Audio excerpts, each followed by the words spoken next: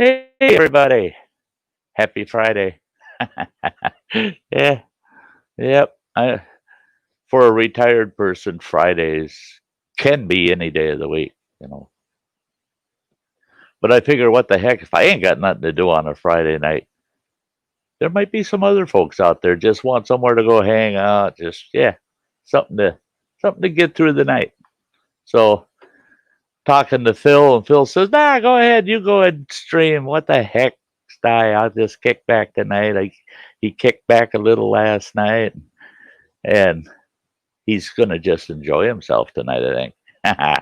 So I'm going to shout out at folks that are out there playing around in the chat. Right away, we got Get Her Done Granny. She's saying hi.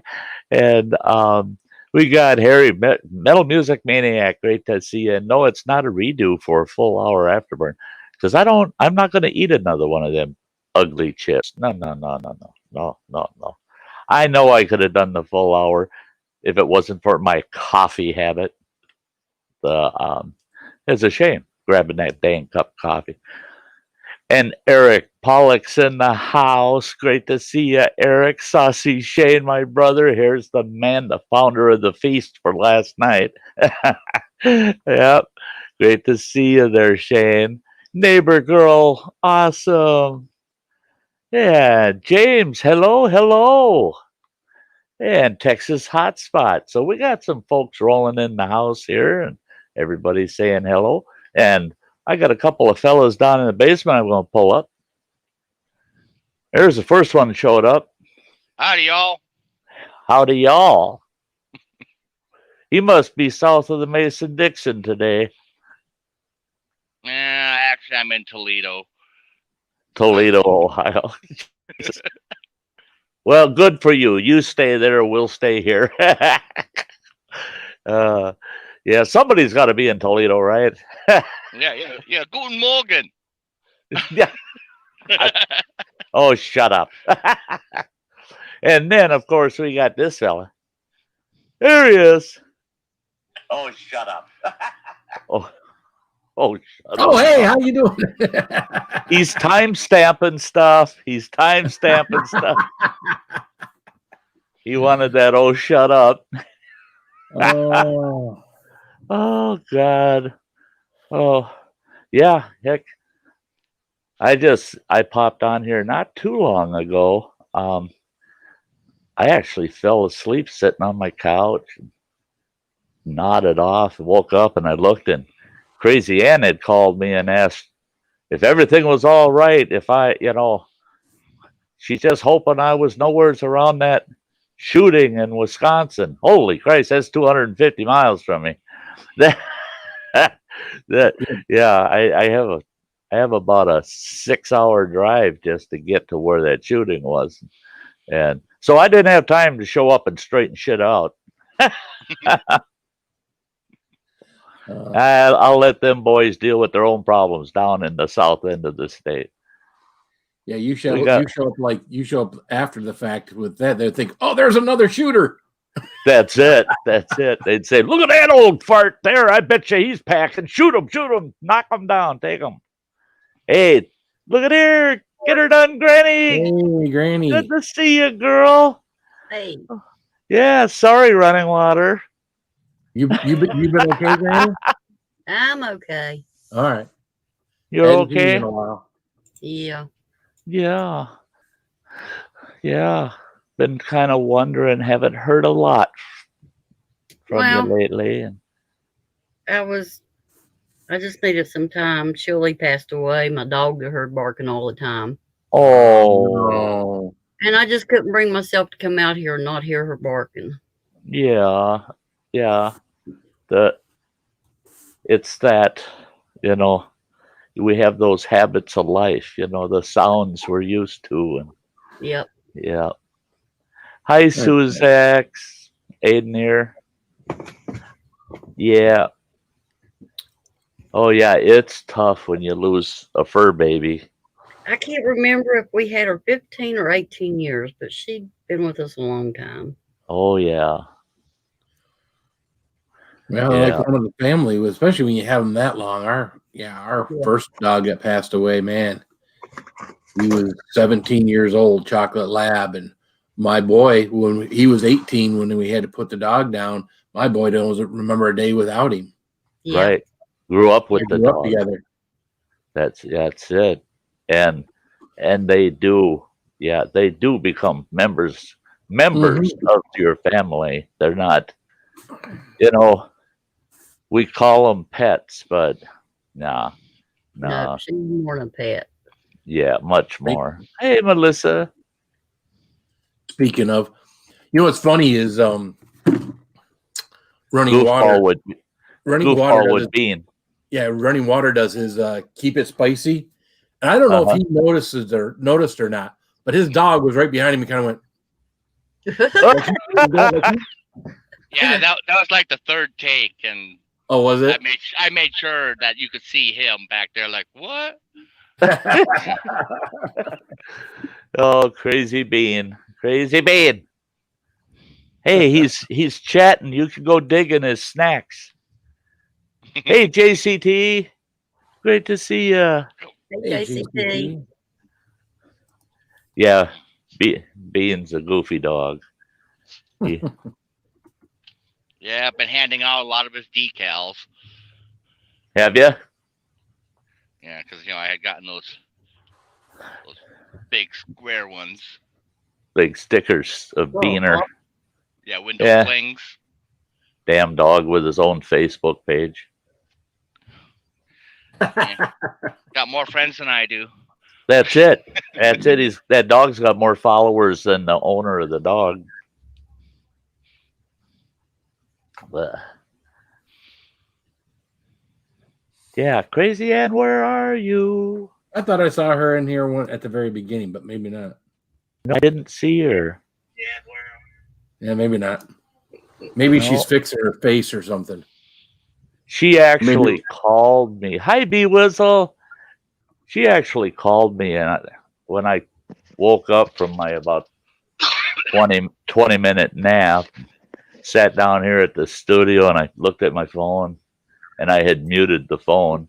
I'm surprised I didn't hear it vibrating around on the top of the desk here, but I looked at it and I go, oh, missed phone call and a message, and I hit that message, and here it is. It's Ann.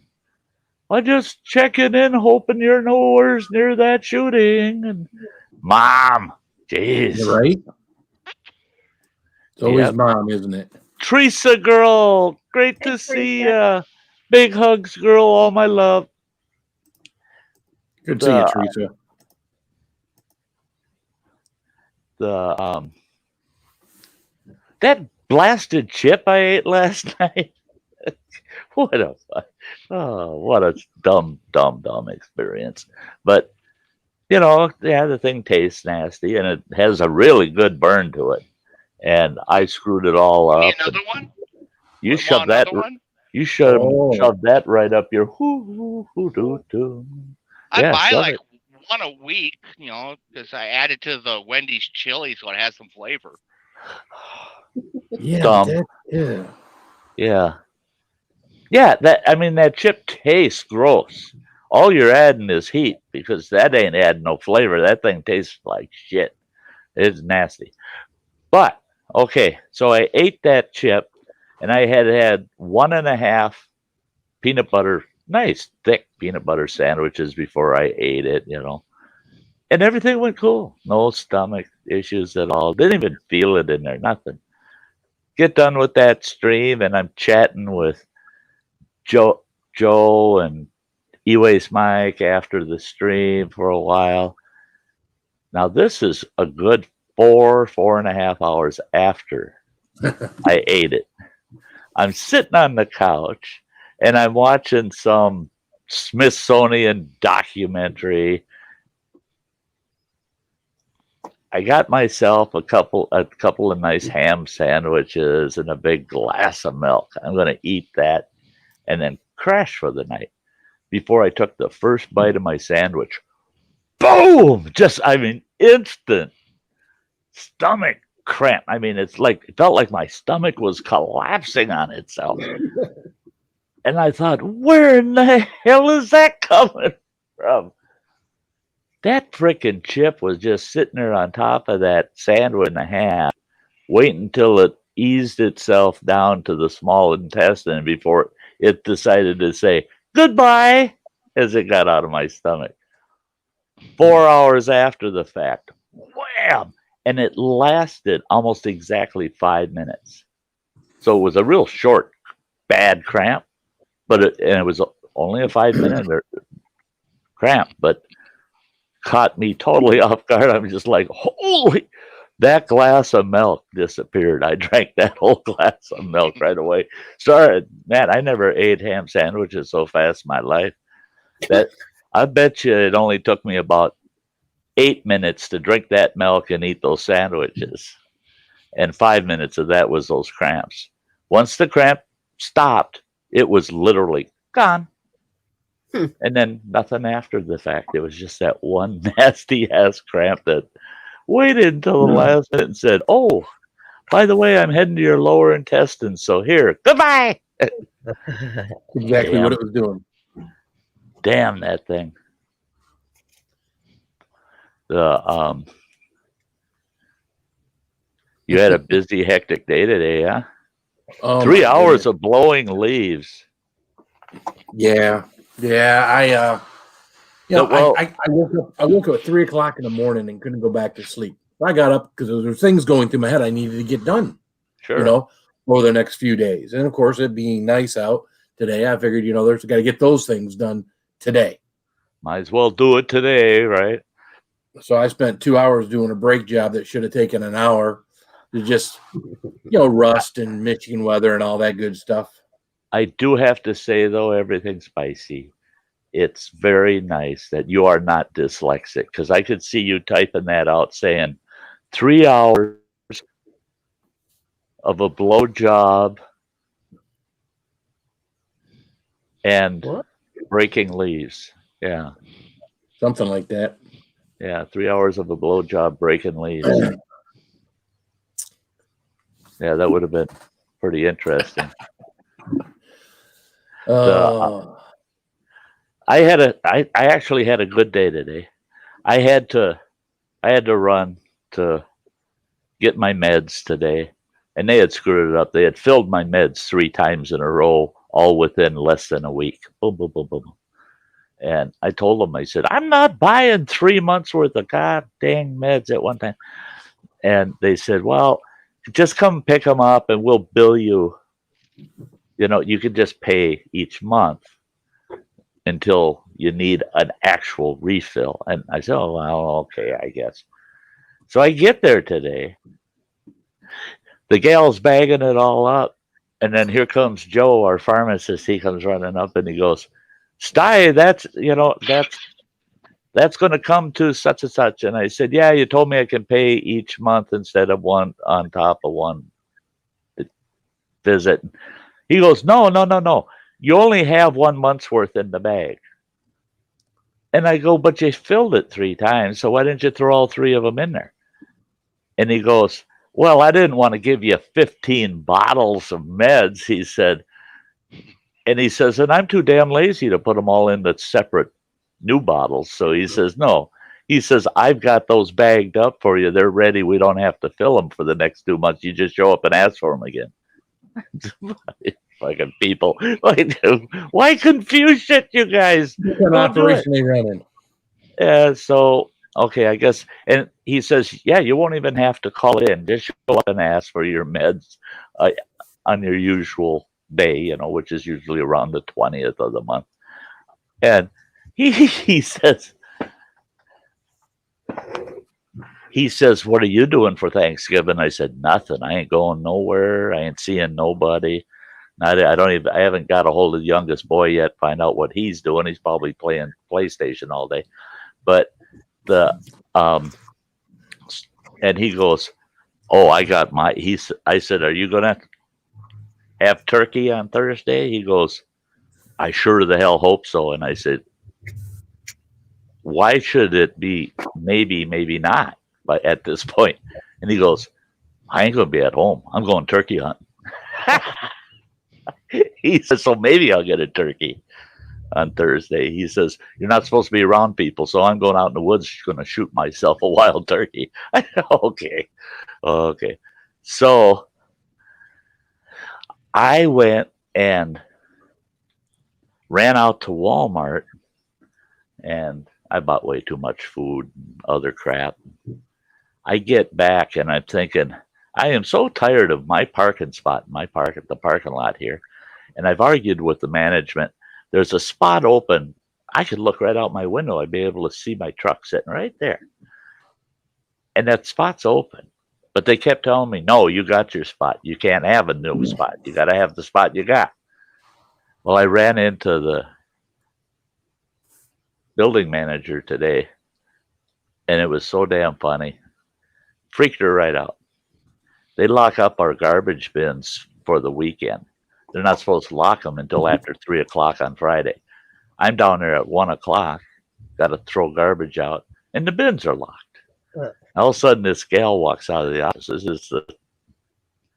It's the building manager, and we're face to face. She comes in, the door's right behind me. She comes walking out, and I turn around. We're face to face, and she goes, "Oh!" And she starts backing up. She hit the door, and she goes, "Sty, you gotta wear your mask when you're in the public areas." And I go, "Oh shit!" Well, I had my gaiter on, but I didn't have it up over my face, you know. So I grab it, put it over my face, and I'm looking at her. I pulled that sucker back down, and I go, "Where's your mask?" And she's going. She goes, "Oh shit!" And she's fumbling with her keys, trying to get back in that door. She runs in there, and I'm just laughing. I was just going to walk away, and she comes flying back out, and she's got her mask on. She goes, "Oh my God!" And I pointed and I said, "Security camera." I said, "Don't ever bitch about me not having my mask on."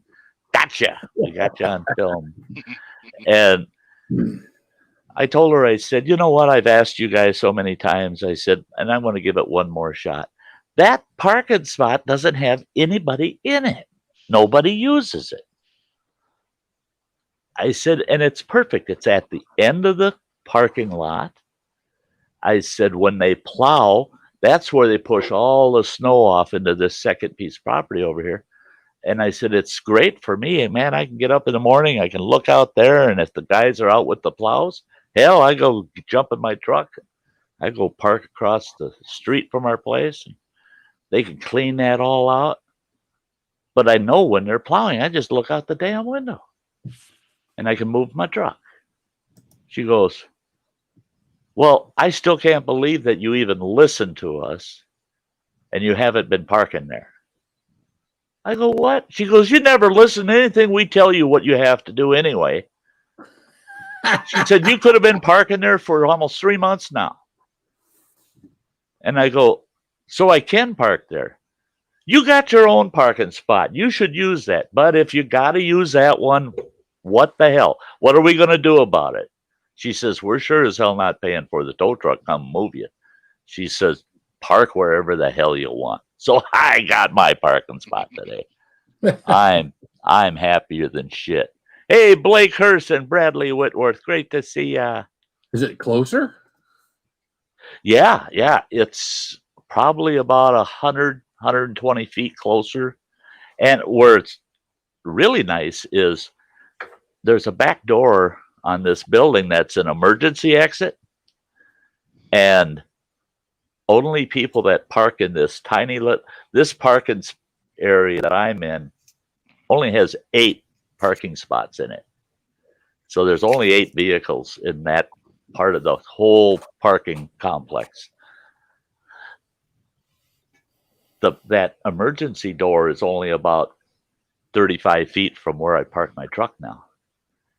And I've got what they call the house key that'll get me in all of the exits of the building. So I don't even have to go through the main common areas of the building except for about 15 feet from the stairwell door to the elevator, and that's it. So when I got back from Walmart with all them damn bags, I was thrilled, man. 35 feet to the door. I'm in and off I go. Yeah. And I don't have to walk past that smoke shack out there and have all them old biddies that sit out there. Sty, we want to talk to you. Fuck off. Not anymore. I park way the hell over there. Sorry, ladies. I can wave at them from about 150 feet away. Hey, fuck off. Here's a, yeah, how do you like that? Bye. In the back and out of sight. Sty's just downplaying it. He's spreading himself thin between them old ladies. Oh, shut up.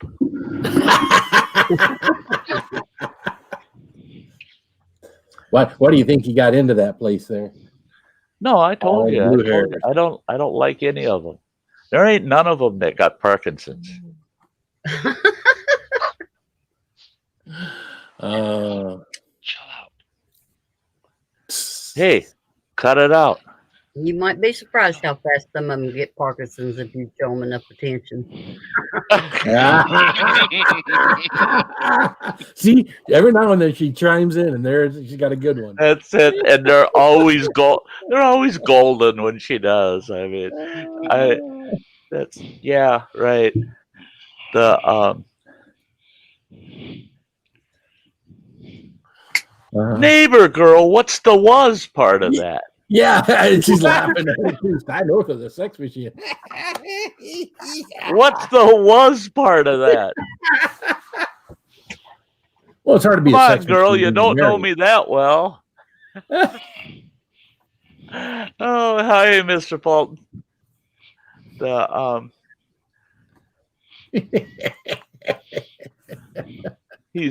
Mr. Fulton says, "Howdy, Sty, and howdy, Phil. Stuffing my face whole with cheese, and it might be spicy jack cheese. It might be yeah. How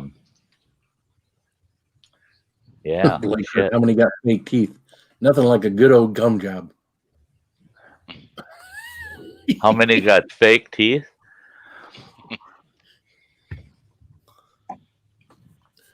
Probably all of them. Oh, there is this one gal, and she brags. See? She brags about it. She brags about it, boy. She sits out there in that smoke shack, and she's like, I got this big fucking jaw-breaking smile all the time, you know. And this big fella that he's gotten so that we're kind of buddies. And one day he told her, he said, "Why in the hell?" He says, "There ain't nothing wrong with smiling, but that's ridiculous. Why do you got that big, huge smile all the time?" She goes, "I don't know. When all of my friends started getting their false teeth and stuff, my smile just kept getting bigger and bigger." And he goes, "Why is that?" And she goes, "These are all real. They're mine." She said, and she does have a hell of a mouthful of biters. I mean, Nice. And she's in her late 70s and big old biters. Well, Running Water's grandma was 97 when she passed away, and she had all but 3 of her original teeth. Wow. At 97. Still had all of her damn teeth. Couldn't believe it. My dad's still got all of his. I think I'll still have all of mine. My Hey, dad's Tim. got a few crowns and stuff, but you know. Yeah. See, it was weird with my kids. It was Running Water took after me and the ex with our teeth. Go bad when you're young, you know. And his sister, the first two kids, his sister, same problem, bad teeth. Took after mom and dad. And the 2 youngest ones, now they got all of their biters and they're all in pretty damn good shape, you know, and they're and the 2 of them just proud as shit about it, you know. It's like, yeah, why do we have good biters? Well, you got them from your grandma Zeman, you know, son of a bitch. Them genes skipped a couple generations. From your grandma's semen. What? My grandma Zeman. Oh, I thought you said grandma semen. I was thinking grandma semen. right? That's not how it works. Grandpa's semen, not grandma's semen. What? Yeah. You know what? Well, You- I mean, come on, semen, pretty damn close. You I mean, need your can see ears where- checked. You can see where the mistake would be made. You can see where the mistake would be made. Yeah, I can see it. It's sitting right down in the corner there. That's Well, a yeah. mistake. About 52 Right years there. ago. Yep. That's yeah.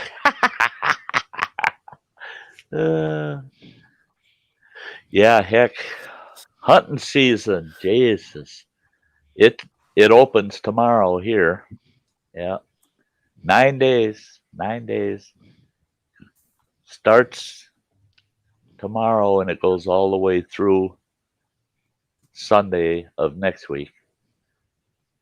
Yeah. Hunting right over Thanksgiving. I've already got 3 deer this year. So Yeah. Yeah, that's pretty good. You take a deer and it's already ground up in the hamburger. Yeah.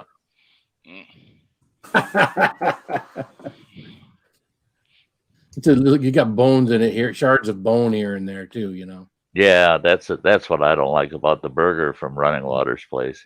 Yeah. You can use that bone though to pick your teeth, get the, you A know. little bit of bone in the hamburger once in a while, some fur, you know. 27 minutes. A little bit of bone in the hamburger. That's just weird. Hey, that's What you do on your own time, Sty, is your business, you know. you better watch it, You at buddy. least warm the hamburger up, because if the hamburger's cold, it's probably like one of them old ladies in your building. Watch where you're sticking that thing. That's they ain't dead yet, That's Phil. what she said. It'll be cold. Watch where you're sticking that thing. Yeah, make sure you're still living. That's my You're oldest freaking out. girl. That's my oldest girl. You know, she's the one that's got 10 kids.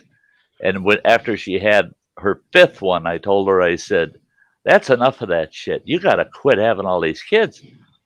And she goes, "It must be in my genes." I said, "Yes, exactly. It must be in your genes, and you keep them zipped up and buttoned, and then you don't have all them kids." You're right. You're right. So practice what you're preaching. It must be in your genes at all times. Yeah.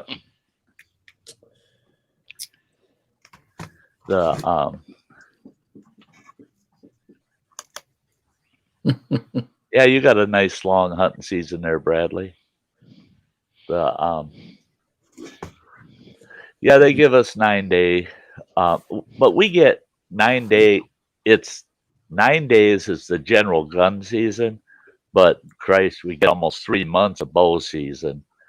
You know, bow season's really long. Starts in September and ends in February or something like that. So we get tons of bow season, and then most years, I didn't watch this year to see what they did, but usually we have like a December doe hunt where you can go out and take a doe. They got like a 4-day season. You can go out and take a doe.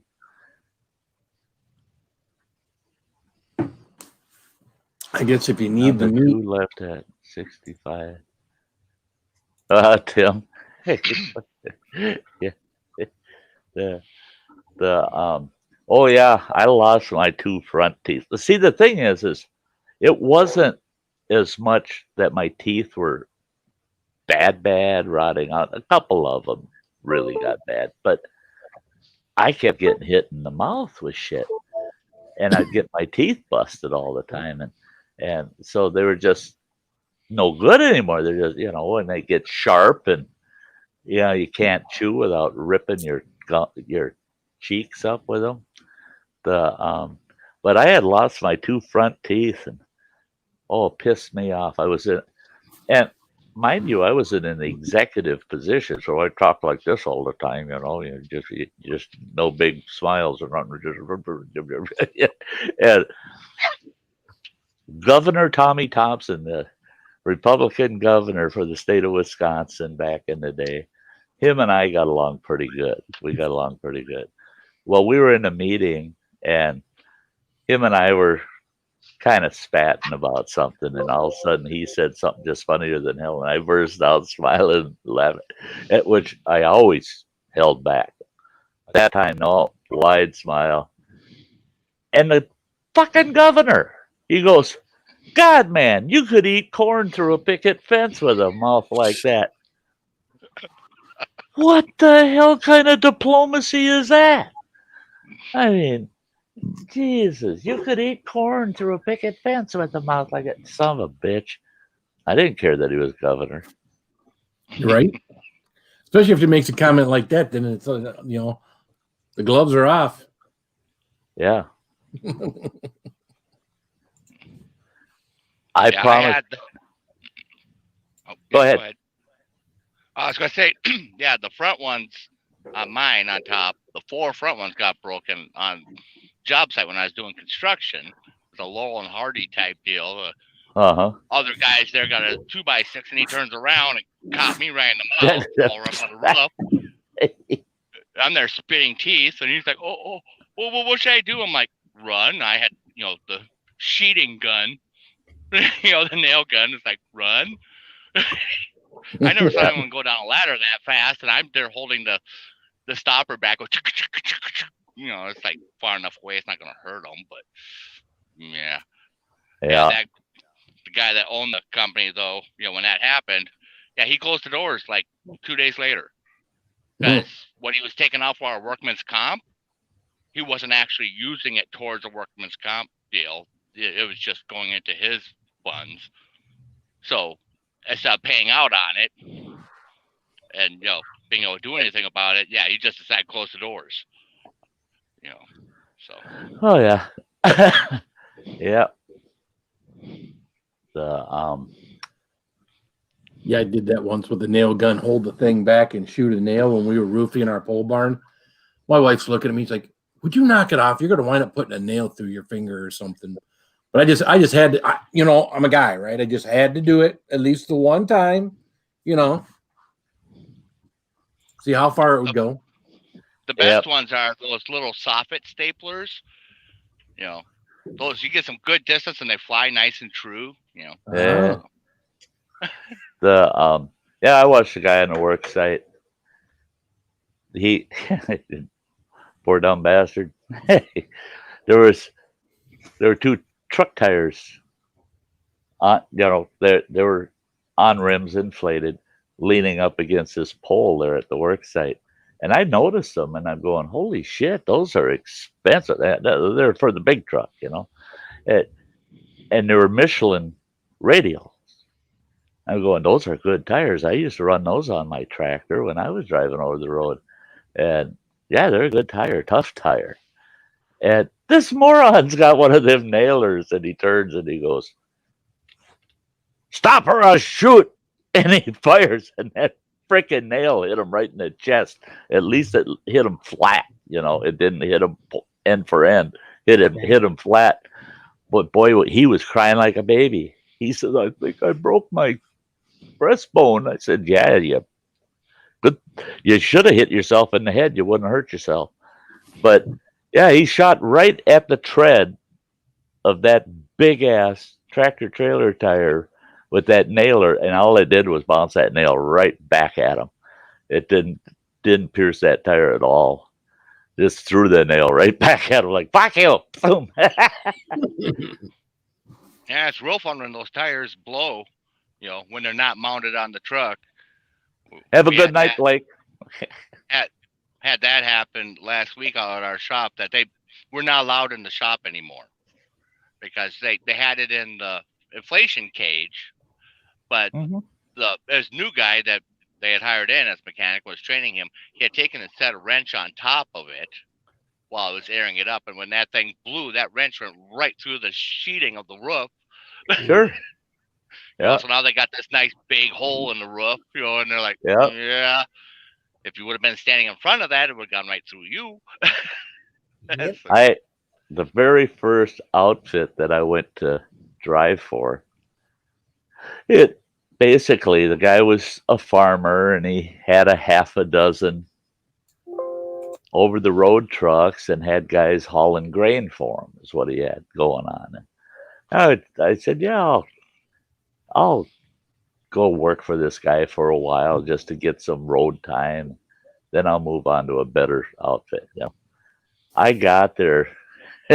He says, yeah, you show up, I'm putting you right on the road.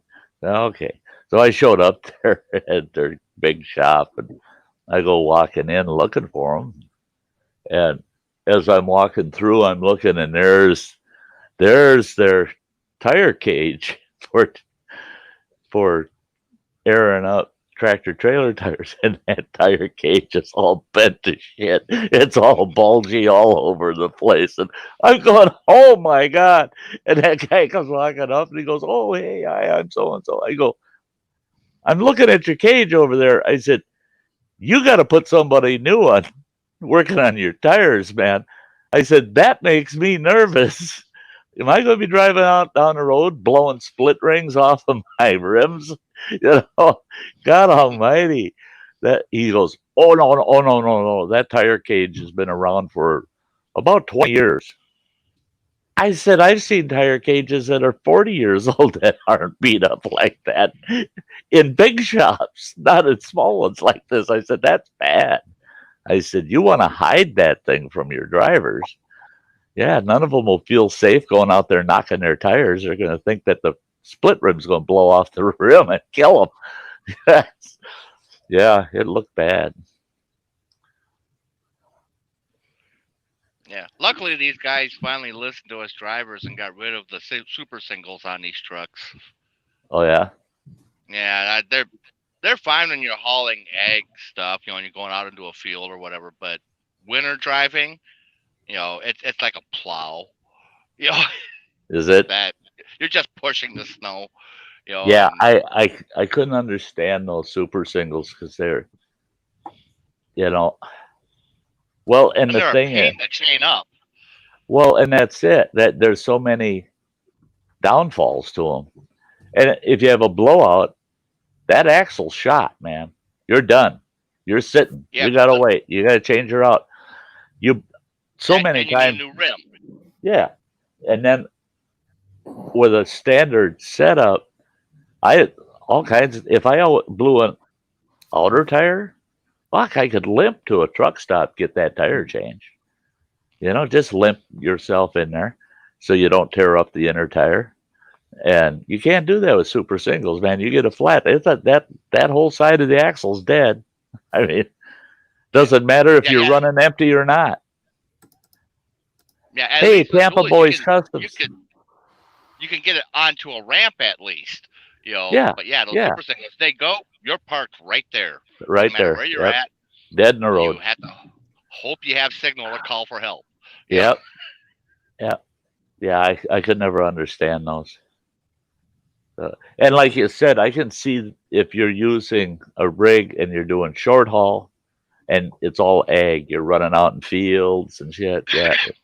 then it makes sense because they do float. When I say float, they float on soft soil that compared to having dualies, But trying to chain them up is such a pain because with the dualies, you can roll that inner wheel up on a 4x4 and now put your chain on, nice and easy, and good to go. These things, they're trying to tuck it over that double wide wheel, and then you have to move it, attach, move it again. It takes you 3 times as long to chain up the truck. Yeah, not worth it. Oh yeah. Hey, Lorna Jones, good to see you. 2:00 on Saturday, 21st. My post later. As soon as I get them, I will email you. Hey, Sterling Silver. Hey, great to see you. Great to see you. Oh yeah. Yeah, just a little bit of driving around today. There were so many times I wanted to just turn that truck, point it south, and take off. And I would just, it felt good to just get out. Oh, it's gonna be a long damn winter. Yeah, Yeah, I hope we don't have a bad winter. I got this weird feeling that we're going to have another mild winter like we've had the last few years. you know, last winter's winter, I could live through that again. Yeah, that'd be okay. The if we get one that's real heavy snows, shit, I I guess I don't mind too damn much. I guess with the heavy snow, but the bitter cold, I hope we don't get that shit. It's Well, been a you're in few northern years. Wisconsin. Hey, Come on.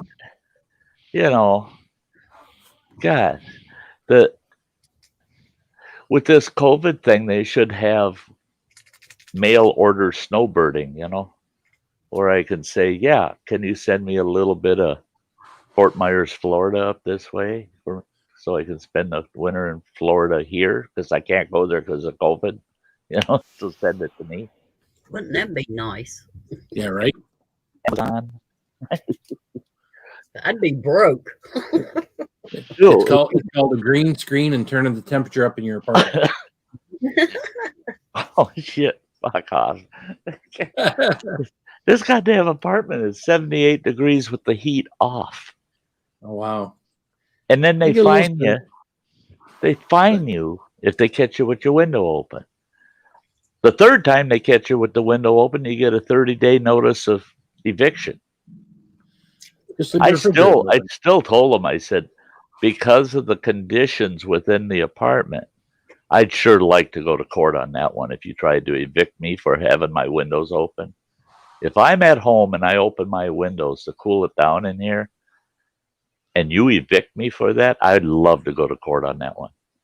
I'd love to go to court on that one. And they said, we pay the heat. I said, no, you don't.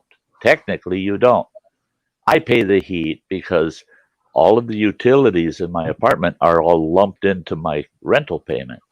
They're calculated in what the average utility cost of my apartment is.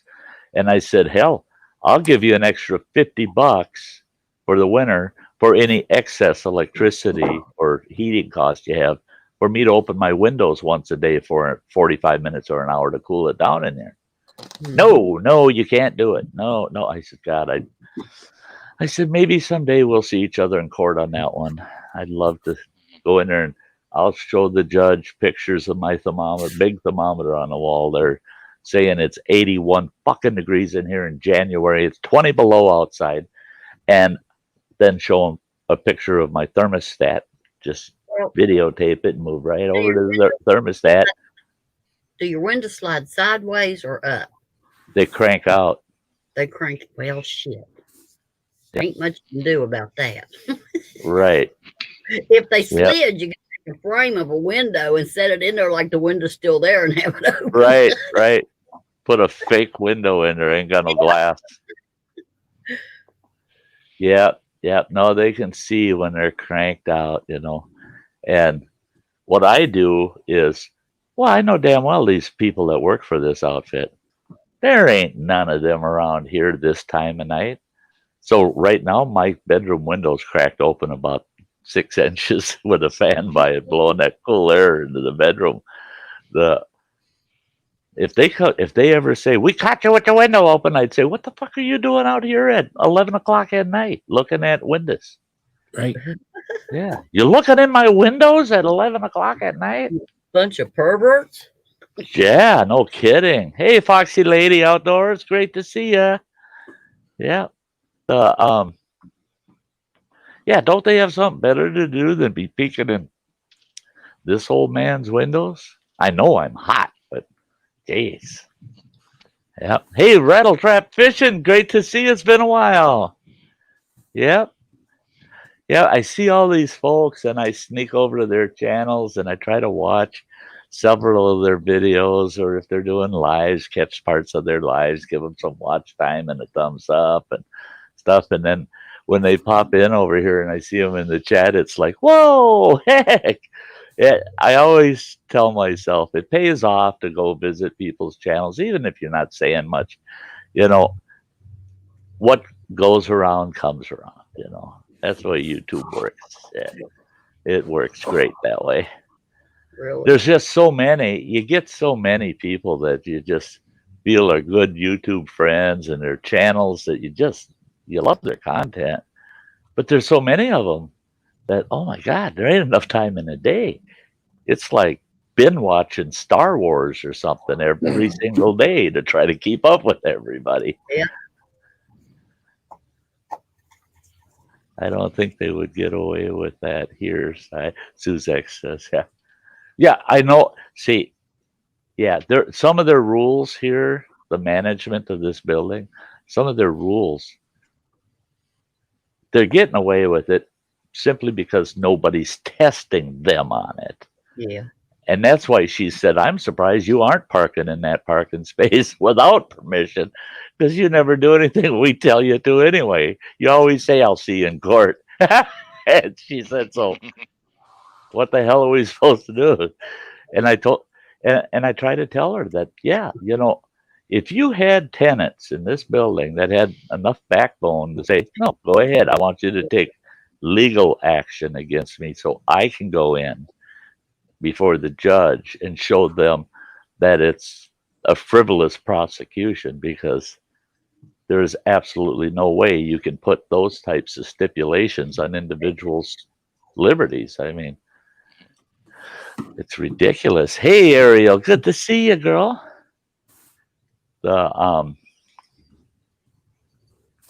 Yeah. Well, and it pisses them off because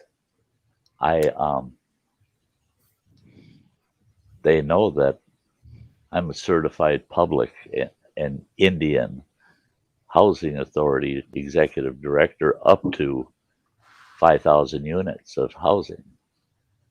So when I tell them, hey, you can't do that shit, they go, well, yes, yeah. And I go, no, you can't. No, you can't. I sat on a legislative group for 3 freaking years to write the Indian Housing Authority Code of Federal Regulations. There was 28 people assigned by Congress to sit on this group and write that law for Congress. I was on that group. And then I got these morons here telling me, you know what the federal law says? Don't go there. No, it's like reading the Bible 15 times. Don't go there. I don't want to talk about it. Do I know the federal regulations when it comes to housing? Oh, kiss my ass. I don't want to hear it, man. Shit. Yeah. If they pass that law in the last 30 days, I might not be 100% up on it. But otherwise, if it's prior, don't even go there. Don't even ask me if I know it or not. That's ridiculous. Yeah. I have to run this, guys. I just have to do this. Do it. I got to show appreciation for my members. The only one that's not on here is the Bee Lady, and she'll be on there for tomorrow night's Sty Story Sunday. But I got to run this for my members.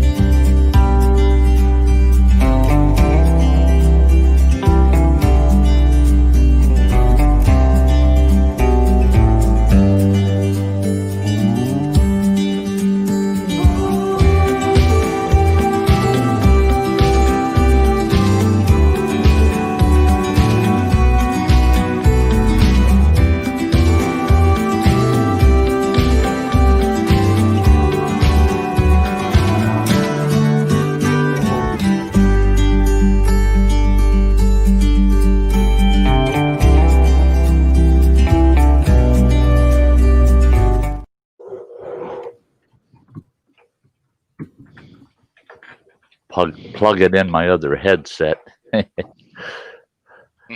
Yeah, there we go. I'm mad at my Bluetooth headset. It works so good when it works.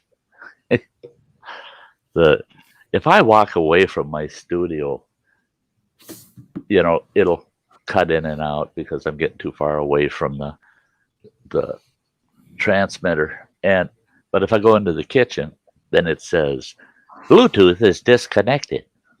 Well, fuck off, So I come back in here and it goes, I sit down and it says Bluetooth is connected. Well, then why the hell can't I hear anything? It connects itself, but it won't. There's no sound. And the only way for me to get that sound back, and it's a glitch in my driver or something, because the only way to get that sound back is for me to literally reboot. I got to reboot the computer to get my Bluetooth. Because if I go into the Bluetooth settings, it shows that it's on and it's working properly. Everything's good.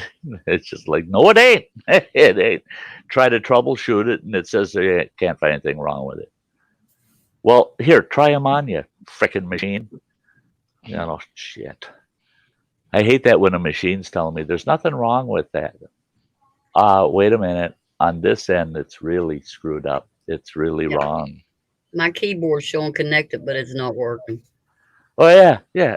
And don't that piss you off? I mean, uninstall it, make sure I get all the files that go along with it before I can put it back. Yeah, that's one thing. Same with this. Both of the mice that my mouse. I can go sit on my couch. It's maybe 9 feet, 10 feet from here, and I put this on the back of the couch. But if I don't hold it at just the right angle, it don't see the mouse. Yeah. And it's like, you freaking moron, I'm less than 10 feet away from you, you stupid machine. Keyboard over there works fine, but the mouse, no. It's like, no, I ain't working over here. No. But because my Bluetooth didn't want to work, I got to wear these hardwired earbuds, which I hate because I got to go into the settings if I want to adjust the volume of them. It's a pain in the neck. Plus, these earbuds. Mike was messing with me last night after the stream. He goes, oh, this is nice. He says, now that we're not live, he says, I can do some heavy work. And he starts pounding on shit, right?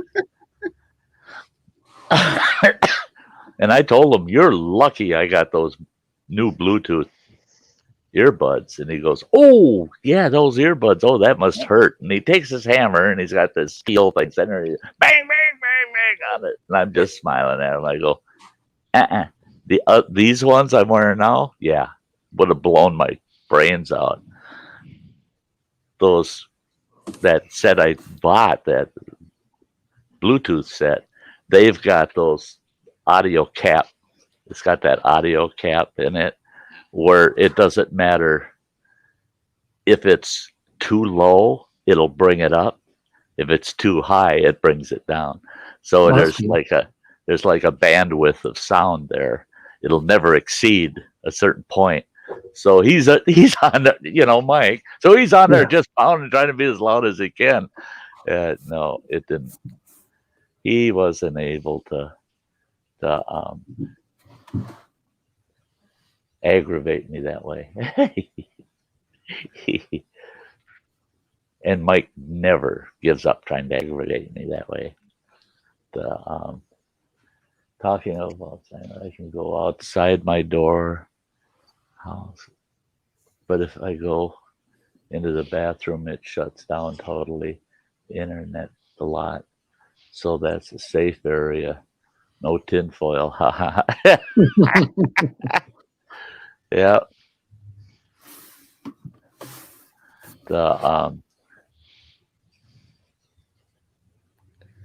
I love physical labor. I get all these aches and pains and things. Oh yeah. Those the lasting kind of deep aches that The- yeah, that's why. That's why if I were a rich man, Yeah. I'd have a live-in. Oh yeah, salon paws. They work great, man. I What's that? love I've- salon paws. I What's could go that? dig it. I could go dig in my cupboard, and I got probably 3-4 boxes of them. Yeah. Yeah. You know, there was a long period of time. Salon paws is made in China. Right. Now, there was a very long period of time you could not get those in the U.S.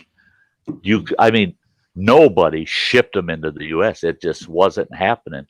And my ex-wife and I knew this gal in the next neighboring community. Her and her husband owned this motel up there, and and I had sprained my neck really bad. And she goes, "Oh, you need salon paws. You need salon paws." And she's Chinese. She's not even a U.S. citizen. I mean, and I'm going, "Oh, I need salon paw. I need salon paw. What the fuck is a salon paw? I mean, is that some kind of Chinese massage or something?" She goes, "Close, close, close." Become a And happy she ending. comes out with a bunch of those and gives them to me. She says, put a couple on your neck. She says it'll be all gone. 2 days. 2 days, all gone.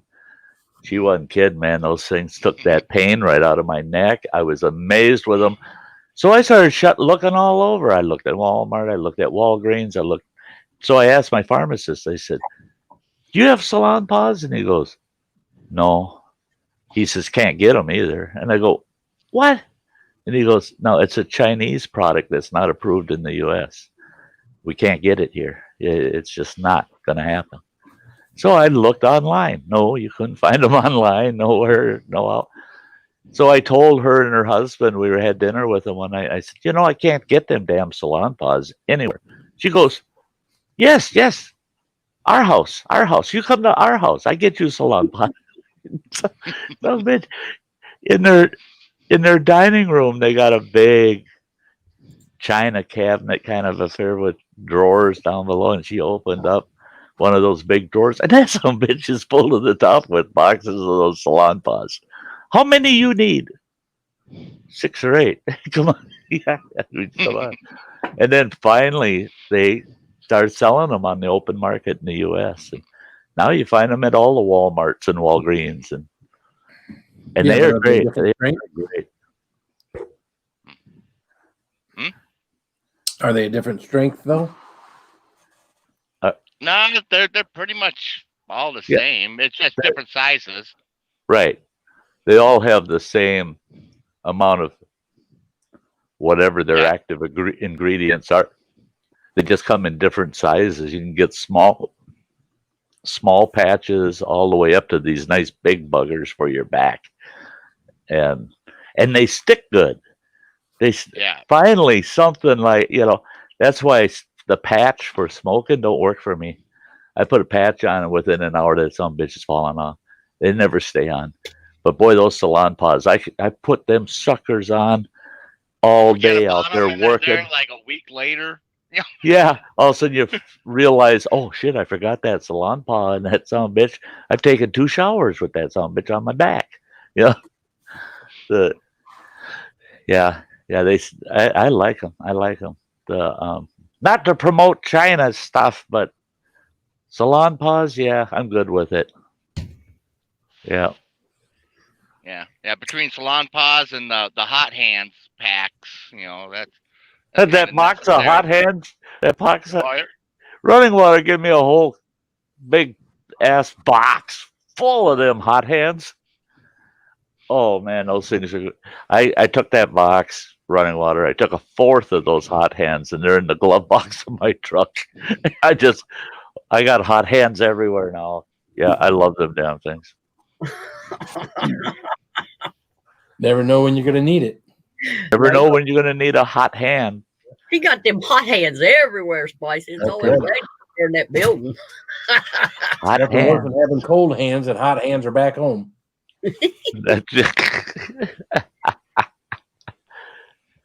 Hot hands, Yeah. hula hand. a good strong whiskey mix takes out any aches and pains. You know, that's the thing is, I've used whiskey cure a few times, you know, to get rid of my physical woes. The only problem is then I have a different type of pain the second day, the day after. Yeah. Well, you got to use the right prescribed amount. If you over prescribe yourself, then yeah, you're going to have other aches and other problems the next day. Oh, Oh, it doesn't have anything on the bottle that says what the dosage is, you know. but apparently You know. it's until the bottle's empty. Well, yeah. Yeah. Well, that or else consume until you feel better. Well, now I when I was at home, we went down to the Super One liquor, and was wandering around, you know, trying to find that Stella Rosa wine that I had brought down to Mariah's. Yeah. Well, I saw they had, you know, the Mad Dog 2020, you know, 20 different varieties, but they had these. They looked like NyQuil cups on top of them. What? Yeah, that they come with a shot glass now. It's like, what? That's bad. They're selling booze bottles with shot glasses already attached to the tops. Yeah. Well, it does say 2020 on the bottle, so Yeah. It's just like Pepto-Bismol. Yep. Got a shot glass right on top. I never use it. That first thing I do is I peel that thing off. I throw the cup in the garbage. right, The only one drinking Yeah. out of this is me. And he just right out of the bottle. And right out of the bottle. Yeah. I do happen to have a shot glass in here, though. Let's see here. I gotta take a look for somebody here. You okay, yours? There he is. There he is.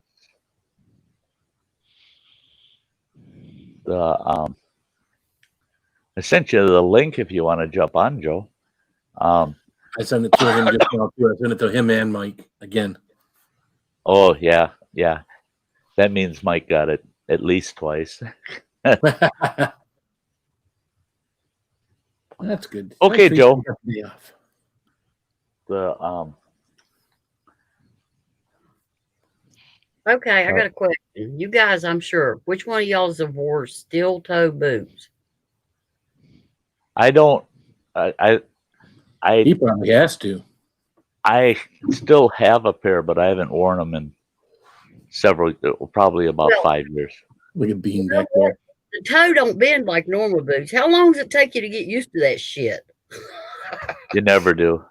Oh my Oh, god!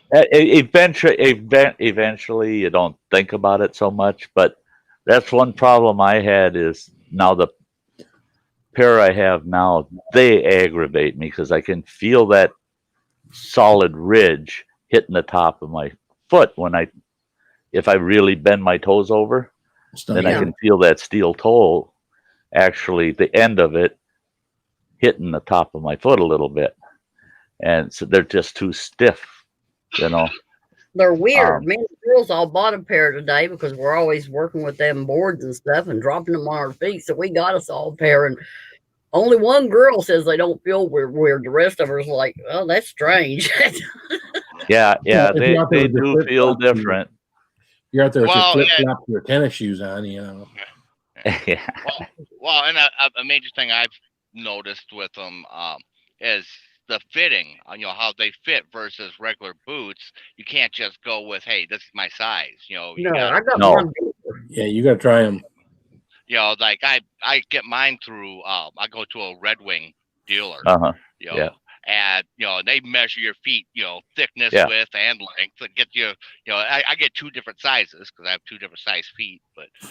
You know, but yeah, it's comfortable then, you know, and yeah, I like theirs because they actually have a padding along that ridge that you don't feel Sure. that. That was the I got That was- 4 pairs, so I got cheap ones.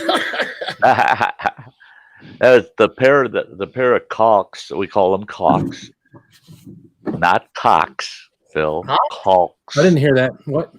What? They're called caulks, Cool. not cocks.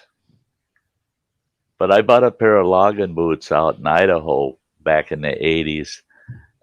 them devils were over $400 to buy a pair brand new, and I got a sweet deal on them. I got that pair for $185, and those were steel-toed, and they had spikes on them that were about 3/4 inch long spikes on them. And those spikes were nice. You just use the Allen wrench. You could walk them buggers out and put new ones in when they'd wear down. Hi, Joe. There's Joe. Hey. And Joe. What's up, Joe? and that pair of logging boots, steel-toed, I had so many of my fellow loggers at the time tell me, Sty, you're nuts. Wearing steel-toed boots out here logging, you're on your feet for between 8 and 12 hours a day on the mountainside, cutting timber, lugging around them big, heavy caulks. You're crazy. Yeah, until I come down off the mountain one day and the crew's all sitting around, and all of a sudden all their eyes are just big and they go, holy shit, Sty. I said, yeah, guess what? I would have had 1.5 foot without that steel toe. There's that big chainsaw cut right down the toe of that boot. Whoa. And I mean, it landed, it's got that saw had 28-inch blade, and it come down. It was a big, heavy Johnswood saw. That sucker would have sawed that foot right in half. Zoom. But that steel toe saved me. Boy, that was quite the sight, though. When that saw come down on the toe of that boot, all the sparks that were flying in my face. I'm just like, holy shit! That could have been my foot. But and I wore those boots for several years. The running water probably remembers that pair of boots with that big saw cut down the front. Yeah, you I could wore see them. the steel toe. You could see the steel toe through because the leather was all gone. It sawed the sole and the leather, but the steel toe, it was just all, it was kind of real shiny where that blade had peeled the surface of the steel off. But what I was surprised at, this is a few years ago, I was at a construction site just BSing with some guys, and this guy had kind of a pile of cinder block that fell over and landed right on his feet, and he's standing there and he's cussing. He says, I can't get my feet out from under these. And these guys run over and help move the blocks till he could finally pull his feet out. He comes walking over to me and these other guys, and one of the guys told him, he says, damn, I didn't think those things would be any good. I looked down at his feet, and they're high-top tennis shoes. But they're steel-toed. Yeah, they were tennis shoes with steel toes. They make quite a few of those nowadays, actually. Yeah, that's what he said. He says, oh, you'd be amazed at what you can get with steel toes in them now. He says, I think you can get dress shoes with steel toes if you need them. Yeah, I said, holy God. Dang. Oh yeah. Walmart has the nice patent leather Dr. Scholl's steel toes. Yeah, They look like that they're for medical use. EMTs are using them in case they drop something on their oxygen tank or whatever. It's like, or some fat dude. It's got to protect your toes. Yeah, crunch. Right. Well, when I say I got my shit kickers on now, I really do. That's it. Well, and that's the thing. You don't want to be on the receiving end of somebody kicking you with them puppies either. Hey, Hunt for Heat. Well, I was surprised when this last pair they had gotten. In addition to the steel toe, they've got they call it a armadillo plate in the sole that's underneath the actual arch insert. That is just these panels of steel. So if I step on nails or whatever, they won't come up into my foot. God, those would be worth a fortune to me. Oh, I got a Sty story that'll be coming up sometime this winter that talks about boots and nails. And Boats. I tell you what, when you think you got boots that'll protect you against nails, think again. Unless you got those steel inserts in the sole, like running water's talking about. Those protect you. If you haven't got steel in that sole, don't count on it, man. Don't count it. Them frickin' nails love going up through a boot. Yeah. I'm not. I gotta shut up. I'll give that story away. We got a 3-inch nail with a blunt head on it, right at the base of where my heel and my middle part of my foot meets, and it went all the way. I was like, Jesus Christ! All right. Yeah. I did that a couple of times as a kid. We used to, nail 2x4s to the trees and go up the trees and build forts and stuff up in the trees, and we'd be throwing wood down and whatnot. Yeah, nails sticking up down, and boom, that nail go, half inch, inch into the foot. You're like, you like pull your foot off, like, oh. Well, my daughter, get a tetanus shot. The youngest one, she had flipped a board over and she stepped on it, and it got her toe and part of her foot up above it. And she's the one who flipped the board over, left it laying there, and then she stepped on it. Well, guess what? She moved the board that was standing up beside me and said, I better move that before somebody steps on it. Laid it down behind me with the nail sticking straight up. Yep. Setting you up. Misery loves company. You're right. And good God Almighty. Granny was moving fast. Yep.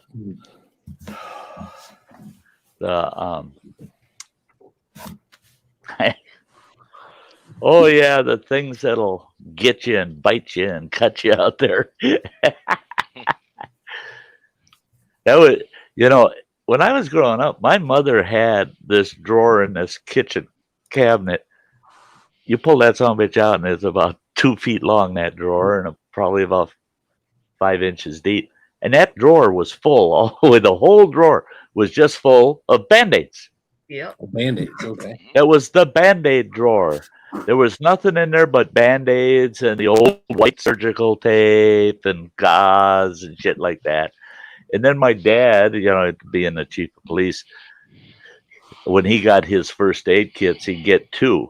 And they're big. Those were the big old metal ones, at the size of a damn suitcase. And yeah, that damn thing sat in our dining room in the corner. That big old first aid kit sat in the dining room. And those were the days when you got boo-boos. You didn't go to the doctor. Mm-hmm. Dad would say, oh, geez, get me some iodine and a pair of pliers, and we'll get that out of there. Was it mercurochrome or? Mercurochrome. Oh, shit. Don't even go down that mercurochrome trail, man. That shit burnt like hell. I'll never forget, man. Oh, God. I should probably do that as a Sty story. It's kind of like the old Red Ryder BB gun. You'll shoot your eye out with that. Well, my brother, he got this Daisy BB gun, and the problem with it was my mother was totally against it. There's no way are my kids running around with guns. And my dad's going, it's a BB gun. It's just a BB gun. Somebody's going to get hurt with that. Somebody's going to get hurt with it. Well, my dad made her come out and watch my brother target shooting with it. And she goes, well, I guess if he's going to be responsible with it, but don't you let Sty get his little rotten hands on it. He'll hurt himself. Well, I got my hands on it. And I'm sitting outside. We have a picnic table. I'm sitting on that picnic table. And it's got a lever action kind of deal. I opened the lever, pumped it up, right? And then I'm still messing with it, and I'm pulling the lever and stuff, but it's pumped. And I had the lever just hanging down. Which hand was it? Oh, no, it was this one. It was this one, because it was this one. I still got some scars on this finger, on this ring finger, on this hand. I reached under that gun. I'm pointing it, and I got the lever hanging down here. I'm pointing it, and I thought, what the hell? I'll shoot the bird back. Pulled that trigger, and that air pressure kicked that lever up. Well, there's these 2 clips that hold that lever in place, and my finger was over those 2 clips. and it slammed my finger in between those two clips, and it cut all the skin and meat off that finger. And I'm looking, I'm going, oh shit. And I don't want to pull my finger out of that. It's just all mangled in there. And I run in the house, Mom, the gun bit me. It bit me. She calls my dad, and he's out on patrol. He's a cop. He comes flying home, lights and siren, because she's making it sound like the kid's gonna die. He hurt himself with the gun, you know. And he's thinking, oh shit, kid shot his eye out with that. He gets home. I'm sitting at the kitchen table, and she's got a towel under my hand, bleeding all over the place. And he goes, oh geez, let's see that. He looks. And he pulls that lever back and just yanks my finger out of there. And he's kind of pushing all the meat back where it belonged. And he goes, oh, that won't be so bad. And he goes, Betty, get a soup bowl and the mercurochrome for me. Well, we had mercurochrome in these pint bottles, you know. He takes that and fills that frickin' soup bowl with that. He says, come here, kid, grabs my wrist, sticks my hand in that shit. Just submerses my hand in it. Holy shit. And the way he used to tell it was, oh my God, that kid was just he says, you couldn't even make out his feet and his other arm. He says he was flailing so fast. He says everything was going. He says it looked like he was just electrocuted, that kid. Yeah, well, no shit, Pop. You do that. I want to see you do that, not shake like that. Holy shit, did that sting? Oh, it was terrible.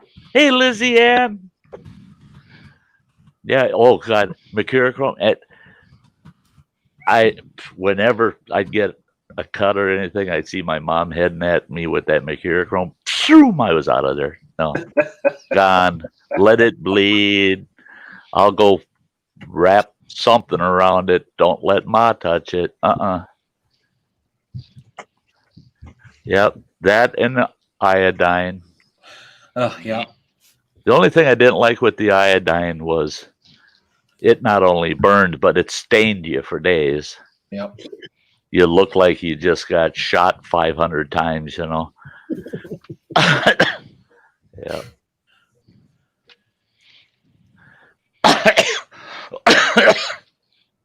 Yeah, I keep a big jumbo kit on the truck. Oh yeah, yeah. What I hated was when they would put something greasy on a burn. Oh yeah. Oh Jesus Christ, that made it hurt worse. Got some sutures there. Oh yeah. Yeah. That come in handy. that was the thing is God, I can remember times getting burnt. They'd put lard on it. They'd put butter on it. It hurt. And it's like it's like it put a cap on the pain. Let's keep the pain right there, you know. And all you wanted was to run it under cold water. And that was what you should be doing. Common sense would tell you that because it didn't hurt then. Right. And then you had goofballs that would wrap it up too airtight. Oh, you got some Transcend. Yeah. Well, you've seen truckers. You know, if I have to help anyone else, you know.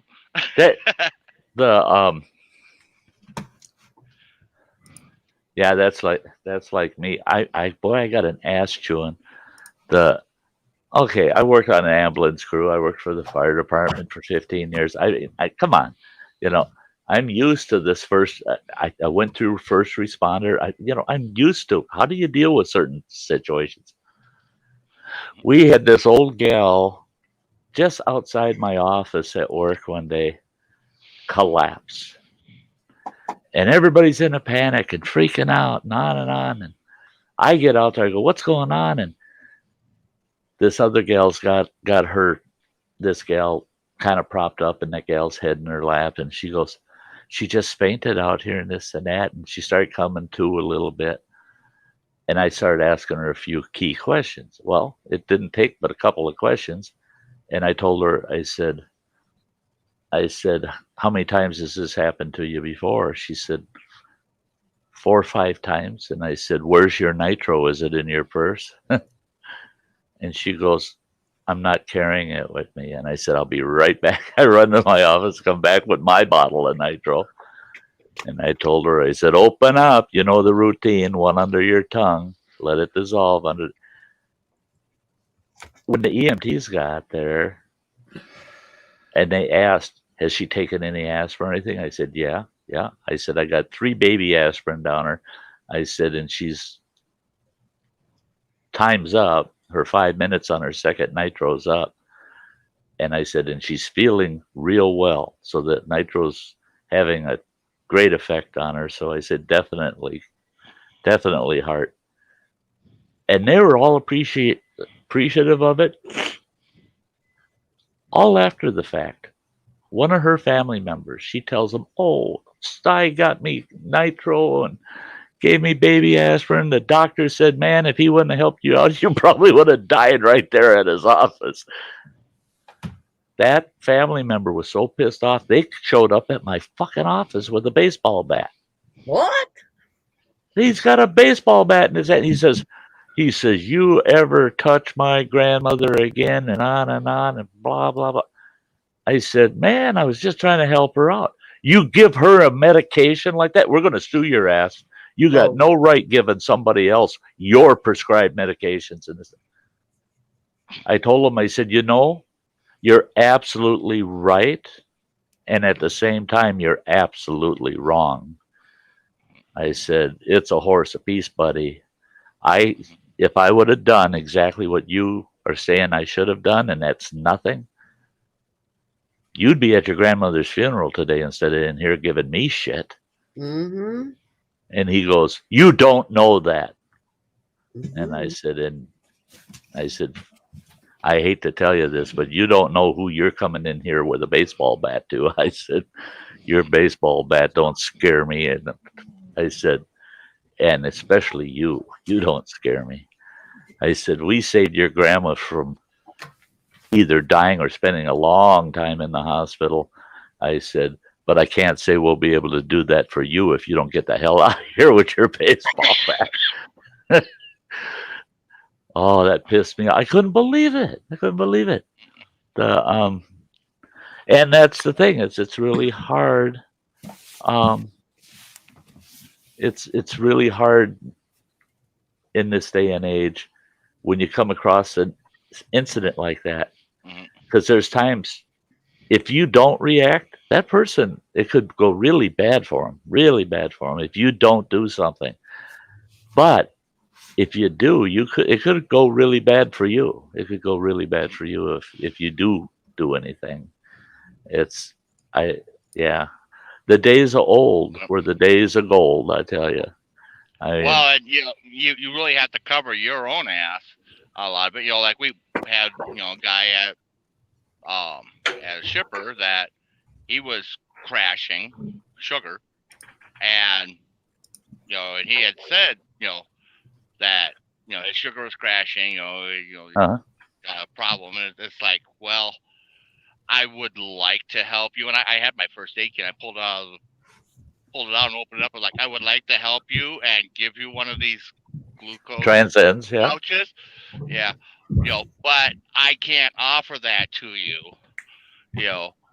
I said, so I can't give it to you. And I set it down. I'm like, I need to go check my tires. Yeah. Help yourself. Yeah.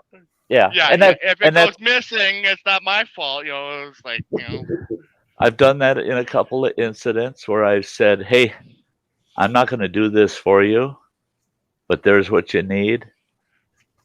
If you feel that you can do that, go ahead and help yourself to that stuff. But I'm not doing it. I'm not, and by the way, in a sense, I'm charging you for whatever you used. You're going to have to replace it for me, because now you're not. You're saying, hey, that's my shit. You can't just have it. Because you're not carrying it. Yeah, you can buy some of mine."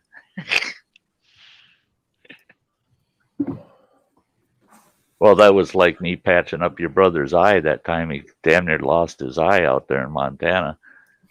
Everybody in the frickin' neighborhood comes running over, and they're going, and there's blood all over the place. And I get your mom to run in, get a shot glass, keep the blood out of his eyeball. And I, looking at that boy, his eyebrow was splayed wide open. I pushed her all together and threw. I managed to throw 2 little sutures in it, and then I used butterfly Band-Aids on it. And everybody cleaned them all up, and I said, he'll be just fine. As long as he doesn't get infected, he'll be just fine. And everybody there, Sty, can't believe you did that. Can't believe you. Why not? What the hell? He should have gone to the hospital. I said, the frickin' hospital's 150 miles from here. Are you goofy? No, I'll patch it up. What the heck? Yeah. And then I walked away and I go, yeah. Yeah. When you got to work on your own kid, it's, boy, you put everything out of your mind. Just get it done. And then afterwards you're going, oh, shit. Oh, God, that wasn't fun. No. Yeah. Though, he did learn that you can't hang from curtain rod in the closet. Yeah. Yeah. That's it. All of a sudden, all these kids decide we're going to play monkey bars on a steel curtain rod up in a closet, and my youngest boy standing at one end of that rod, and all their weight on there, it busted loose off the wall on that end, and that end of that pipe come down, hit him square on the eyebrow, and slid his eyebrow right in half, and just missed his eye, and because of all the blood in around the eye socket and everything, of course, I was working, and the wife called me and she said, you got to get home. Joe just got hit in the eye with a pipe, and I think he lost his eye. And now so I get on the scene already anticipating, man, I'm going to have a one-eyed kid, going to have to change his name to Jack. Captain Jack. Yeah. Oh, one-eyed Jack, Yeah, Lorna, that's the thing too, is see, my being diabetic, I used to wear a bracelet that said, and I had cards in my wallet that actually said on it, I'm not drunk. And then you look under that bracelet, and it gives the instructions. If I appear to be intoxicated and somewhat incoherent, no, I'm not drunk. Get me a candy bar, for Christ's sake. I'm diabetic, and I'm crashing, and the cards I had that they were cool because they said I'm not drunk on them, and on the back it gives all the instructions of what they could give you, and I'll give you a can of pop, give you orange juice, a candy bar, anything high in sugars, but I had people. I mean, I crash, and I'm just, and they're just like, look at that old fucking drunk. They just keep walking. You're like, yeah, I'm dying. Yeah, they don't give a shit. He's just an old drunk. Yeah. Human nature, I guess it is, to just make assumptions sometimes. Sometimes those assumptions are wrong. Right. What do you mean that guy died? I thought he was just drunk sitting on that bench there at the bus stop. 4 buses went by and he couldn't get off the bench to get in them. I thought, yeah, damn drunk. Yep, he died sitting on that bench waiting for the bus that had the candy bars. Yeah. They're quiet out in the chat. They are. Well, here's something odd. I ordered 1,500 live ladybugs. Why in the damn hell would you do that? Because I have 12 pepper plants out in my garage, and since I moved them in, they're covered in aphids. Oh, you want them to eat the aphids? Oh yeah. Off. There you go. Oh yeah. I didn't know that you could do that. Oh yeah, right on Amazon. Yeah, that's pretty cool. It was like $18 shipped for 1,500 live ladybugs. Wow. Son of a bitch. Now watch, you'll get them there. You'll open them up, turn them loose, and you'll go, whoa, whoa, whoa, no, those are those Asian stink bugs. Damn it. They look like ladybugs, but they ain't. Yeah, that's what I was wondering. Oh, wouldn't that be a pisser, eh? Yeah, it would be a piss. So what do you Yeah. use to get rid of the ladybugs? What's that now? What do you use to get rid of the ladybugs? I'm just gonna open the door. Yeah, you got to order yourself a half a dozen praying mantises to go with them. The thought crossed my mind. There was And a then- couple of them. Actually, there was one that was out on our front of our house that was that long. So Uh-huh. they're here. Go out and snatch a few of them up and turn them loose on your pepper plants after they've eaten all the aphids off, and then the praying mantises will get nice and fat, and then they'll at least, and if you're lucky, you collect all males and one big female. Then you only got one bug to get rid of at the end of the day. Yeah, and until the pod hatches.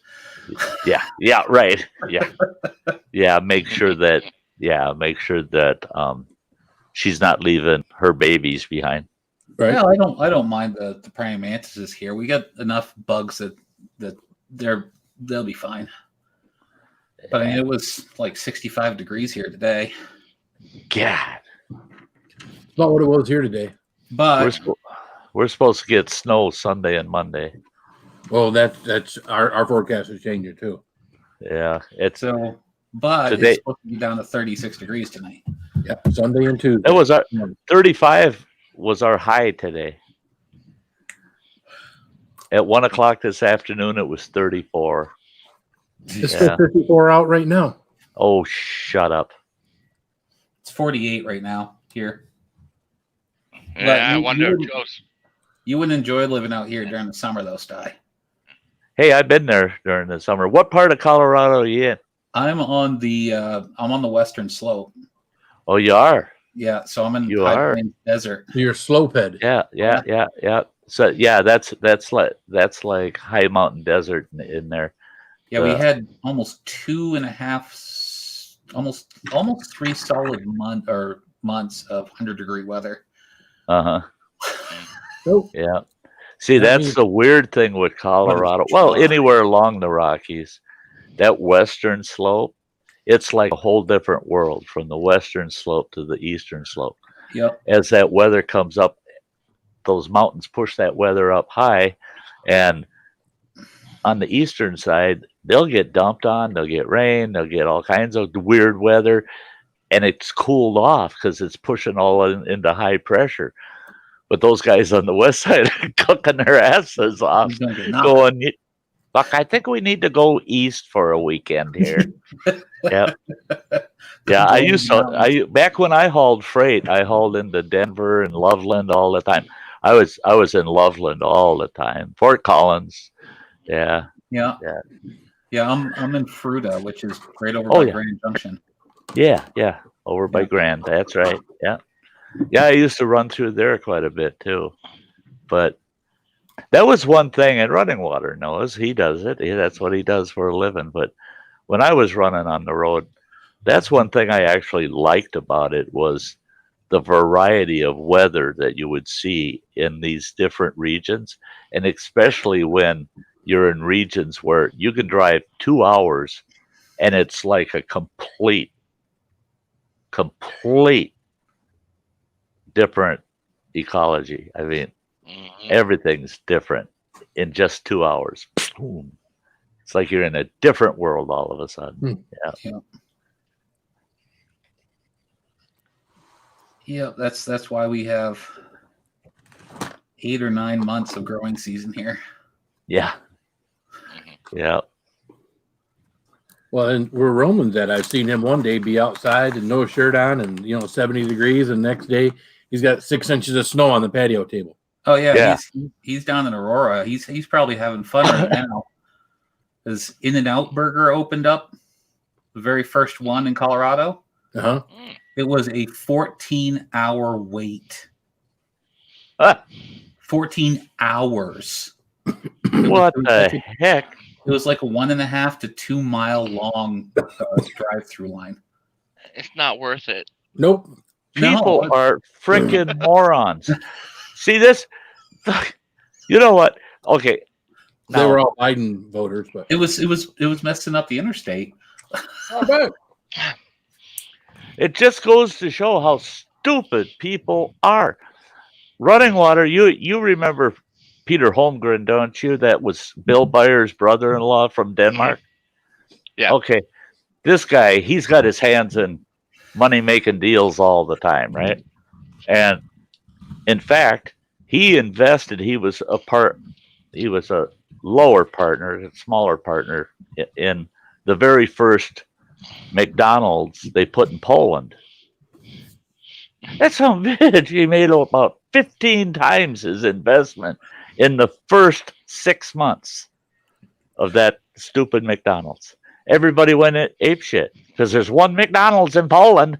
So everybody in Poland had to travel to that McDonald's. And he thought, what a great deal, man.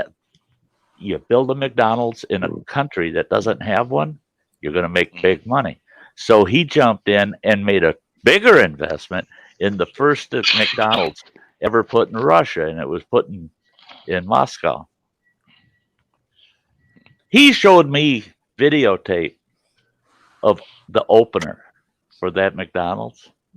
It was the same way. It looked like Stalin was giving a grand speech because everybody in frickin' Russia showed up for a Big Mac.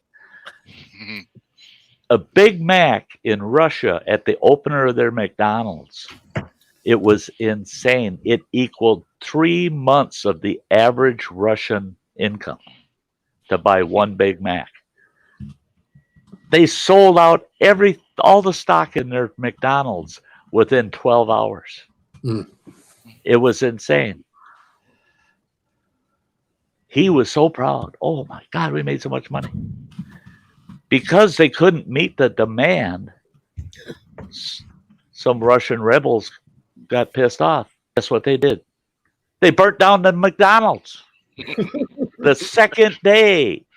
The day after the grand opening, they burned it down. They tore the place apart, burned it down. Damn McDonald's. I waited for weeks out there camping to get my Big Mac.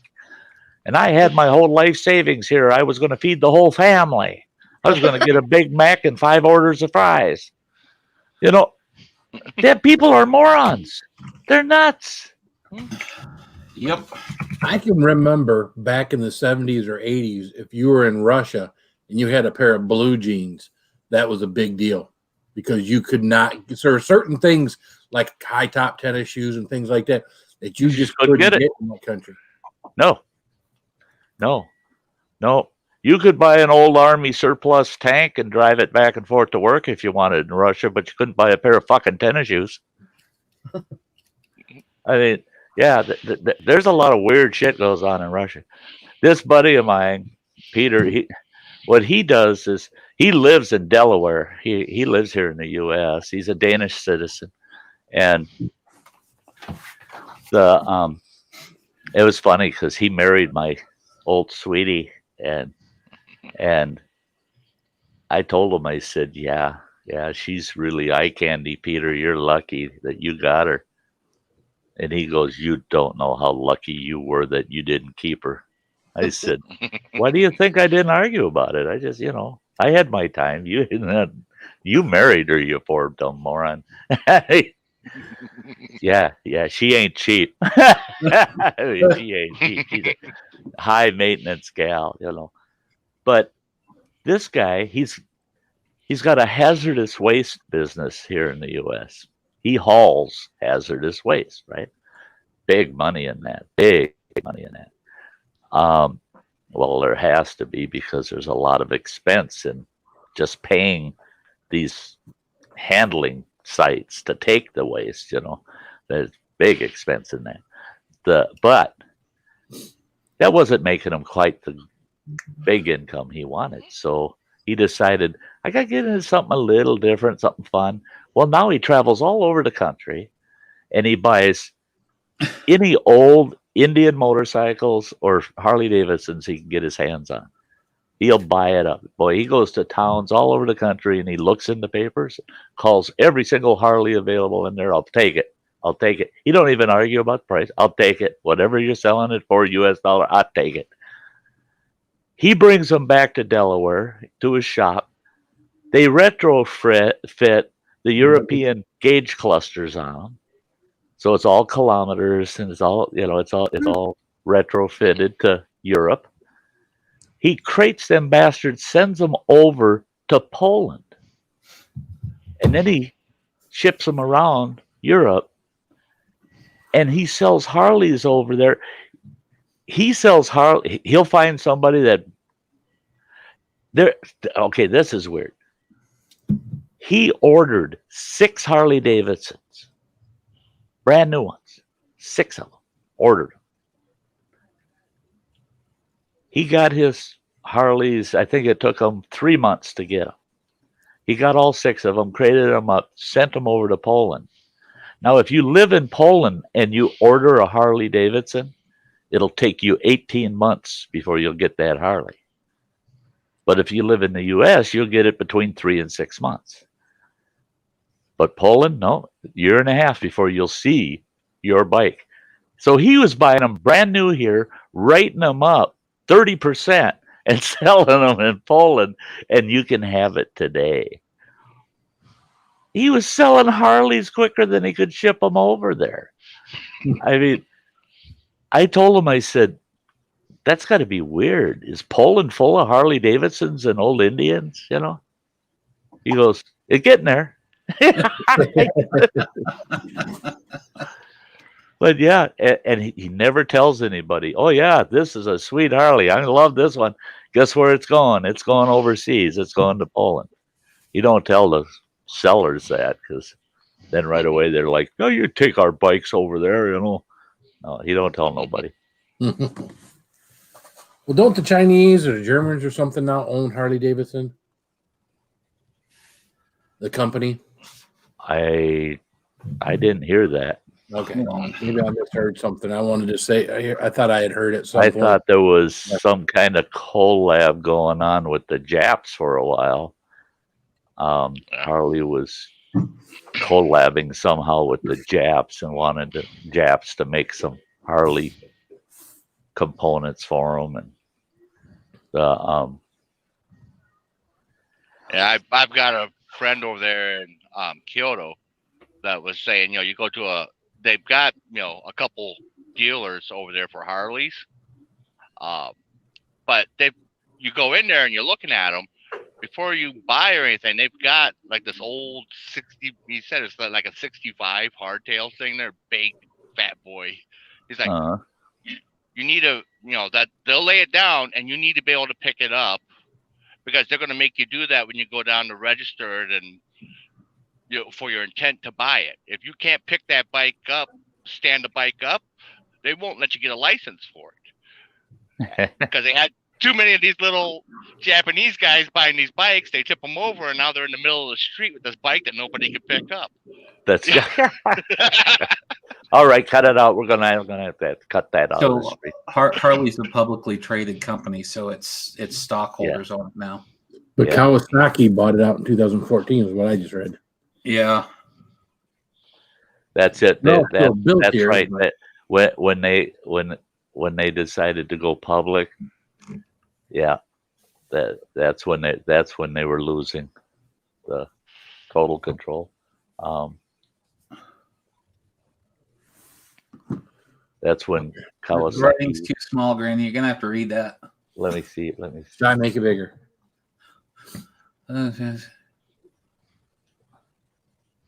Assembled, yeah. Blah, blah, blah, blah, blah. Made in Austria. The pistons comes from Japan. Different. Like the suspension. Oh, okay, so the parts come from everywhere. I mean, that's anything. It's like anything else. Right? It's like everything else. So many American countries have sourced out most of their components. I think the only vehicle that is fully assembled in the U.S. is Ram. What do you mean fully assembled? No, there's a lot of vehicles fully assembled here in the U.S. Well, I'm talking about, You mean manufactured, yeah. Oh, yeah. which Okay. means the motor might be made in Japan or the transmission's made in Canada, and It's yeah. the only one that you can actually find a tag that says in the USA on it. And by the way, if you own any Tonka toys that were made after 1970, I believe it was 78 is when the first stock started going out, and all the old stock was already shipped. But if you buy a Tonka toy, guess what? It came out of Mexico. Some of the components might be Canadian, but none of them are U.S. Yeah. And Tonka Toys was 100% U.S. literally manufactured from right from the raw steel up in Mound, Minnesota, for its entire lifespan until it sold. It sold out the U.S. in '76. I worked for them, and I had the opportunity. I could go with the company. Now, everybody there was offered, you don't have to lose your job. You just have to come with us to fucking Mexico. Right. Well, that sounds a little ass backwards to me. No. The quality went We to got- hell then also. Yeah. And even back then, we felt like, what are they doing? Are they sending us down there to make room for those that are coming up here? You know, I think it's a swap program. And Foreign exchange student. boy, we were pissed when they decided they're heading to Mexico, and all of us employees there. We had these big, huge employee meetings and stuff. They wanted our input, and those are a joke. We want your input. Well, if we're putting it in, aren't you keeping it? Well, no. The input goes in a sink with a big drain in it because they ain't listening to nothing you say. And we were all telling them the same thing. You're going to move to Mexico, and you're going to regret it. Your quality is going to go down through the tubes, and your employee turnover is going to be insane. It's going to be insane. Their first quarterly report after they went to Mexico, their employee turnover, it was absolutely insane. 84%. Wow. And that's based on pay periods. Every pay period, they'd have an 84% turnover in their employees. The people were getting jobs for 2 weeks. They'd work for 2 weeks to get their check. Poof, they're gone. Nobody wanted to stay there. I just want that first check. And they said, well, it is working out because fortunately we have a huge labor base, that we can draw from. Well, eventually then you're rehiring the ones that quit the first time. And, they ended up being a giant corporate Dollar Tree. I didn't say that.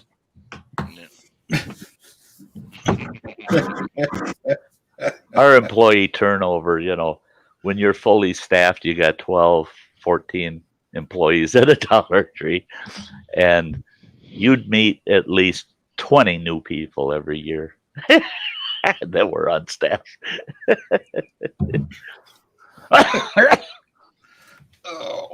That's funny. When I was at my first dealership, the first, I think 5 years that I was there, I went through and counted. We had 53 people, salespeople, that had gone through that place in 5 years. Oh, wow. Yeah. Wow. Some will have come in, will work for a couple of days and realize it's not for them. Some for weeks, some for months. And yeah, it was a high turnover where we were. Yeah, people coming in using it as a stepping stone. Sometimes, I just need this job so I can add it to my resume, and then I'm heading down the road. Yeah, we got a young lady like that they just hired at our dealership. Hopefully she's not watching. I don't think she even knows about this, but yeah, she's been at a couple of dealerships already within like a year. So someone was saying, no, she's got Chevy experience, and come to find out, yeah, she's been at 2 different dealerships in the last year. Yeah, She's doing real well. She's getting all kinds of experience, hitting every one of those dealerships. Yeah. Well, that's like I had an employee once come to me, wanted a job so damn bad, blah, blah, blah. And I said, okay, I'll interview you. And went through the interview, and I said, well, everything looks good. Everything looks good. And I said, now, this is a very important question. I said, I just need you to be flat out honest with me. How long do you plan on sticking around? I want to make a career out of this. I looked at that employee and I go, sorry, I can't use you. What? I told you I'm going to be here. I'm sticking around. I want to make a career out of this. I said, the position you're getting, are you fucking goofy? There's no way in hell that you want to make a career out of the job that you're after. I said, the word career doesn't even belong in this discussion. I said, if you would have told me I need this job because I need the experience and I want to build skills and move up the ladder, I'd be kind of interested in you, because that would tell me that, you know, maybe I'd have a position I could slide you up into as I lose people at the top. But boy, you sound like you're just going to be happy sitting right down there at the bottom forever. I don't need people like that. I need people that have higher expectations of themselves. I mean, and she went to work for a neighboring tribe, and she was there for 30 days. She lasted 30 days. Boom, she was out of there, and I asked her, why'd she leave? She said that it was a nowhere dead-end job. I said, oh, I made a good decision. I didn't explain to them why I felt that way, you know, that I had prior experience with her. But yeah, I was glad I made the right decision. I knew damn well she was too sharp, too smart. She was going to go into that. She was just using that for, she's going to work for a month or two and then move on. If I didn't give her a good job right away, move her up real quick, she's going to be the hell out of there. And she was. But then I bitch about it, but I shouldn't bitch about it. When I went to Dollar Tree, mind you, after I had my heart attack and shit, and I went and I talked to the manager of the Dollar Tree, and I said, I heard that you're hurting for a part-time cashier and stock person. He said, oh, yeah. He says, I got to hire 2, and I got to hire 2 people quick. He says, I mean, this was like on a Wednesday. He says, I want them to start no later than Monday. I said, cool, hire me. He goes, well, are you sure? I said, yeah, hire me. And I handed him my resume. And he goes, oh, wow, a resume. We don't see those at Dollar Tree. And I go, I don't like filling out employee applications either. I said, do I still have to fill out an app? He says, no. He says, I'll just staple your resume to one and I'll just put your name at the top of the app. He goes, I don't think we'll be hiring you though. And I go, why not? He's looking through my resume and he goes, oh my God. He says, you've got 3 pages of just all of your educational and post-educational trainings in here. I go, yeah, it's a resume. It's got everything I've ever done in it, you know? So what? And he goes, oh my God. He says, this is ridiculous. You're making close to $100,000 in your last job. I said, what does that have to do with me wanting to be a cashier and stock boy? And he goes, that's what I'm asking. Why would you want to be a cashier or a stock boy? You're crazy. I said, I'm freaking retired. I'm retired. I'm on retirement. I said, I just want part-time work, something to do, a few extra bucks. And he goes, why don't you get something in your field? You could be making 60, 80, 90 grand a year. I said, I don't want to do that. I want to be a part-time cashier. I want to come in here and I want to work an 8-hour shift and go home and not have to come back for 3 days. I love it. He goes, you're nuts. He says, you were really smart once, but now you're fucking crazy. You want this job. No. He says, I'm scared to death to hire you. He says, plus you're a heart attack with this walking around. I said, give me the damn job. Well, luckily, the regional director said, oh my God, hire that guy. Hire that guy. We'll convince him to come out of retirement. We'll just walk him up the corporate ladder and we'll get him into corporate finance or something, you know. Yeah, little did they know, I ain't falling for that shit. After being there 3 months, though, they did jack me up to assistant manager. And I said, I still want part-time status. And they said, okay, fine. I said, because I can't make that much money or it'll screw up my retirement. I said, so keep me at part-time status. And they said, okay. Well, it ended up being I was working 30 to 40 hours a week part-time, you know. But they didn't want to fucking hire me. They said, no, there's no way you're gonna come here and within a week, we guarantee you Dollar Tree is not a great place to be. And you ain't gonna, after a week, you're gonna say, it ain't worth it. I'll just stay on retirement. No, I stayed with them for almost 3 years. You know.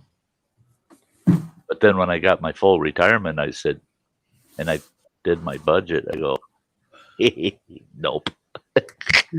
Guess what? Dollar Tree ain't coming back. I just can't figure out what to do with all them old Dollar Tree shirts I got. Yeah, I got to figure out a way to cover up their logos and shit. You know, they're nice green shirts, but just can't wear them anywhere because some asshole's going to walk up to you. Is everything really $1? Fuck. What the fuck? There's about 500 signs in that store that say everything's $1. Duh. And they walk up to you and they go, excuse me, sir, how much is this item? Are you fucking insane? You can't fucking, oh, I'm sorry, you must be illiterate. I got it all the frickin' time. And then you get these people. They get up to the cash register and they got their fucking cart just packed full. You ring all that shit up. Oh, 168 items and it comes to 175.82. And they go, I counted every item I put in there as 168. It should be $168. Everything's $1. I said, but you got to pay the governor. Yep. We're selling you the item for $1, but the governor, he's going to charge you his 6%. You know, don't come in here thinking you could come in here with $5 bills and get 5 items unless they're food items. Otherwise, yeah, anything taxable, you're going to pay the tax. Yeah. I've actually told customers that come in our dealership from other countries, I don't pay taxes. Well, this ain't a garage sale. Right? Yeah, that's a way to put it. This ain't a garage sale. No. You got ones that say I don't pay interest. I can't get a loan with interest. All right, well we can buy down the interest rate. You'll just have to pay $2,500 more for the vehicle. Well, I'm going to pay $2,500 more for the vehicle. Well, then you're going to pay interest. Right. It's your choice. It's your choice. At least we're giving you 2 options. If you're getting payments, you're going to pay interest regardless. Some people, it's against they tell you that it's against their religion. They happen to be from, Right. The places where they have a lot of sand, We don't pay usury. Yep. Yeah. I've heard that argument myself. I can't pay the tax. I don't pay usury. Well, then you don't usury my restaurant. Get the fuck out. What, I think people's going to give you money and not expect something in return? That's it. That's it. Oh, yeah, I'll loan you this amount of money. Just make sure you give it back. I don't want nothing else. My money will be tied up, but it don't matter. Yeah. I'll Apply for tie up. reimbursement from the government. There you go. Yeah. You got to pay me, but apply for reimbursement. I'm sure if you send them a letter and tell them, your situation and everything, I'm sure they'll give it back to you. But I've got to charge it to you. That's like, under the Biden administration, not to get political about it or nothing, but there's a lot of Democrats that would like to relieve all the student debt up to a certain point. They're saying the first $10,000 of any student debt will relieve, and some of them are saying, no, we want to relieve all the student debt up to a current date, and then from that point on, people need to be more educated about their borrowing and stuff. So they got all these things going on, right? And I'm sitting back here going, wait the fuck a minute. What about all that student debt I already paid? Yeah, me too. Wait a minute. You're going to let the guys that didn't pay not pay? You're forgiving theirs. What the... Give us a reimbursement. Can I get what I paid back? Yeah. Holy shit. Hawaii, here I come. 2-3 times. 4 times, 5, maybe 6. Please. I'd rather have a student debt reimbursement program than a student debt relief program. Those that paid, guess what? You're getting half of it back. Yes! Yeah. Those of you that didn't pay, you're going to have to pay it all. And once you paid it all, then we'll give you half of it back. But you got to pay it all first, and then we'll give you half back. Yeah. But right now, right now, their discussion, I'm just going, oh, why did I pay all that debt? Why did it? No, ouch. Yeah, I went to classes late in life, so I'm still actually paying on mine. Yeah, I've still got student debt. I pay a couple $100 a month on my student debt yet. I got it down at $12,000 though. So, but and the thing is I had there were several loans out there on student debt, and the biggest portion of those were my ex-wife's student debt. Oh. And I paid down all of her student debt, paid it all off. And then we went through the divorce, and because we had not consolidated those federal debts, all the debts remaining are all my student debt. So guess what? The monkey's on my back. Oh. Yeah.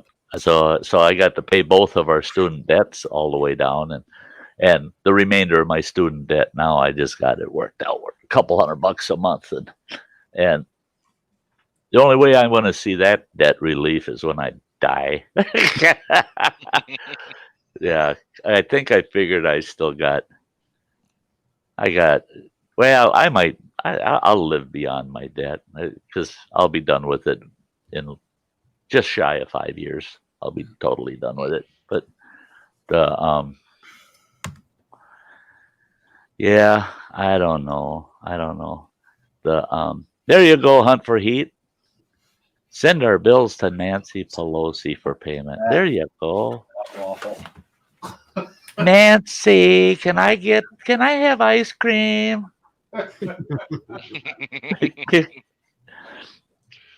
Nancy, come on. You got enough ice cream in that freezer that Sty could have a little. Come on. I want a haircut.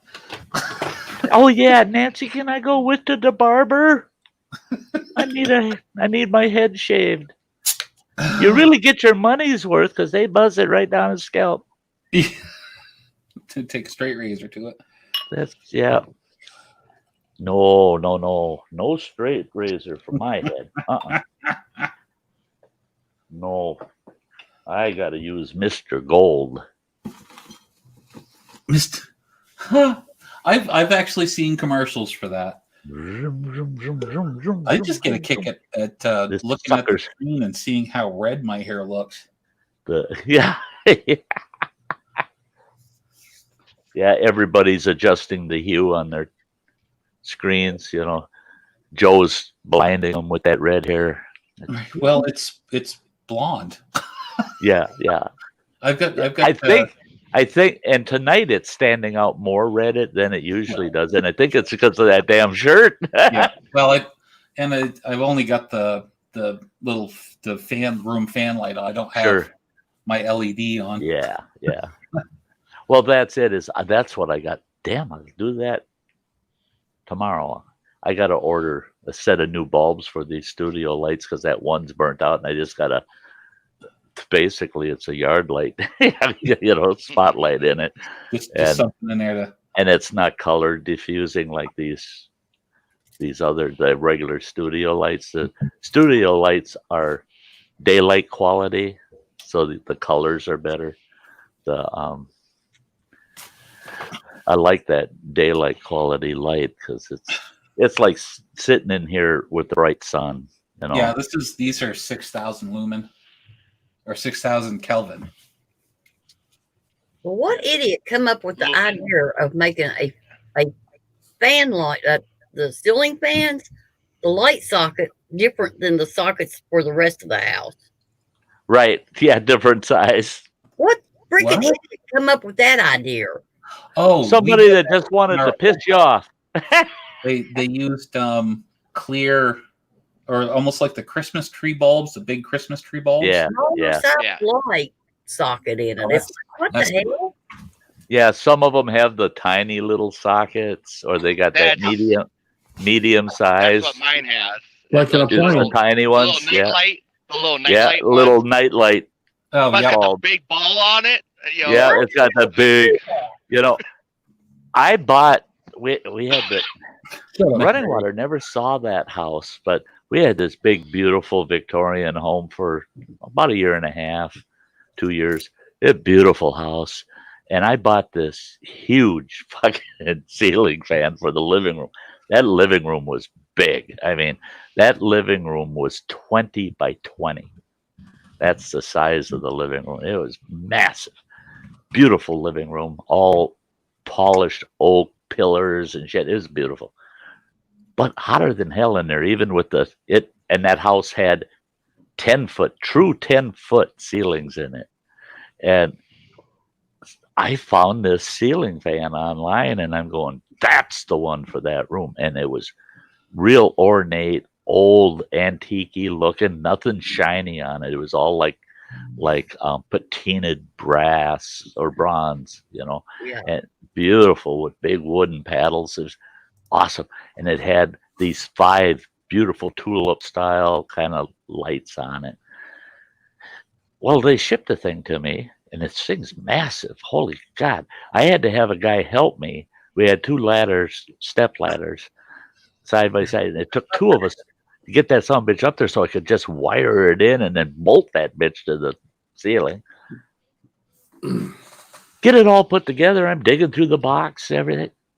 There are no fucking bulbs for them lights. So I found the instructions, and there it says what bulbs you need. I tore that part out and said, son of a bitch, I'm on my way to Walmart, I'm in Walmart looking for the right size bulb, and I go, oh, that's cool. 4-packs, right? I grabbed 2 of those, and there's 5 of those things. That's great. That's awesome. I'll have all these spares. I'll have 3 spares. I get home and I screw them fuckers in, and I'm going. Told the ex-wife, come and look at it. The fan's done. I turn the fan on, and that bitch starts turning, and it's remote. And I start cranking that sucker. You get it up on high, it's blowing the goddamn the throws that you throw on a couch. It's blowing the throws off the couch. It's just like, holy shit, this thing's powerful. Well, the goddamn thing was 6.5 feet from blade tip to blade tip. This thing is huge. And she goes, but the lights aren't on. And I go, they will be. I turn them on. They came on, and we're going, oh, cool. And all of a sudden they're going, they're them fucking fire candle goddamn lights.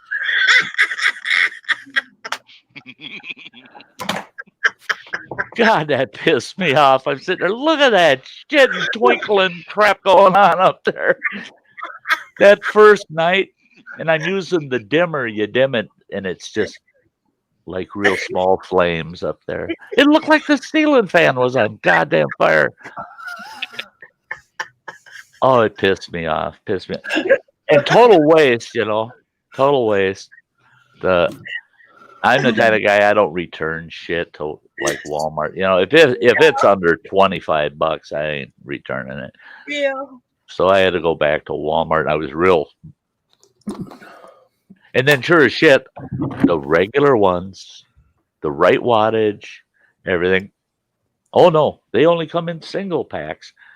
And 4 of them bastards were the price of 10 of the fire ones, the little flame ones. Oh, that's because the fire ones don't ever return, so they can just keep selling them. That's it. Well, I've never changed the light bulb in there. It's in the girls' room. And it finally goes out. We go in there changing it. It's like, what the hell? What is that? That bulb don't fit in there. It's a shit. And then we buy one at the store and it's still the wrong size. I didn't know they had that many different size light bulbs for it. I tried to get my building manager to pay for the fluorescents.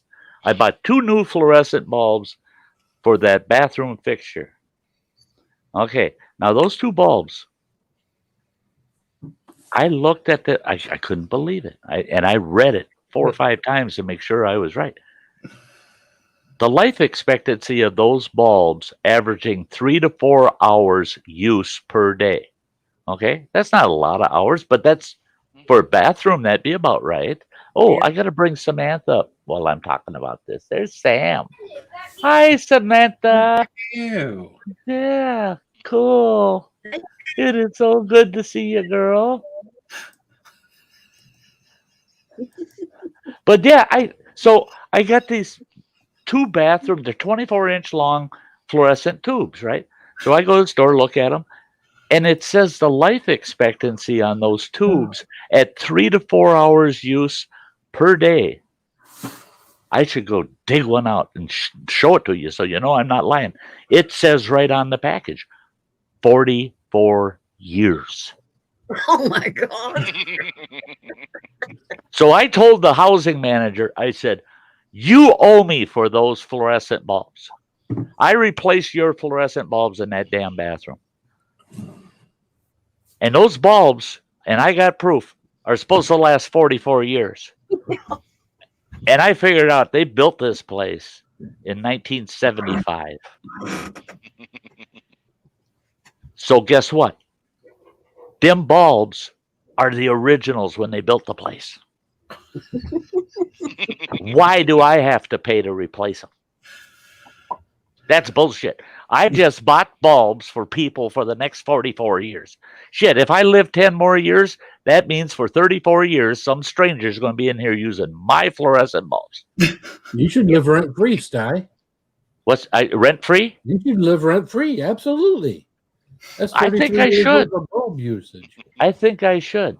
Matter of fact, if you were to die sooner, yeah, the rent goes way down, don't it? That's what I need is a death certificate. Take it downstairs and tell them, hey, I'm not paying rent from this point on. Why? I'm dead. I'm not going anywhere, but I'm dead. I ain't paying no damn rent while I'm dead. People don't pay rent. They vote, but they don't pay rent. People trying to cheat you all the time, aren't they? Hear that? And that's just like, okay, now the kitchen, there's a fluorescent fixture in the kitchen, and that sucker is acting up a little bit. I don't like that shit because I'm going to have to replace it. I know it. And I know that damn thing was put in there in 1975. But these overhead dome lights, back then they were just using incandescent, regular screw in light, they're using 40-watt bulbs in them, Oh no. I had this one in the living room go out, or else by the dining area. And I go and I take the globe down, thought no big deal. I got a couple of 40-watt incandescents. And I take it down. Oh no, it's got the fancy curly frickin' fluorescents in there. And they're shot, both of them.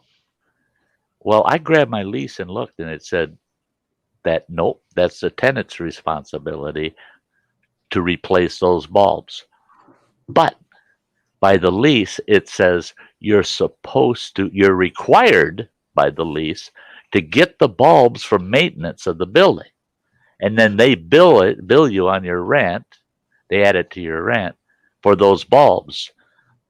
Those bulbs are $6.50 a piece. And I'm like, my butt, I bought these 40-watt incandescents, four pack at the Dollar Tree for $1. They're 25 cents a piece. I ain't gonna put no $6.50. Stick $13 up in that stupid light. No bullshit. So I put those incandescents in there and put the globe over, and I'm looking, turn it on. I go, it looks the same. How the hell will they know unless they take that globe down? And when they take that globe down, they're going to go, oh my God, look at those incandescent bulbs. They must have been in there since 1975. See, I think about shit like that. That's it, yeah. If they go, you can't put those in there, I'll go, I didn't. That's what was in there when I moved in. They must be just as old as that bathroom light was, Jesus. So now my bedroom, that's freaky. I turn the light on in my bedroom, everything's fine. And those two fluorescents in there are going, and they start going, doom, doom, doom, doom, doom, doom, doom. And I just like, holy fuck, it's like walking through a disco club to get to your bed, So I'm going to have to throw a couple of them old 1975 incandescents in that. Hey, Newman Outdoors. Had What's up, Joe Newman? call me up, shortly after he moved in, asking where I keep the spare bulbs because he had a lamp in his room and needed a light bulb. I'm like, there are no spares. He's like, well, what if a light bulb goes? I'm like, the whole house, I got these 10-year LED bulbs and everything, so I don't have to replace them. Right. I don't keep spares. Yeah. Well, that's our whole living room now is all with the LEDs. You got the can lights. Those things were expensive when we first put this house in. Electricity. No shit. And of course, those things got warm too. Oh, yeah. Now these LEDs that we got up there, they don't get warm.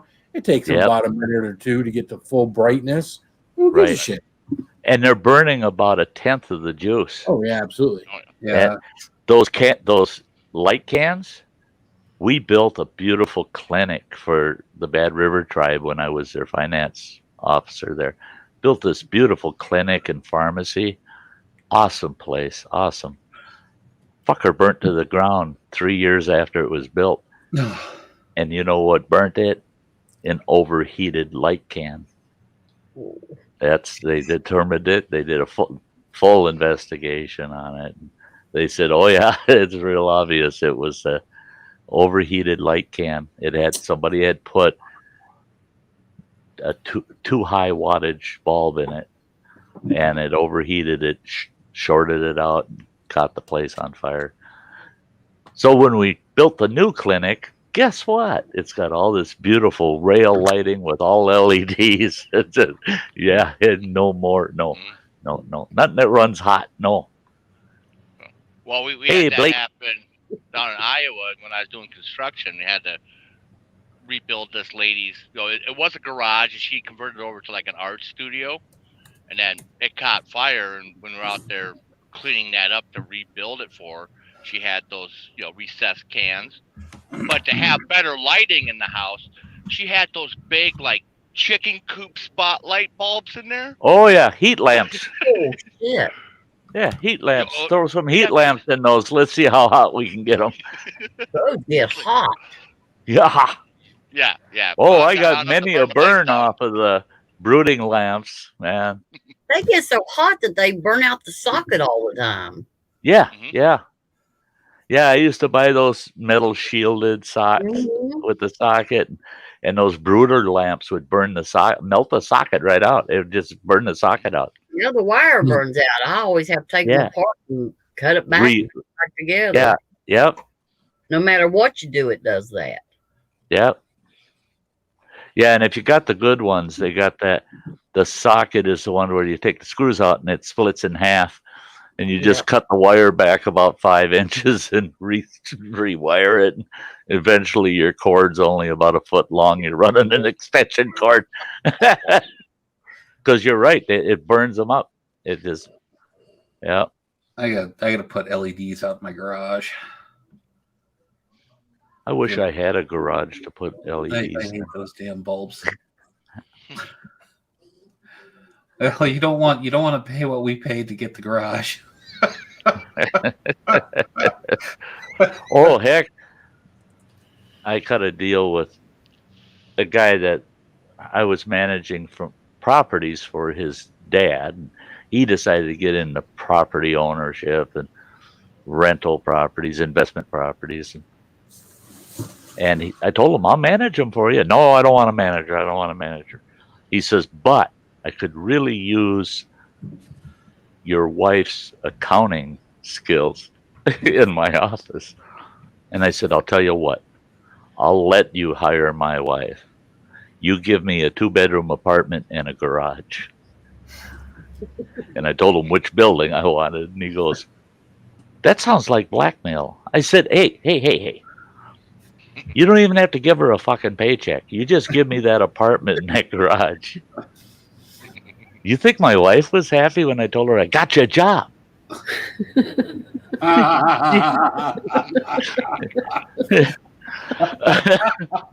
She goes, well, what's it pay? Nothing.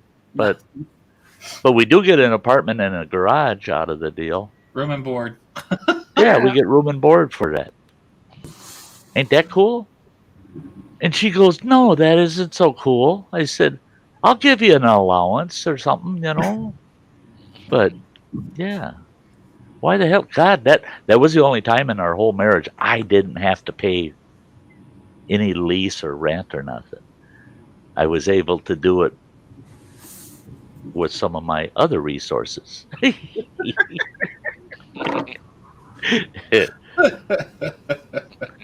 Yeah. That was a sweet deal, though. That was a sweet deal. I don't know why she would be upset about that at all. That, because that's a good deal. I mean, the rent for the apartment and the garage, that was $950 a month. Oh, She's making $950 a month. There were a lot of times though that he'd work her 10, 12 hours a day, but That's fine. yeah, but she could run you out to the garage if you got aggravated, and she'd have the apartment. I would have been good with that. Right? As long as I could convert my bedroom in the apartment into my office, There you I go. would have been real good with that. Yeah. Move all my office stuff out of the living room into my bedroom. Then I'll move my bedroom stuff out to the garage. There you go. Yeah. Yeah, I'll never forget when the ex-wife and I decided we're going to sleep in separate rooms. I couldn't stand listening to her snore all fucking night. And, yeah, it was just bad. I said, we tried separate beds like Lucy and Ricardo. Yeah, I was just going to say, just like watching the Lucy show, that kind of worked, but it was nah. I was still too close that she could go, oh, and by the way, that always meant I was in trouble, so we were still too close that conversation could go on even at night. So we tried separate rooms. The very first night of sleeping in separate rooms, I went storming in her room about 4 o'clock in the morning. I said, wake up! And she jumps up, what the hell is going on? What's wrong? What's this place on fire or what? I said, no, son of a bitch, we should have done this about 15 years ago. And then I just went back to bed.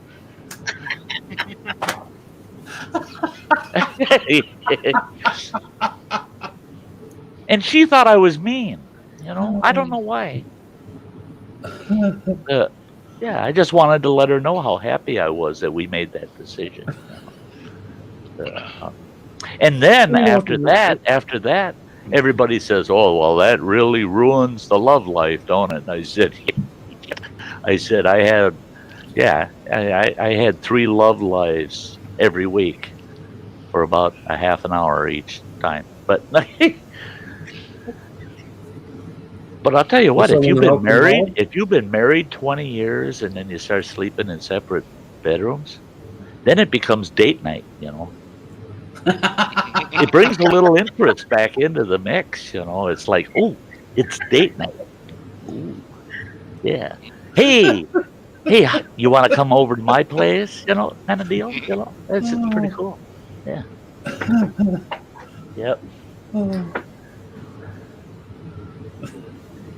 Yeah, we knew it was getting really serious, though, when we started knocking on each other's bedroom doors. Are you home? I hear running water in the other room. Would you two knock it off and just go to bed? Dirty old fucks.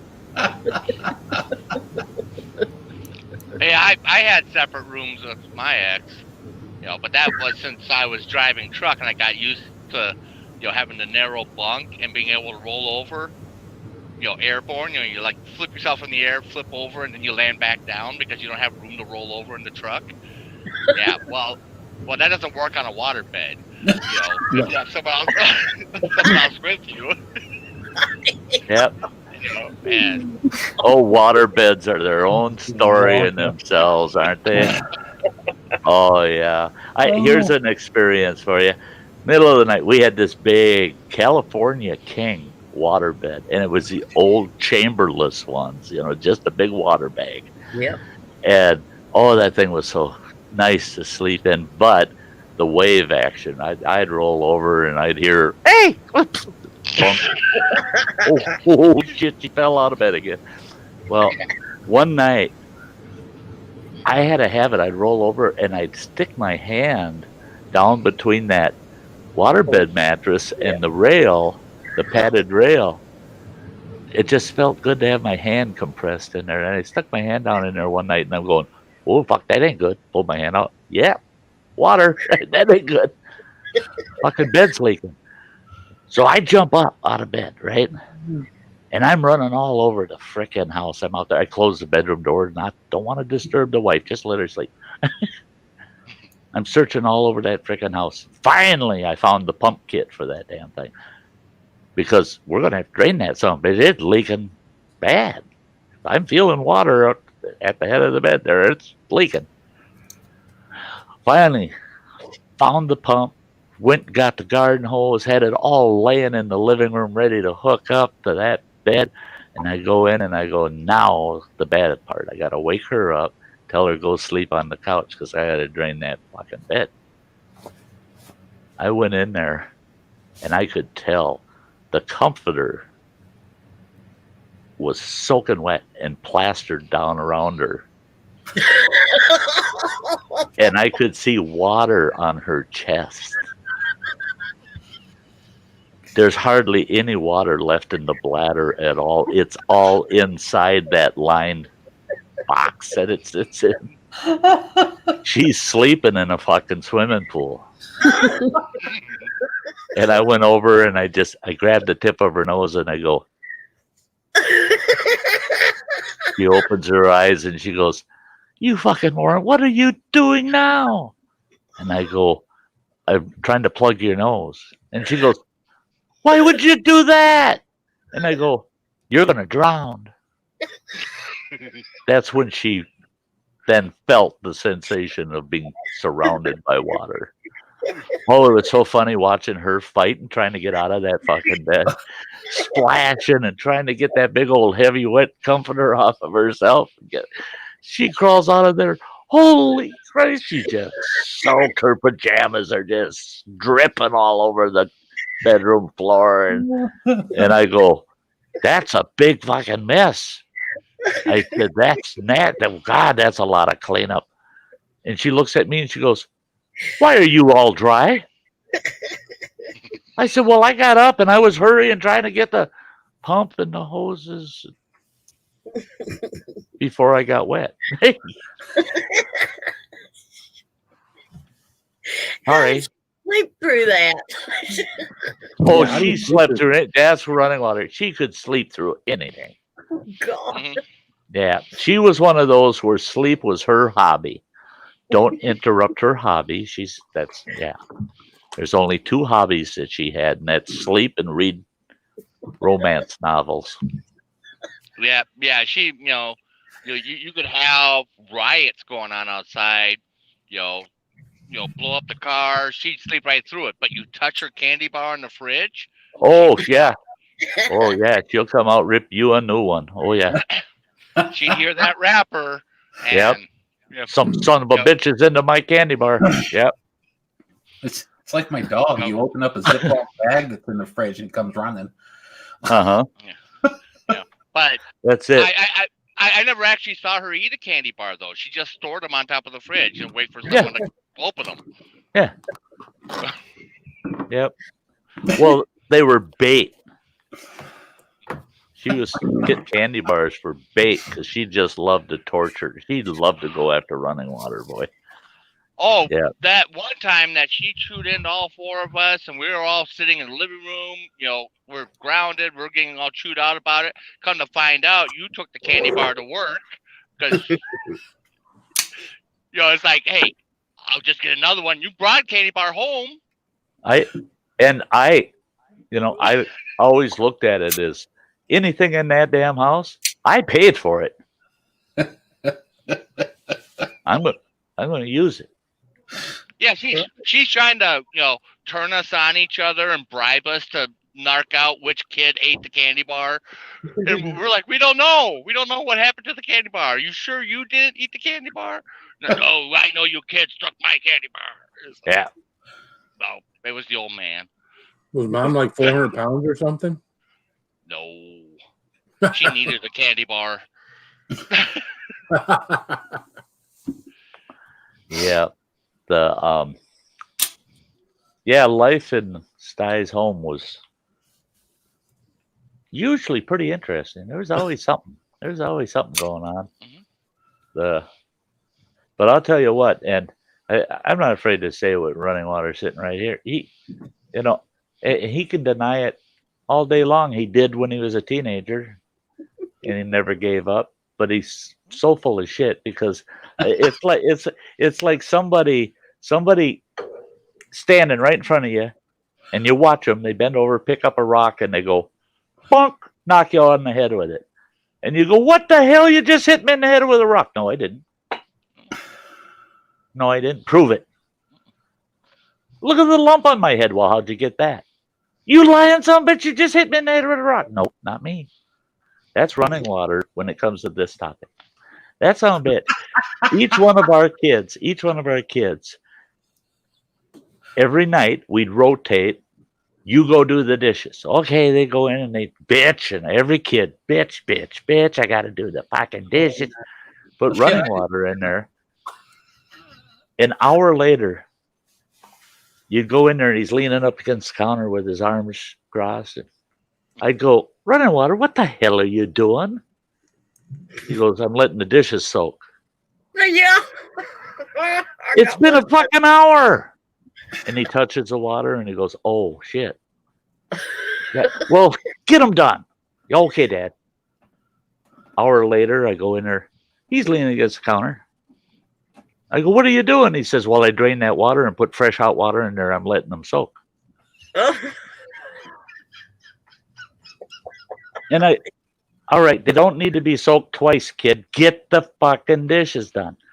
And then you can hear them in there, clank, clank, clank. One time, and I have to admit, it was only one time I caught them. I could hear them in there, clank, clank, hear dishes, clank, clank, clank, clank. I walk in and I look around the fridge, and he's in there, leaning against the counter with one arm over his waist like this. His other hand's over here on the counter with the dirty dishes going clink, clink, clink, clink, clink, Yeah. clink, clink, clink, clink, clink, bouncing the fucking dirty dishes around. Well, there's dishes in the sink in ice cold water soaking. There was one night, this is no shit. We had dinner at 6:00 in the evening, right?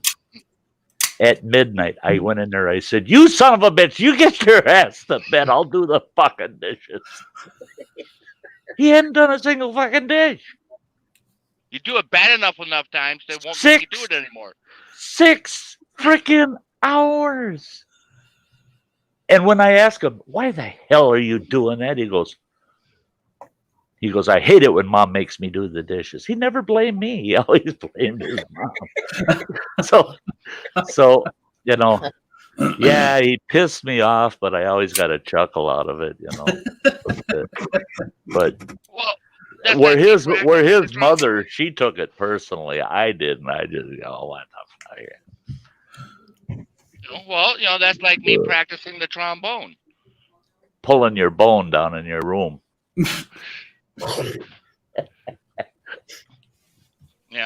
Taking, once a week you record a new tape of practice, and then, each time you practice, you just play the tape and you can go outside. Yeah. Oh, my kids were terrible, man. He'd do shit like that. Play the tape of him practicing the trombone. So you hear him down there. And the son of a bitch crawled out the fucking window and he's out running around. Actually, pretty smart. The key it's is, creative. It's creative. And well, and you have to create a new tape every week or so you're improving a little. Practice. Yeah. Otherwise, Yeah, I'd be the same thing. Otherwise, I'd be saying that son of a bitch can't play the trombone. Obviously, yeah. He keeps messing up at that same part every single time. Yeah. Damn. The If we had MP3 players, I just hit shuffle, and that would have made life a lot easier. Right? No shit. Yeah.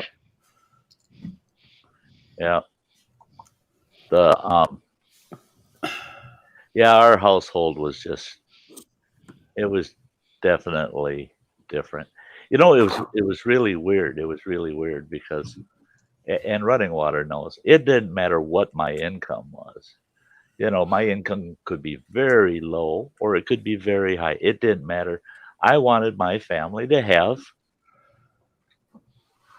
things that everybody else can have. We got to have a nice TV. We got to have the gaming console, computer. We got to have that stuff. We got to have those nice things. Got to take them kids on vacation every year. We got to do those things. And so don't wet in here. So I was so anal about budgeting things that I made sure, even though our income was really low and virtually almost fixed, just can't do a lot of extra, we still did everything. We still had everything. And Running Water will remember, they'd bring their friends home for a sleepover. And there were kids that I had to tell them, after they were there for 3 frickin' nights, you gotta go home. You go home. I like it here. I'm not your parent. Go home. And they go, and I'd ask my kids, why do your friends like it over here so damn much? You kids are all animals. You're just a bunch of animals. Because we got so many things they don't have. And they really like you and mom because you give us pizzas and you do this and you do that with us and this and that. And they just love it over here. And I'm going, don't they have their own fucking family to be with, And found out that no, most of these damn kids, they're not used to home life, And in our home, Running Water knows, I got bored easy, and you had to do shit to keep things interesting. My ex-wife, she should have had a heart attack by the time she was 20. 'Cause any chance I got. There was one time she had a whole bowl of potato salad, and this is when we were first married. Running water was about 2 years old. She had this whole bowl of potato salad, plastic Tupperware kind of bowl, big one. And she's standing in the kitchen thinking. She obviously forgot what the hell she was going to do. So I walked in behind her and just gave her 2 pokes in the ribs and yelled like a banshee. Yeah! It took us days to get all that potato salad off the ceiling in the kitchen. I mean, and I laughed so fucking hard. I laughed so. You wasted all that potato salad, you SOB, blah, blah, blah, blah. I said, oh, calm down. Potatoes are cheap. I'll go get you some more. You got to go to bed. Well, spicy Yeah. good late. You got to Come on, work go- tomorrow. Just go back to I your. actually got to get to work early. They got so many stupid people coming in tomorrow. Is I got to be ready for the stupid people. Saturday your typical half day? Yeah, it's 10 to 3, but I got to get there early because I got someone picking up a car and I got to turn it in for cleanup. And I'm not exactly sure when they're going to be here. They haven't replied back to me. And it's just, I got someone's going to be there at 10, someone's going to be there at noon. He's going to be in there in the middle of all that bullshit. And it's just like, I got to be prepared tomorrow when I get to work. So There you go. Hey, I understand, buddy. It's great having you here tonight, though. good night, Thanks. everyone. Have a great night. Blake, your pickleballs or sour pickleballs are in the mail. They went in the mail today. So they said maybe Tuesday. So maybe we can do this the day before Thanksgiving or something like that. So That'd be cool. That'd be cool. I'm not streaming Thanksgiving, so anything that happens next week will be good. It'll be fun. Yeah, I have my in-laws. Well, most of my in-laws coming, so I might not be streaming, but I'm going to try and get my brother-in-law to do something stupid. there you go. There you go. All right, guys. I'll Okay, see you all Phil. later. Night, Phil. Yep. Good night. Hope tomorrow Keep goes fighting. well for you. We'll see you Thanks, soon. All right. Bye. James, I'm going to have a hard time remembering your name now that it's Chasing the Reaper. Yeah, chasing the reaper. Yep. Oh, I tell you what, if a reaper went running by now, I ain't chasing the son-of-a-bitch. I'm not tasting one today after I on my live stream. We went through half a bottle of this stuff. Nada. No. It actually wasn't that bad. I think my tolerance is a little higher than I think it is. Yeah, you got a good you got a good tolerance, Joe. You really do. Well, this is supposed to, I mean, this is, I don't know if you've ever heard of Hot Ones. Yep. Okay, this is the hottest sauce they have. Uh-huh. The new one. Yep. And I didn't take a drink of milk until about 20 minutes after I got done eating. and I had 14 wings with it on it. Yeah. I saw that it was with wings, and I got to go back watch it. Yeah, it was. I finally got the Texas hotspot came on for some of it, and before his internet went all potato. Uh-huh. And then, but it was with Hef TV. I don't know if you've seen him around or not. Yeah. Seen him around. Yeah, nice Yeah. fella, wicked nice fella. Hey guys, give me a minute. I gotta grab a cup of coffee.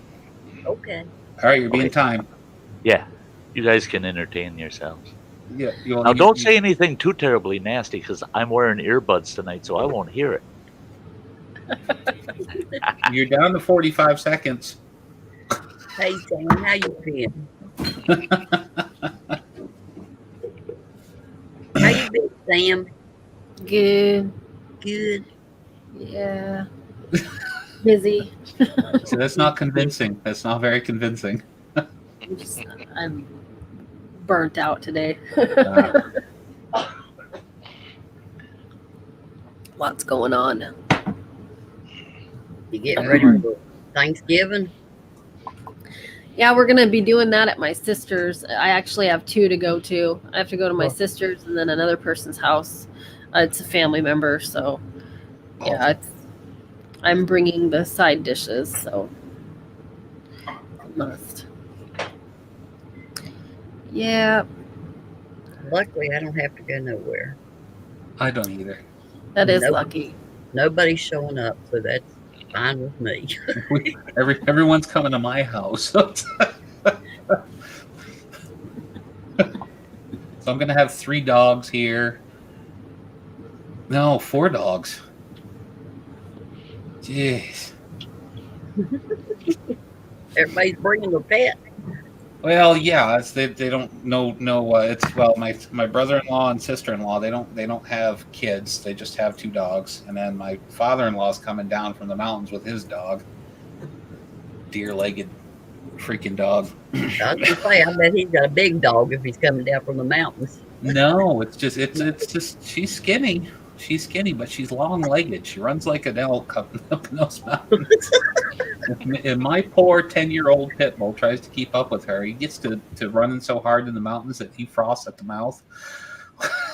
Well, watch turkeys. Make sure you got everything. You don't have to leave the house with the dogs. I had a little fuzzy dog, and we had to go out one year and grab something, and I didn't think about it. I left the turkey on the table, and it had the thing on top of it, so it would rest until we got back. That damn dog ate every bite of that turkey. We already know which one it is.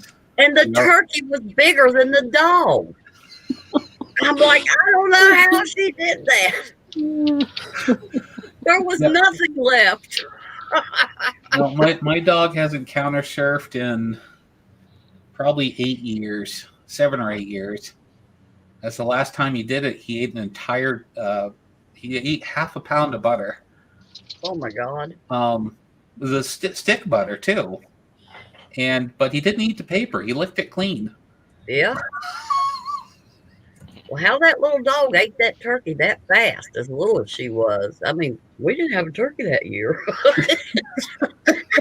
She got the lid off that pan, and man, she had at it.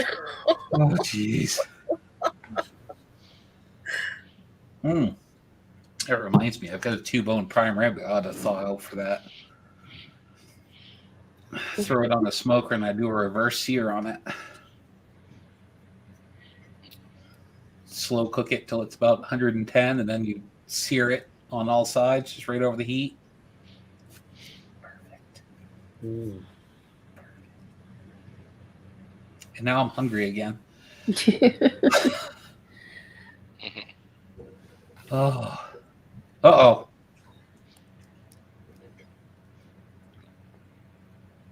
He's back. And then the farmer said, "Oh wait, Sty, He's back. He's back. Water. Damn. You're going to get us in trouble. Did you forget? I could tell the minute I got over here and I saw Sam laughing like that. You guys were up to no good. You know, that makes me have to go back and watch that little piece there. Oh, yeah. Well, you're going to be You'll be surprised. disappointed. You are going to be so surprised. If you guys behaved, I'll really be surprised. Did Yeah, you? I told you about my little bitty dog that ate my great big giant turkey when we had to run out and grab something for a few minutes. And the time we got back, the dog done ate the whole turkey one year. And the turkey was bigger than the dog.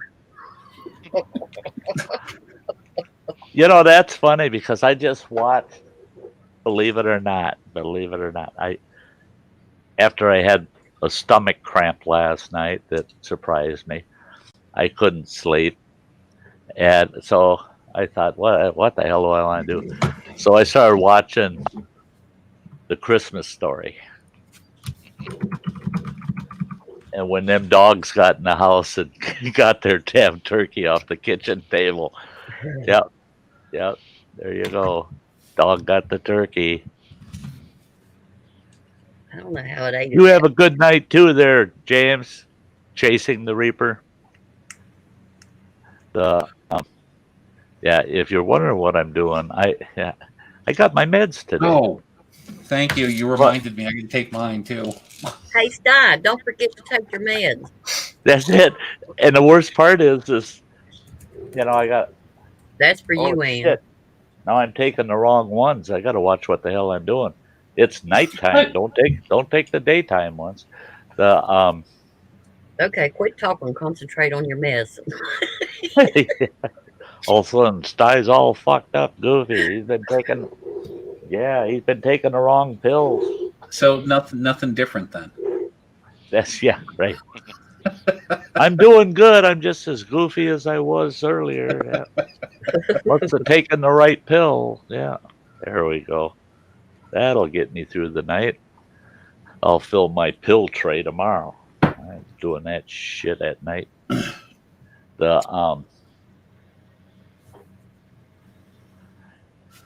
Thanksgiving I had today.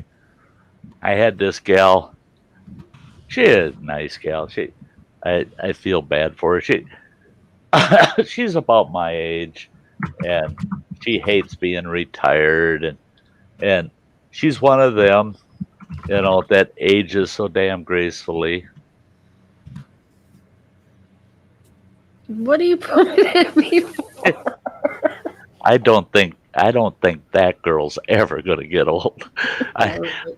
But and she's that way.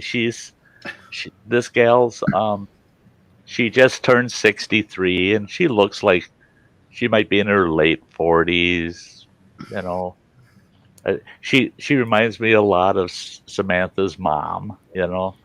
And just aging so gracefully, and kept true Purdy just sticks with you, I guess. But this gal, she stops me downstairs and she goes, "Hey, Sty," she said,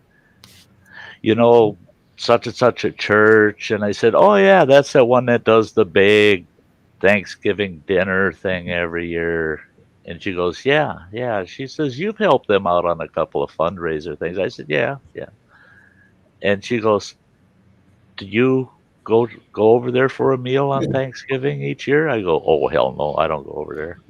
I said, "It's too many old people over there." And she says, "Well, they're not having their dinner over there at their conference center this year," she said, "but they're delivering the whole Thanksgiving meal to anybody that wants one delivered." And she said, "I'll let them know if you want them to deliver you a meal." I said, "Hell no, I don't want their damn meal." And she goes, "Well, what are you going to do for Thanksgiving?" I told her, I said, "I've got a 10-pound turkey breast I'm going to roast. I've got the sweet potatoes, the regular taters, the dressing." I said, "I got everything." I said, "I got enough Thanksgiving food here that I should be delivering that shit throughout the building." I said, "No." And she goes, "Well, everybody wonders because, we don't see you that much, and we wonder, well, what the hell does he do for his holidays?" I said, on Christmas Day, I said, all the old fogies in this building should fire up their laptops and come on over to the Sty Shack for Christmas Day. I said, we spend 8 hours over at the Sty Shack on YouTube and just hang out all day Christmas Day. People coming and going. "That's why we didn't see you last Christmas." I said, "Right." I said, I'm all over the world like Santa Claus on Christmas." I said, "This Thanksgiving, I'm just going to eat. I'm going to overeat. I'm trying to starve myself now this week because I'm going to really overeat on Thursday. And if somebody's streaming, I might jump on. Whatever. I don't know. I might not even turn the damn TV on. What the hell? It's not and I love that because I used that line today actually in a Fox News report that had to do with some of these governors and mayors that are saying you're not allowed to have more than 10 people in your house for Thanksgiving. And some of them coming out and saying that I'm officially announcing that Thanksgiving is canceled this year. How the fuck can you cancel Thanksgiving? I mean, you can't cancel Thanksgiving. Nobody's got the power to cancel Thanksgiving. Nope. That's the dumbest statement in the world. I'm canceling Thanksgiving. Who the hell gave you the power to do that shit? I mean, you're so stupid to say that. So I never leave comments on any of these news commentary feeds and that. I had to leave a comment on there because people were saying it really sucks. We can't have our family over for Thanksgiving because there's several more than 10 of us, and on and on. All these comments and all these people are just, oh, it sucks and this and that, terrible. So I put on there, I said, hey, in most of the states, you're allowed more people at a funeral than you are for Thanksgiving. So hold a funeral for that. I went and I looked at that comment. It's got 118 thumbs ups on it. I thought, shit, I never, ever comment on those things. And the one time I do, 118 thumbs up on it. Not a single thumbs down, all thumbs up. We're holding a funeral. Yeah, we're not having Thanksgiving, we're holding a funeral. You're damn right. Yeah. My pet turkey died. Died. Yep. Yep. Yeah, Yep. refreshments provided. That's it. Yeah, potluck after. Yeah. Yep. We'll hold the service. We're going to lay that turkey out right in the middle of the table, and we'll all sit around and say a prayer over that poor dead turkey. And then eat it. And then we're going to eat his ass. Don't say it like that. Timestamp that. 2:57. No, stop it. Stop it. Phil's not here. You don't need to timestamp anymore. Yeah, he does not need to hear me saying, yeah, eat his ass. Yeah, no, you know.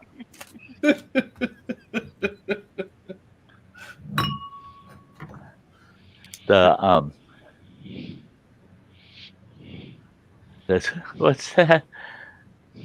Bean wants to hear a bedtime story and be rocked to sleep. Papa.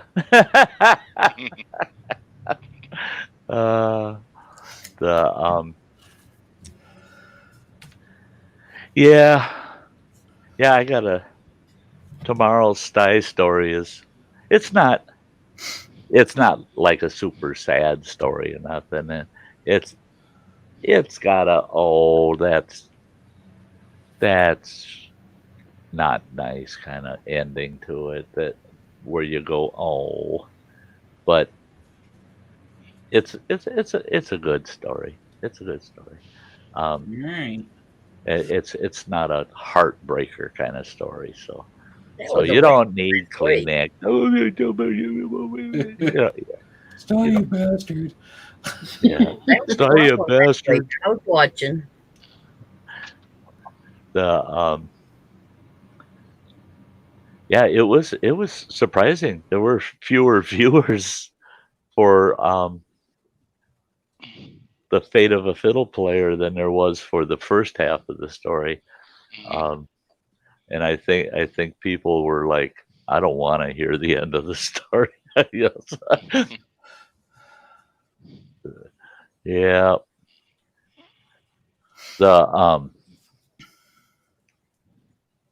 Yeah, tomorrow's story it's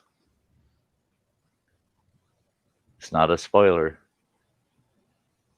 It's about a little girl waiting for a school bus. Yeah. And And she you'll- played with my ding-a-ling. No. Wrong school bus. And you guys heard that it's about a little girl waiting for a school bus. And when you see the title for it, you'll go, what in the hell does that have to do with a little girl in a school bus? Now I'm curious. But hey, Gary, good to see you. Gary Irwin's in the house. These are the days of out styes. I don't know. The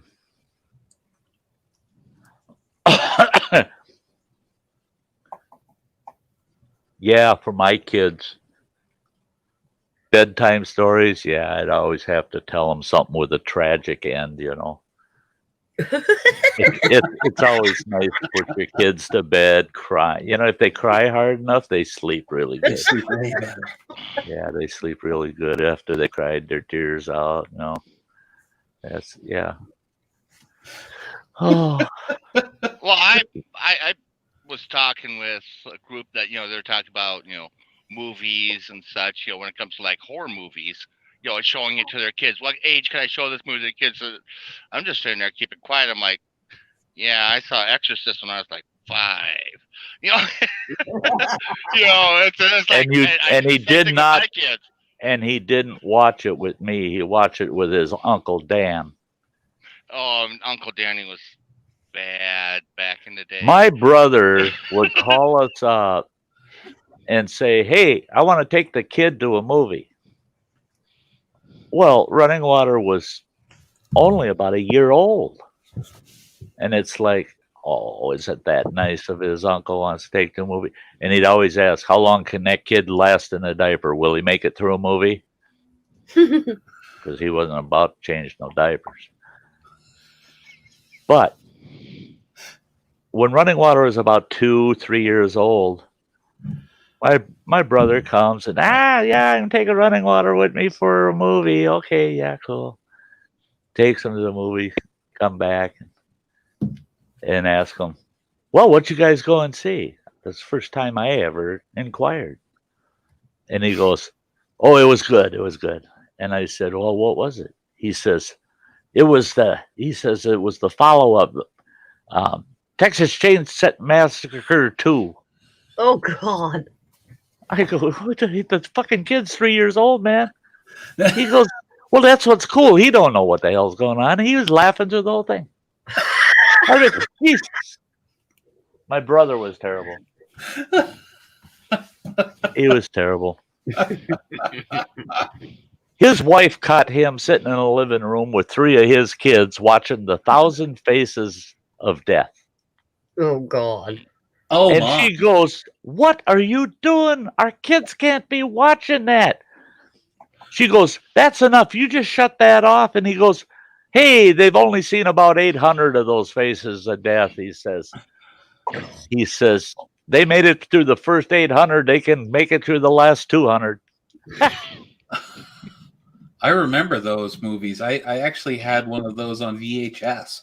Yeah. I had a few of them on VHS. Yes. And, that's just raw footage of actual death, Yep. And it's the real McCoy. It's like the very first one, when I watched that, I go, oh Jesus.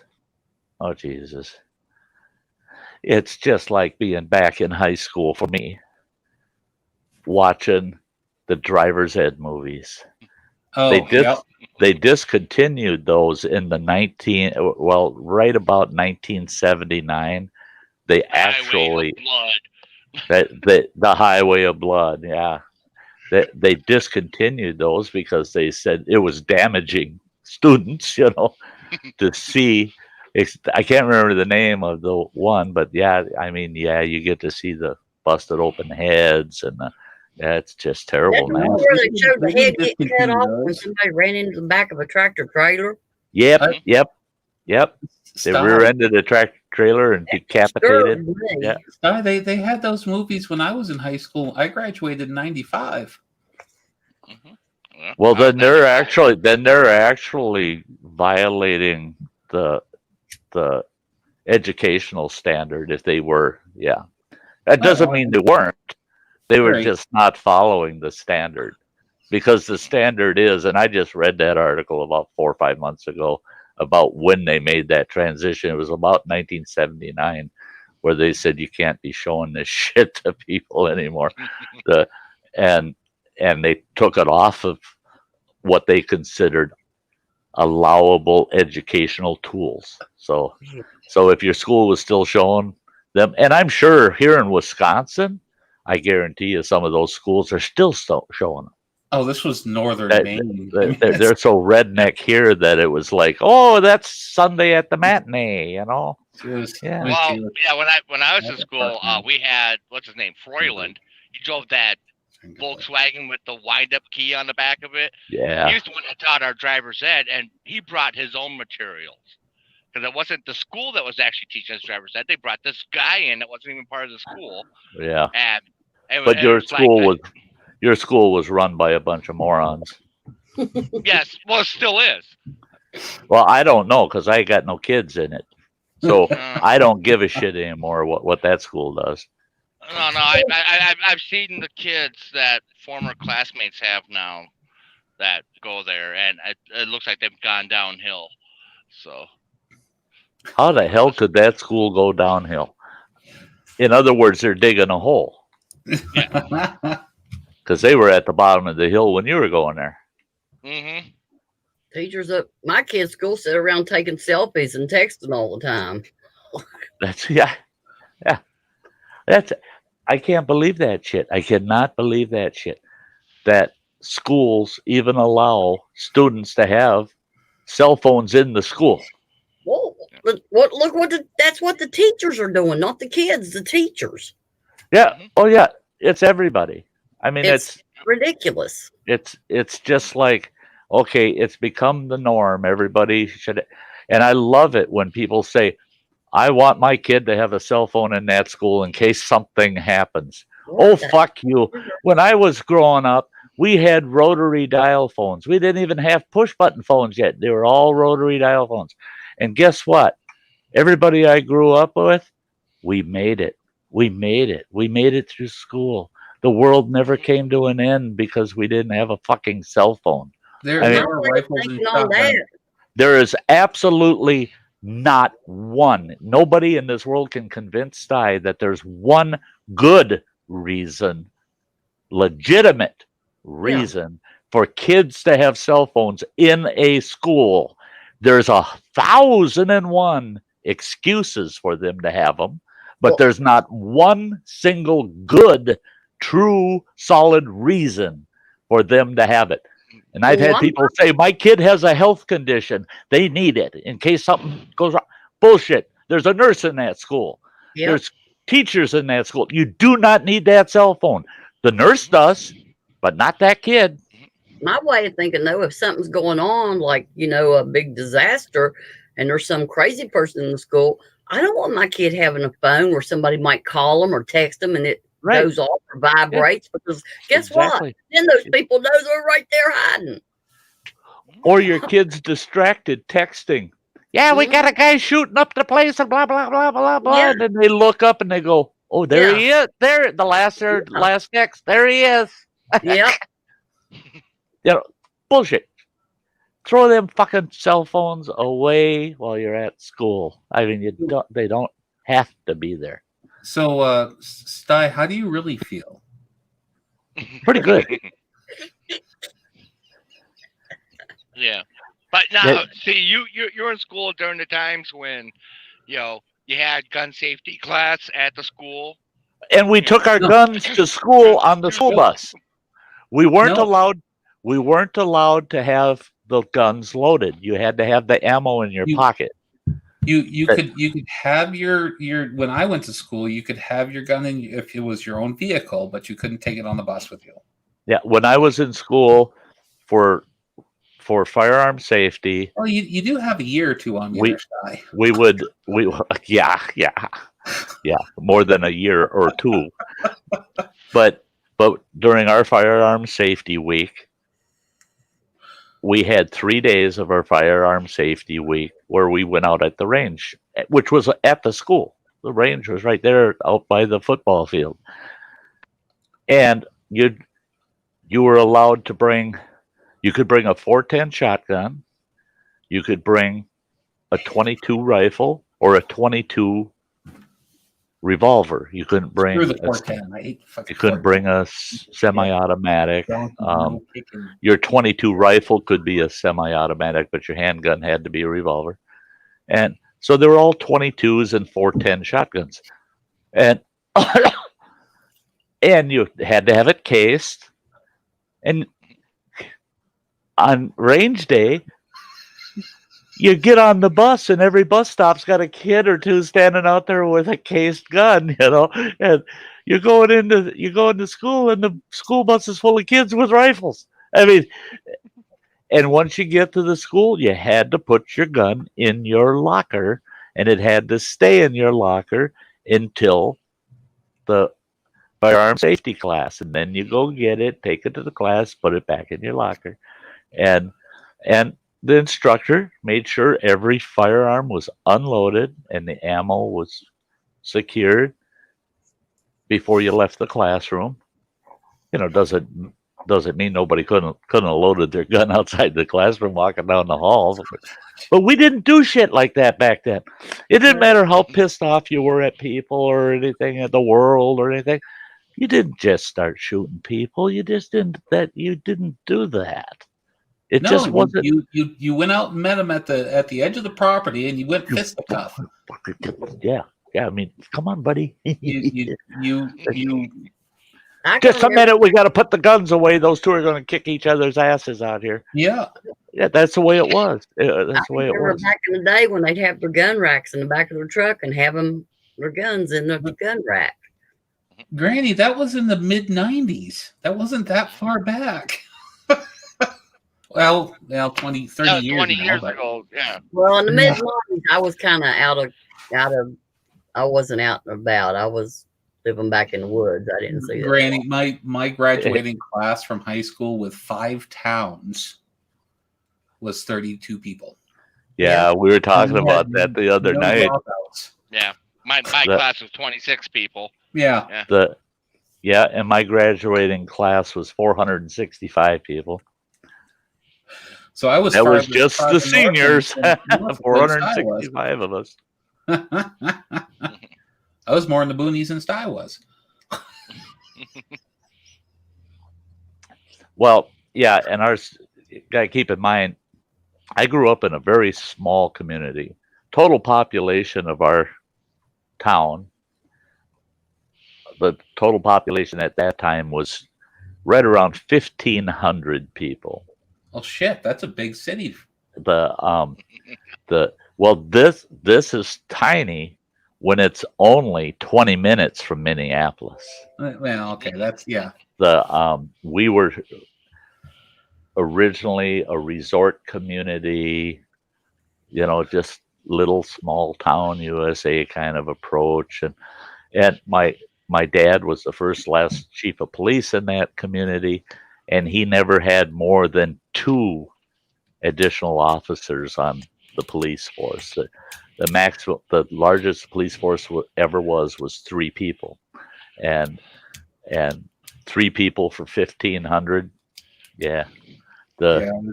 My hometown still has county cops that do everything, not town. Yeah.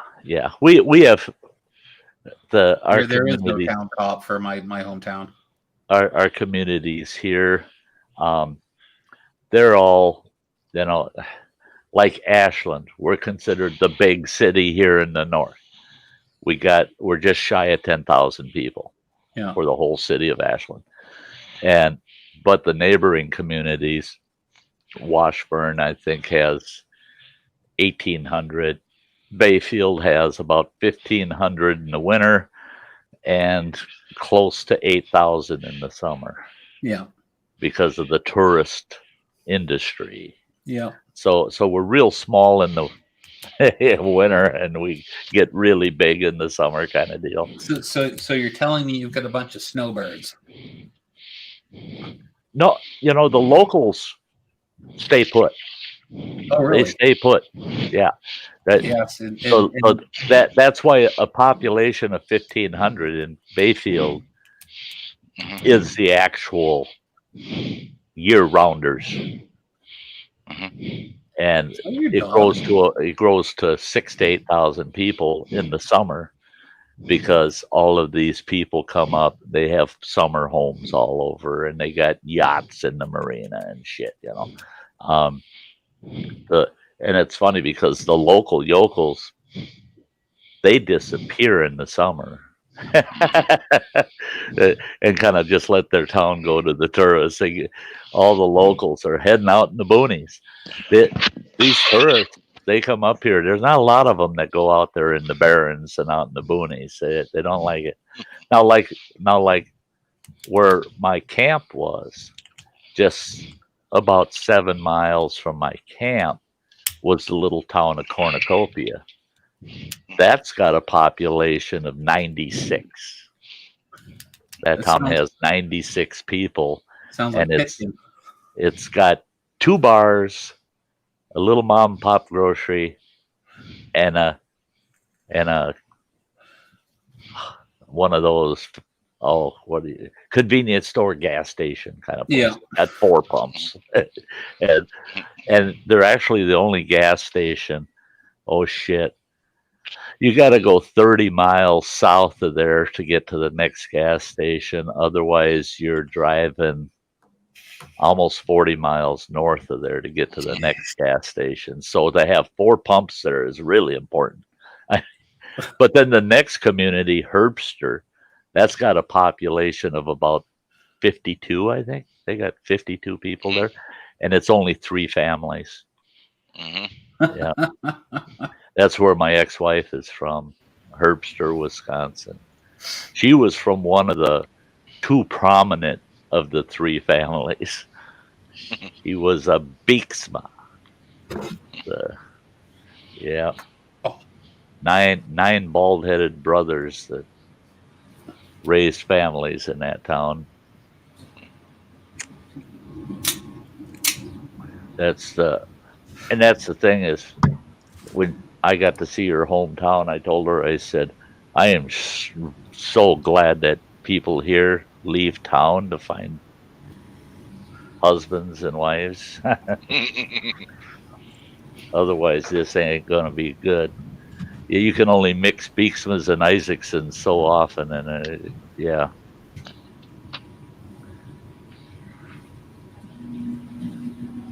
Oh, jeez. It's boony, so I'll still have the raccoon hat. It's going to get cold, so yeah.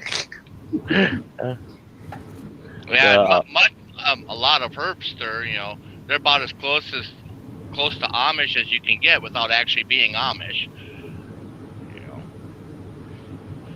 Yeah, not anymore. The new generation has changed. A lot of them that they work outside of Herbster, and but that my generation, a lot of those guys kept doing horse logging, and a lot of them are farmers, and and that's like running waters. That'd be his. I don't know what the fuck they'd be, because it'd be his great grandfather's brothers and his great grandfather. They had weird names like Minna, Okie, Farmer, Anna. I mean, these guys' names are goofier than shit. I mean, my God, you look at a guy's birth certificate and his first name is Farmer. That wasn't a nickname. I thought it was his nickname. And when he passed away, they had his birth certificate in a glass-covered frame. And I'm looking at that son of a bitch, and I go, "Hey, Mabel," my ex-wife. I called her Mabel because she had such a weird family, and her actual name was Brenda, but I always called her Mabel. Running Water can vouch for that. Mabel or Wanda, because her mind would wander all the time. I have to use that because my mother's name is Wanda. and I think she was one that would be talking to you, and then get up and go get a new coffee, and then come back 10 minutes later, and then keep going with what she was talking about. Yeah. that we'd have to restart the conversation. We moved on to 3 different conversations at that time. She But- would wander off all the time. So I started calling her Wanda when she started doing that shit. Oh, I've If she'd get up and start wandering off while you're in the middle of something, I'd go, "Hey, Wanda, Wanda, we were talking with you, Wanda. Well, you're in the kitchen doing whatever you're going to do before you come back and get back in the conversation. Tell Mabel to come back." Jesus. But yeah, that I tell you what, them Herbster nights up there are just, yeah, odd bunch. See, my ex-wife's mother, her dad was Danish. So her grandpa was Danish. Made her mother Danish, right?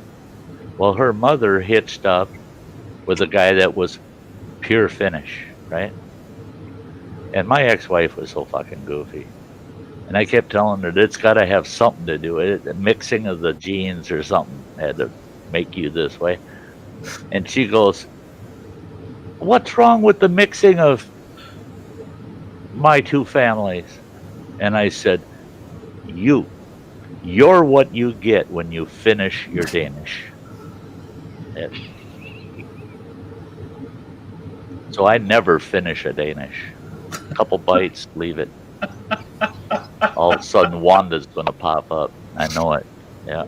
That's what happens when you finish a Danish.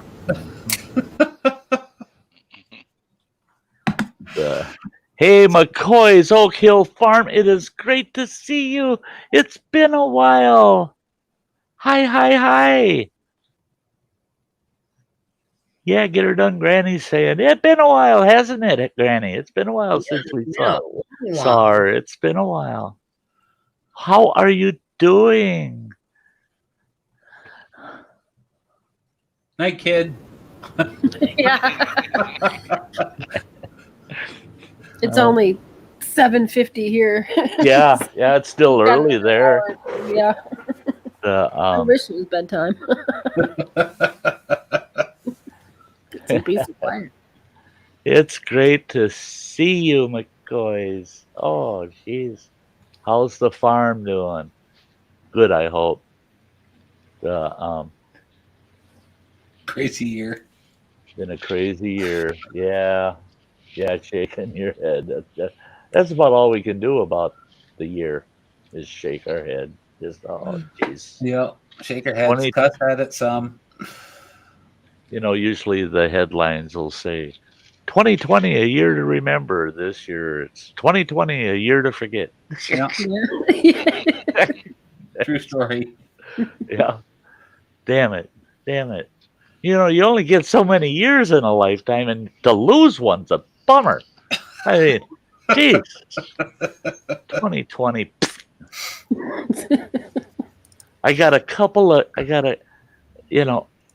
I have to say, probably with my camping trips and that, I've got a couple months out of 12 that I can reflect on. Otherwise, the rest of it, I don't want to think about it. Well, hell, last few months of mine are on video. Well, I saw this article was posted on one of the pages that was talking about this guy that had gotten in a car accident last November, and he's been in a coma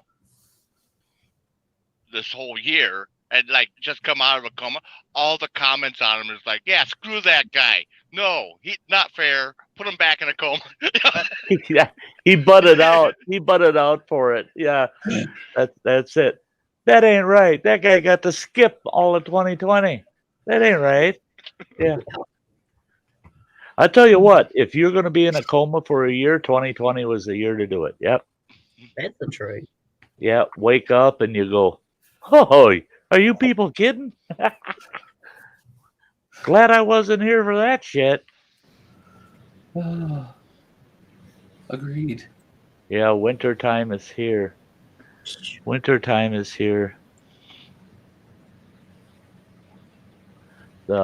still running the air conditioning, so. Yeah, Quit but your bragging. I always keep my truck at about 55 degrees. Quit You your know, I do bragging. the same thing Wyatt. at home. So Sam, I don't know how well it'll work, but don't get yourself a webcam. I'm sending you one. You don't gotta do that. Oops, too late. Say it. Say it. No, please say it. I want to hear you swear. I know. I'm trying See, not to. see, I'm a lot like E-Waste Mike when it comes to things like that. It's my choice, you know.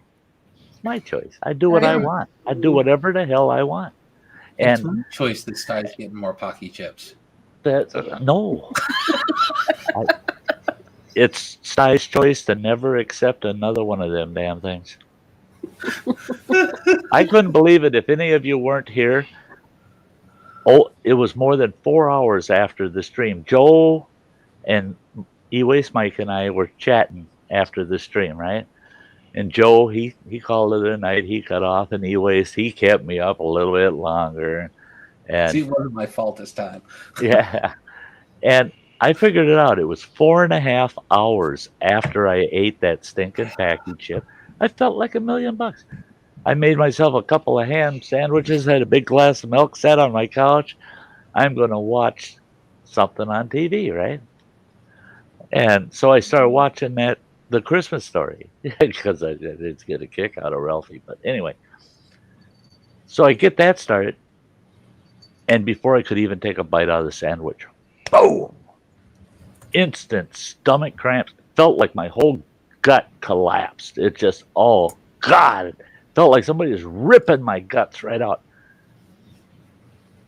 Right away, I grabbed that milk and I drank that big glass of milk down, and I started chowing those sandwiches, and I'm bent in half in pain, trying to eat.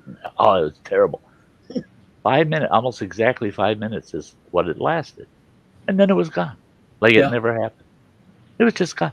Where in the hell did that stomach cramp come from? Though that packy chip was sitting there floating on the top of that peanut butter sandwich, and it waited until it's ready to go into the intestines, right?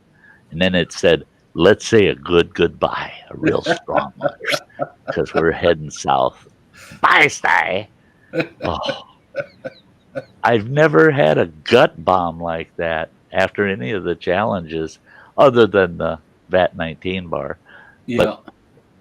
But that blindsided me. I never expected it because I felt so good after eating that chip. Didn't think anything of it. Good night there, McCoy's Oak Hill Farm. Please come back. Please come back. You know where we are? Oh, he said right, not night. Oh, right. Oh, I thought it said night. I was like, what? Oh, shit. Okay. And that's she. Oh, well. Yeah. Hard to tell. Yeah. Oh, no, really. Yeah. Oh, no, it is really hard to tell. Yep. And I'll tell you what. No, I'll tell you what. She's a tough gal, you know. So she ain't gonna be talking all cutesy over there so that Joe understands that it's she, you know. I've already been corrected once this month by a Willie. You? Yeah, by a Willie. Her name is Willie. Yeah. First time I'd ever encountered a female with the name of Willie. Really? Yeah. Hey, my brother's first wife. Everybody called her Bobby. Oh, that's her actual name is Willie, though. It's not like a given or like a nickname. Well, but with Bobby, they called her Bobby since she was a baby.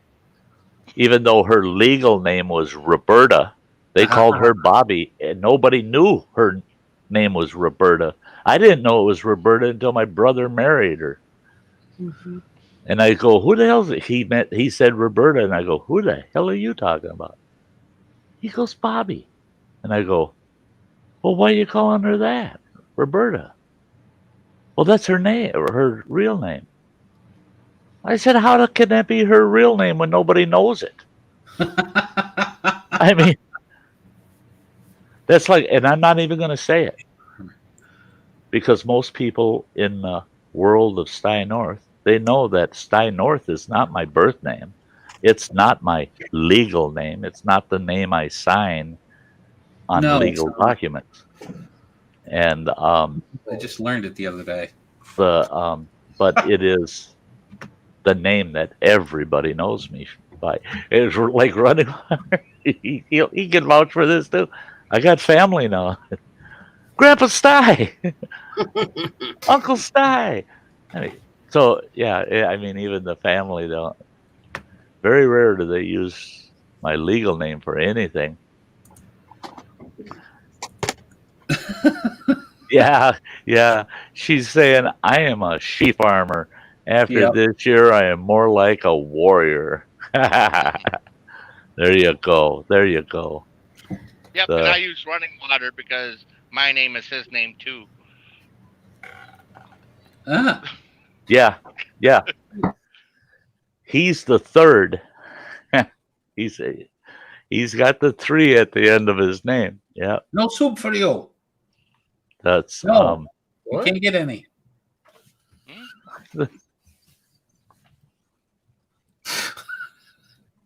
the metal music. Yeah, I thought I was Jesus Christ until I was halfway through elementary school. I was damn it.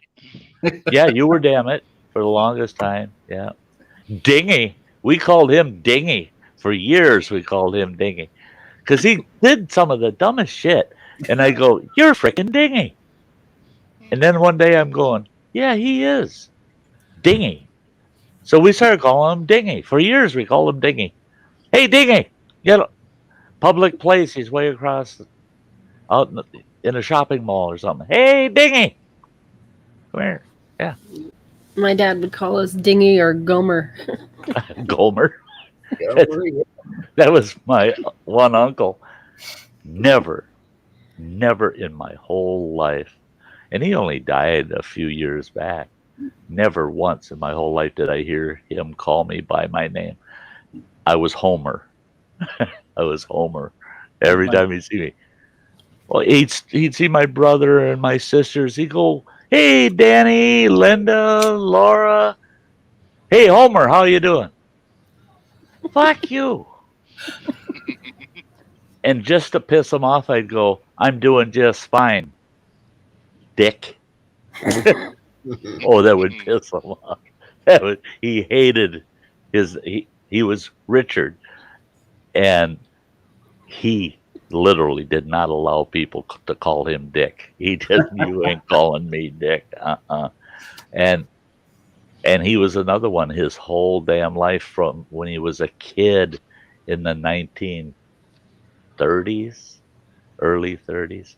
From then on, he was called Buddy. It was just, he's Buddy. Everybody called him Buddy. Yeah. My grandfather's, everyone knew him as Wink. As what? Wink. Wink? Yeah, his real name was Everett. Now, my grandfather's name was Docky. That was his legal name, Docky. And it was to kind of name him after his father, who his legal name, my great-grandfather's legal name was Doctor.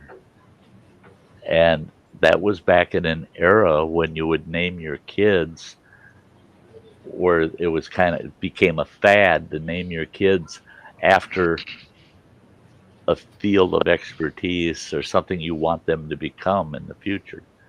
And so they named him Doctor. He's the farthest thing from a damn doctor you ever seen. Yeah. But yeah, so great grandpa was Doctor and my grandpa was Docky. And looking at their birth certificates, you just go, you have to let you name your kid anything you want, won't they? Anything you want. Yeah. There was a guy, well, Running Water wouldn't remember these guys because he was probably about 7 years old, 8 maybe. But there was this family out in Montana, and there was this one kid in that family that I'd hire him to do little odd jobs for me, help split wood or do different chores and stuff. I felt kind of bad. It was one of those families that just they do little odd jobs and just barely get by kind of family, And so I like to help the kid out. But I felt bad for the kid because his name was Chris. And, Chris is a good name. There's nothing wrong with Christopher as a name, but No? it wasn't Christopher. His legal name was just Chris, but his last name was Cross. His parents were mean, man. But, yeah, every time he'd screw something up, I'd say, well, that's all right because you get things crisscrossed,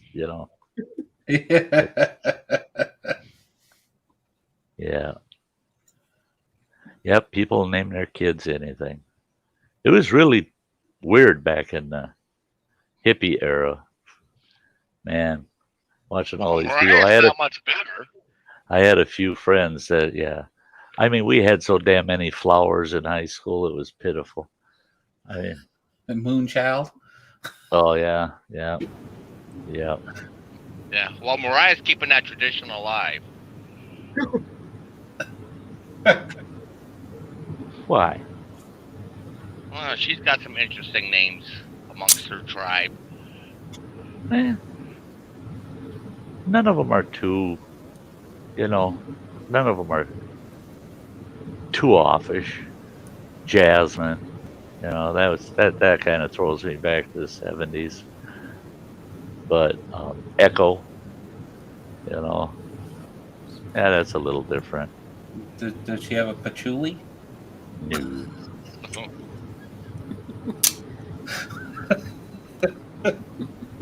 There you go. If I ever had the misfortune of fathering another kid, we're going to name him Packy.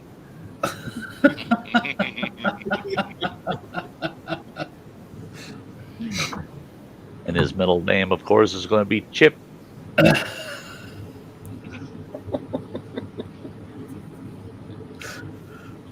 And he'll be going around saying, please just call me Chip.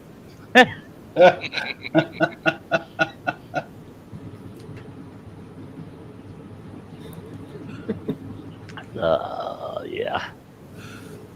Hey, Rebecca. Oh, Lazy Nate. Lazy Nate. Yep. Yeah, we're just hanging out tonight. We're just hanging out. Yeah, looking at the time. I'm in no big ass hurry to go anywhere. We'll let this go for at least another half hour. Rummy Bear. Rummy Bear. Oh.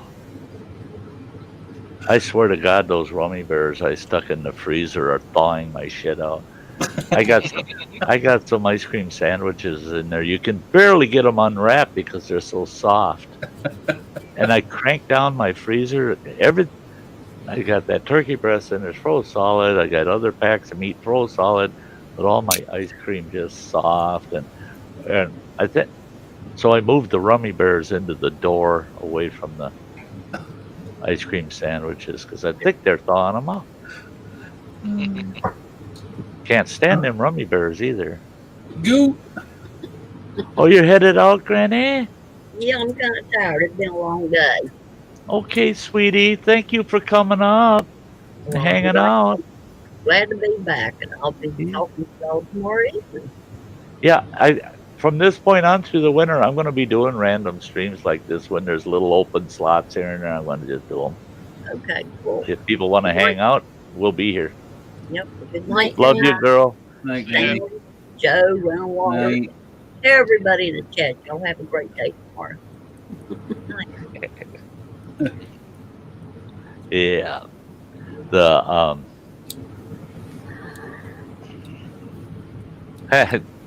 Texas hotspot. Dang, guys, isn't it past all your bedtimes?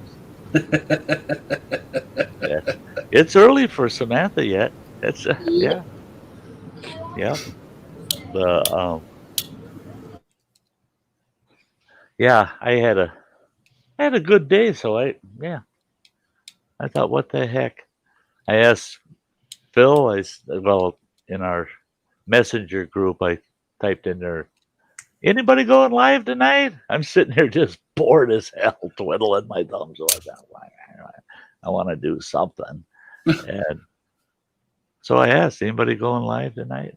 Phil answered back, well, I really didn't think about it, but he says, if you want to go on live, feel free. Go ahead, take that slot. And I'm like, are you sure? I thought, come on, Phil, go on up. I'll just sit on your panel. And he said, no, go ahead. I said, okay, I'll set it up. What the heck? Well, there's E-Waste, Mike. Oh, Chip. Yep. She ain't looking, Mike. Yeah.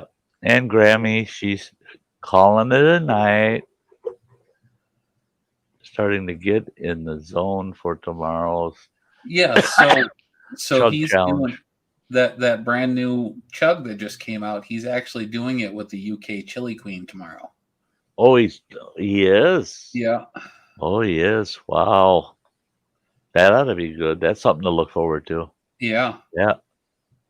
Yeah. Shahina is really nice lady. Uh-huh. Oh, yeah. Yeah. Yeah. And she can handle the heat, boy. Oh, unbelievable. Yeah, she can handle the heat. Schwans? Schwans? Mike's next kid's name right there. Oh, geez. I tell you what, there ain't a lot of guys out there that I'd be willing to roommate with, But living at Mike's, I could get along there. Yeah. Yeah. Until he started beating the shit out of me for eating all his schwans. But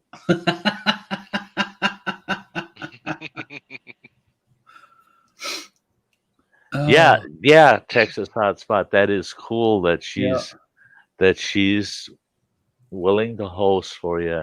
That is great. That is great. Don't you just love that though when you have somebody that they're respected in your genre and then they say, hey, yeah, I'll host for you. And they're you just go like, there. Whoa, shit. Yeah. And it actually takes some of the weight off your shoulders on you doing a challenge, because now you're thinking about how honored you are that they're there, and you're thinking a little less about the challenge, having to deal with it. It's just like, if I'm going to go through this, I want somebody there that really, really matters, Did you watch that Netflix show, the We Are the Champions? No, I haven't watched it. I don't have Netflix, so okay. I actually did it just for the month so I could watch it. So on there, the second show is all about chili heads. Uh-huh. And the last, and it shows Smoking Ed Curry through the very first international chili eating competition at close to his ranch, and he was the one that supplied all the peppers for it. Uh-huh. Well, the last three people, two of them I talk to almost on a daily basis. Uh-huh. And Zach's actually in. Zach, Phil, Groovy, Lava Squirrel, and his name's Dustin Johnson, the Atomic Menace. Yep. He was the one that actually he was the actual one that person that won that competition. Right. Right down to earth, great guy. Yeah. This entire, I mean, it's hell. I've been doing this for 3 months now. Uh-huh. Yeah. Yeah. I've not met a nicer group of people in this community. Yeah. Well, that's like, okay, I'm known pretty good through the outdoor bushcrafting community and that, and I've done collab. I did a collab with a guy that he's got about 200,000 subs, and his channel's really well known in the bushcraft community, and a lot of bushcrafters that I've met, big YouTube big boys in YouTube, and you when you get to know them, Nicholas Green is another one. He's got close to 500,000 subs. I mean, and he comes up, sits on the battle. We have a blast. It's just like we've known each other forever, and he's so down to earth. All these guys, and I love these grassroots types because they don't forget what it's like to be just to be good people. They Yeah. don't forget that, and they're awesome. And knock your old butt out. Don't mess Hey, with the Schwans. Sty, can I share something real quick? Because Texas Hotspot has, for his new hot sauce that he just came out with, Mhm. he's got his label. He sent it to a picture of it. Can I share the screen real quick? Sure. How do you do this? There it is. Right there. That's his label. Oh. Oh boy. That is good. That is good. I am good. And that's funny because I watched both the Guardians movies night before last, and so seeing Groot in 2 movies just 48 hours ago, and then seeing I Am Groot, that is so good. That's awesome. No That's problem. I believe that's actually his last name, Mm-hmm. The right, Zach? Texas. Yeah, Hotspot. I've got Goot over on Facebook. Yeah. Yeah. Yeah, Yeah. he showed that today. Yeah. Yeah, that's cool. That's cool.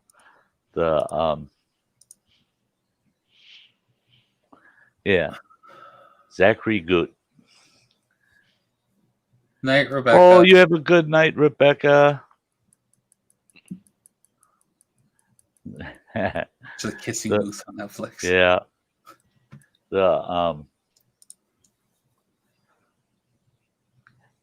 Yeah, and that's one thing that I really like about YouTube is just how creative people get, out here on these platforms. People get pretty creative. They have a good time, and it's what I always said. If you're not having fun out here, if you're not out here doing it for the fun, then you're probably here for the wrong reason. Right. The old YouTube get rich scheme. It's 1 out of 100,000 people that accomplish that. Yep. And it's usually short-lived. Yeah.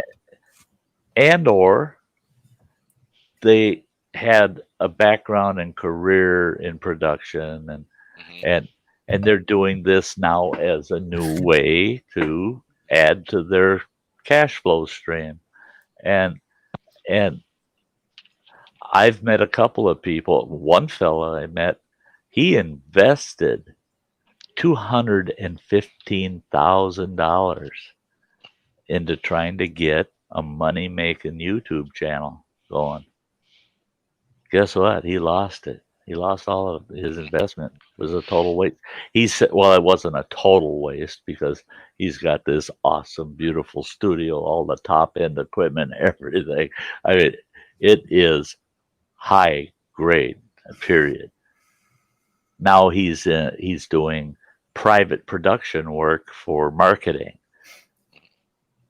Doesn't go anywhere near YouTube anymore. He says, I ain't got the time or the will to mess with YouTube because it didn't turn into the cash flow he really needed to see. So he had to take everything he did for YouTube and then repurpose it into another career direction. And it was tough. It was tough for him. Hey, Goldfish, great to see ya. Great to see ya. I would have spent this money on something else anyway, what I've got going right now. Yeah. Probably on the same junk food, but Just a different Well, brand. see, now for me, if something, God forbid, meant that I didn't have the YouTube channel anymore, all of my gear, everything I've got, is still got a purpose. Yeah. I do a lot of video conferencing with friends, and I'm not just in live streams. I'm not just posting videos. I'm conversing with a lot of friends out here on the platform, but not publicly, Right. and so all of this equipment doesn't go to waste. It would continue to be used. So Oh, for me, it's an investment, and a lot of it was actually gifted to me by viewers and Running Water. Running Water's contributed to several pieces of equipment I'm using, and and that's it though. Is I didn't set out with this hard, what you would call a hard cost budget, and say I'm going to invest all these hard costs into my YouTube channel, right. and I'm going to be a big success. I'm going to be all over the place. Everybody's going to follow me. I never once ever thought that way. It was, oh, I need a new camera because my camera's crap, and I want a better one. That's the only reason. It wasn't because, oh, I got to provide better quality. No, I just need a better camera. Period. Yeah, and what I use to shoot my my videos with is just an old Canon DSLR. Yeah. Yeah. But I bought that originally because I wanted to take better photos. Right. See, and that's but it. it. Also records in 1080p, so yay, dual purpose. I started my whole channel with this old Kodak. This bugger's 25 years old now. It's 25 years old. And it wasn't until a little over 5 years ago, I was looking at these buttons on top, and one shows a video camera by it. So I pushed it one day, and it starts up, and I push the shutter button. It's recording video. So I'm going, wow. And I'm saying things like, son of a bitch, who would ever guess this camera would ever do that? And I'm moving it around. Oh, wow, cool. Shut it off. Downloaded it to my laptop. And I thought, I'm going to look at that video that it took, see how it looks. And I played it, and I go, and all I heard was, son of a bitch, look at this, look at what happened. And I'm going, holy shit, it's got a microphone, it's got audio. And I had started Wilderness Thriving Fundamentals, and I thought, oh, I should start a YouTube channel and market my camp. And I could do videos to promote my camp.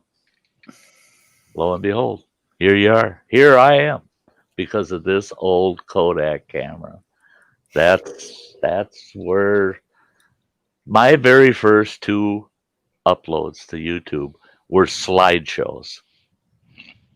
They were just a collage of slides, of stills with some text. That's what I'm using. What is that one? This is the Canon Rebel T7. T7. I've got the SL2. Oh, it's right here.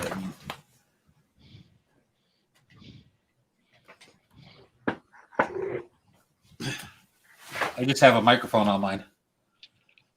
Right. Yeah. I've got external mic and all that fun stuff to go with it, and like 8 different lenses, and depending on what I'm trying to video. And that's one of the things on my Christmas break is I drew up a design for a mount for me to put on the dash of this truck that can hold this camera.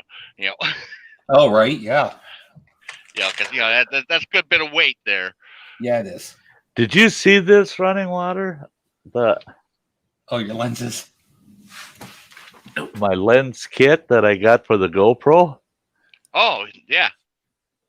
Yeah, that's sweet. Nice. Boy.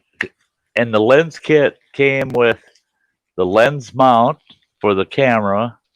It's Mhm. across the room. Otherwise, I'd show it to you. But this kit came with the 2 lens mounts, so I can have 2 filters pre-set up, and they quick mount to the lens of the GoPro, and they're nice because they got lanyards on them. They go down to the base of the mount for the GoPro. So if I'm in the woods banging around and it knocks the lens off the camera, I don't lose the lens. It's just hanging there. Right. And okay, so I got the 2 mounts and 2 covers. So you got lens covers for them so that they're not exposed. I went out and I tested 4 of them. Oh boy, they really improved the video quality and take a shitload of the glare out of them from the sun. Yeah. If you got the polarized lenses and such. Yeah, Yeah. they really help. Really help. I got this whole set for $23, Nice.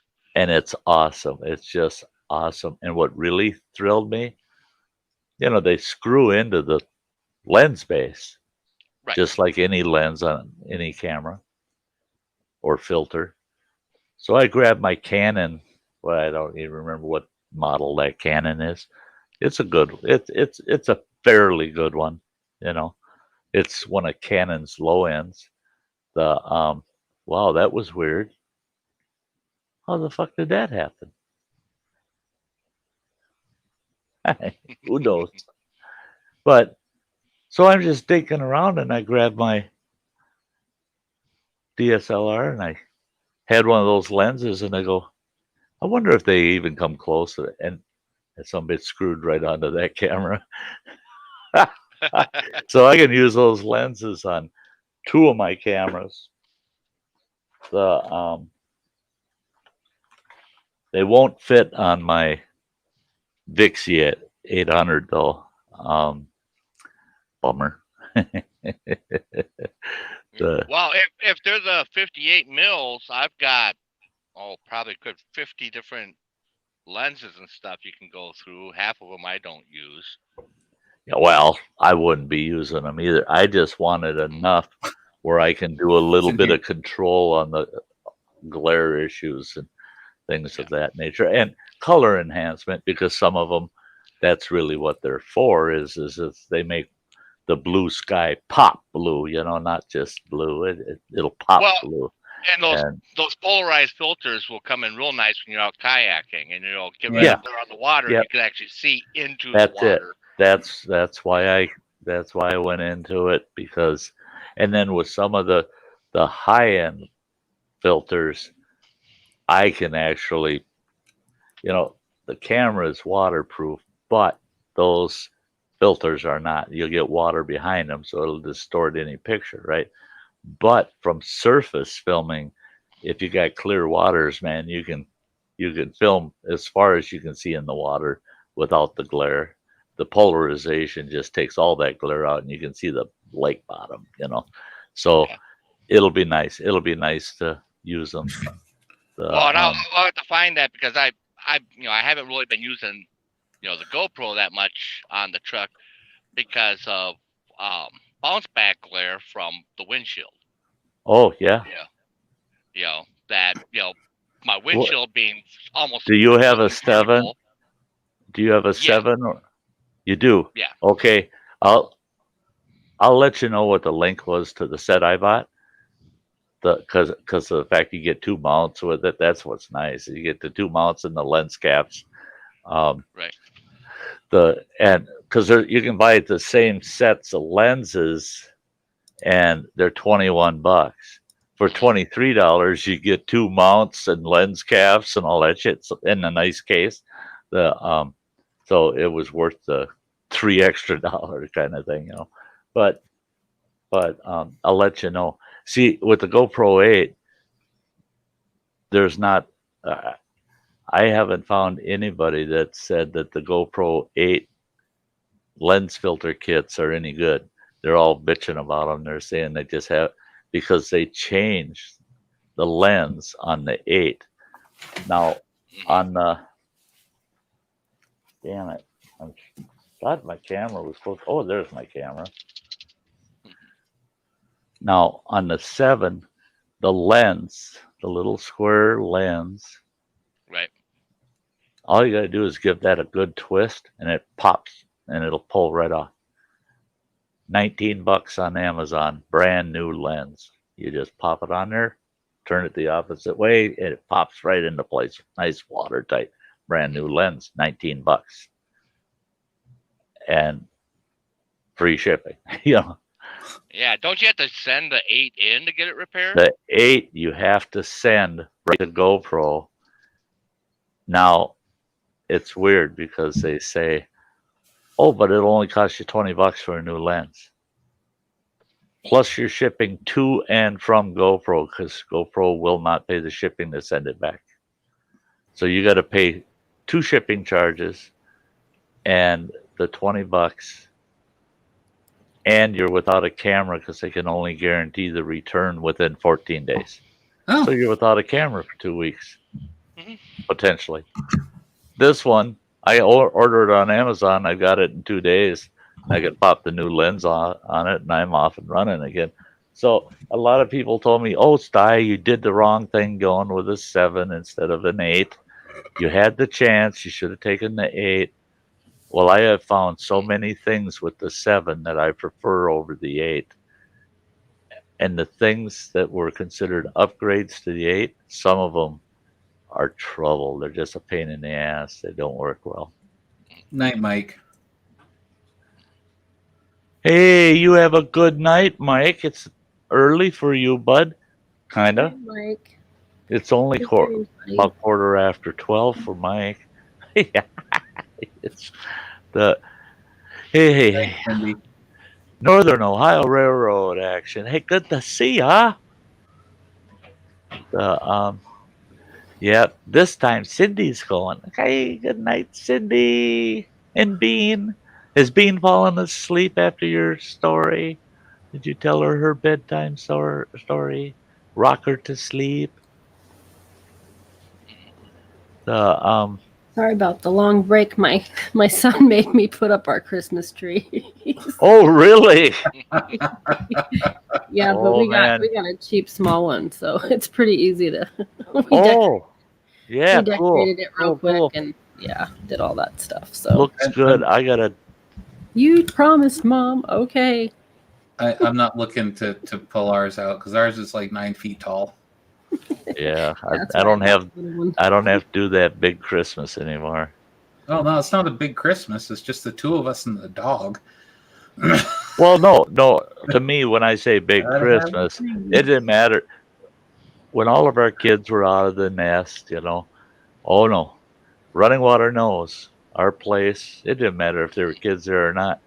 You thought you were at the frickin' North Pole. I'm telling you. I mean, I had thousands of dollars invested in Christmas decorations. When I packed it up for the end of the year, stick it away in the storage, it was like 8 of those big long totes packed full, plus the 3 Christmas trees in their boxes and the big old nutcrackers and shit, the talking Santa and the, Jesus Christ, yeah. Yeah, it's I think about the work that we put in. Oh, as you know, I don't care as long as there's no tinsel. I hate That stuff tinsel. is messy. Yep, tinsel. Yeah, I don't bother putting up a tree anymore because Bean doesn't understand that, indoor trees don't get watered. Yeah.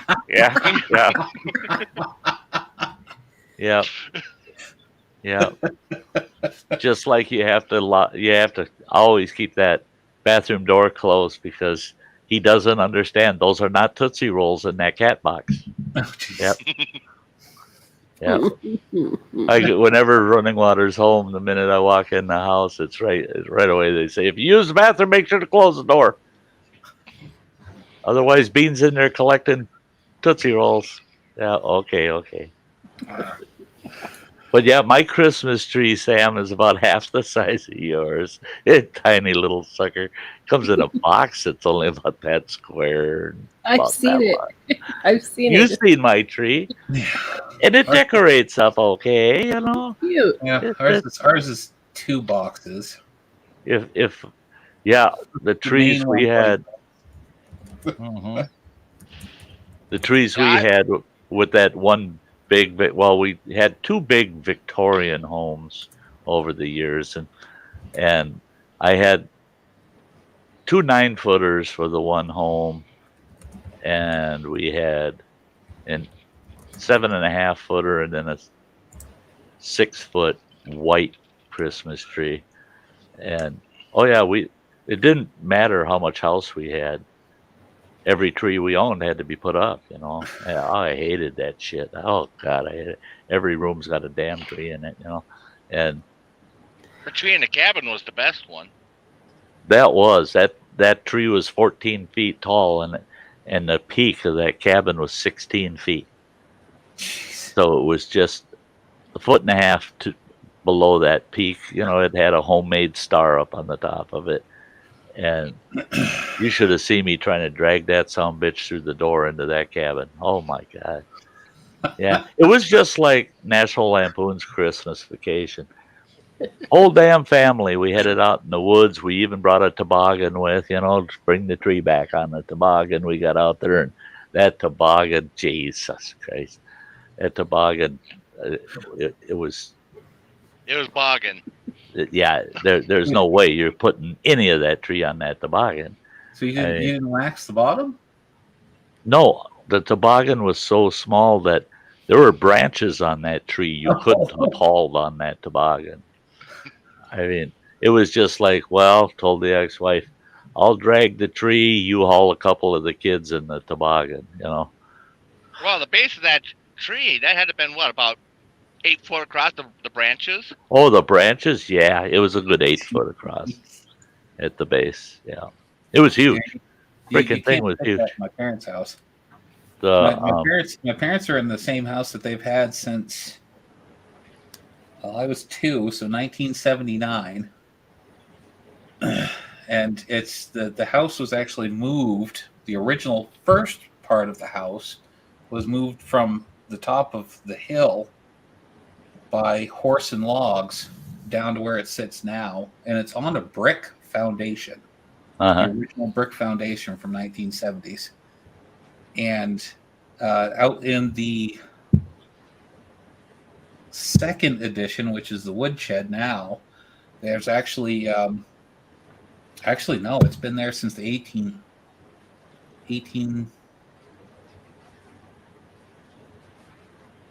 yeah, the second edition out there has got a little height marker out there on that's actually marked for 1914.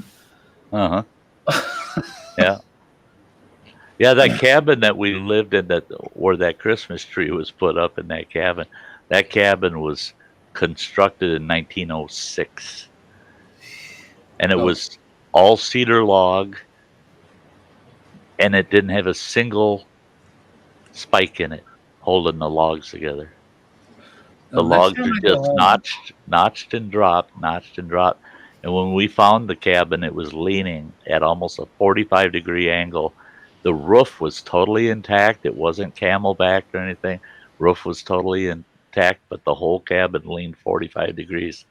And I went up there with a backhoe tractor, and I used the backhoe itself, and I put two big 2x12s, 10-footers up against the side of that cabin, put the bucket of that backhoe against it, and I pushed that cabin until it stood right back up straight again.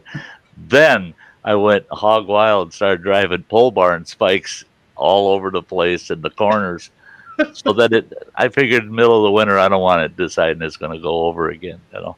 And that bugger, all the chinking was gone between the logs. You could look out at night. You could look out, see the stars in between the logs. It was as rustic as you could possibly get. The floor was all. It was 1x6 planking, but rough cut, and the whole floor of the cabin. It had been used. It was part of a logging camp in 1906, and then for from what I understood, in the 50s, they used it for a chicken coop, and then they use it as a hunting shack once in a great while, and then it was just abandoned. And when they started leaning, people just and yep, when I saw that place, I said, "Yeah, gotta have it. That's gonna be home. That's gonna be home." Worked out a sweet deal there. Yep, it got 80 acres in that old log cabin, and got the whole works on a lease deal where all I did was clean up some of the garbage and stuff around on that property, and to make sure that there were no trespassers that would crawl around on some of the junk that was still on the property and get hurt and become a liability to the owners of the property. So they said, yeah, if you babysit the property, you can live there all as long as you want. So, yeah. So we were kind of excited because we were at that point, we were looking at 6 of us living in a 16-foot canned ham type camper. Oh, jeez. Yeah. And I thought, this is going to get uncomfortable, the 6 of us. I can't be that close to the ex, we need something a little bigger. So we got the cabin. And the cabin was it was 16 or 20 by 20, It wasn't very big. But it was plenty big for the 6 of us. Yeah, actually, we had rough times in that cabin, but shit, I'd kill to be living in it now. I'd love to be in it now.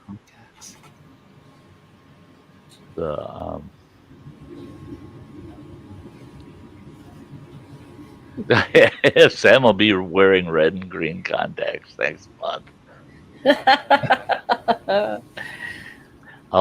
She'll be getting her camera before too terribly long. Make it happen, Sam. And we'll be able to see her eyes a lot better. Yeah.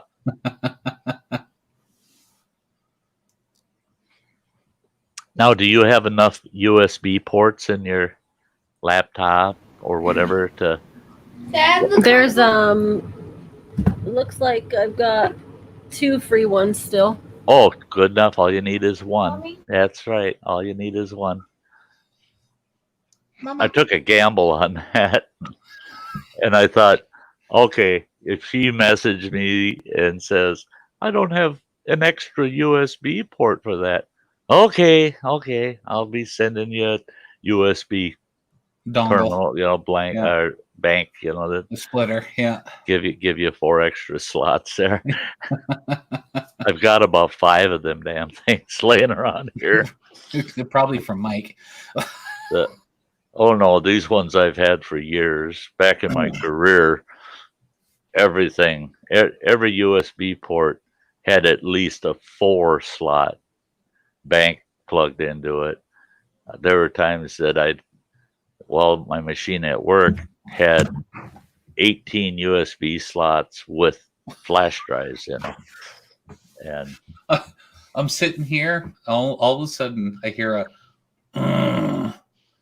I'm like, what in the well, I know that wasn't running water. That wasn't Bean. I look up like this and I could see my dog because there's a Jack and Jill bathroom here. Oh yeah. In the spare room. And my dog's sitting there on the carpet just looking at the back of my computer screen going, time to bed, Dad. Dogs. He won't go to bed without me. So he'll go out and sit and lay down and sit and wait for me to go to bed. Yeah, patiently waiting. Yeah. Well, not necessarily patiently, but he's waiting. Yeah. Oh wow, metal music. Yeah, hey Harry, 84 slot. What does it plug into? Yep, USB brick. Well, that has to go into a Type C.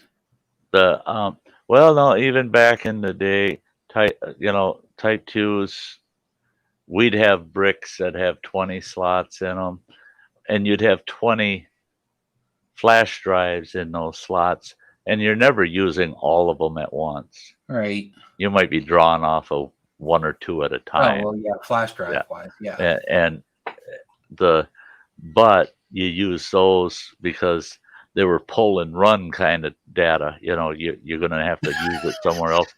Oh, look at Beaner. Look at Bean.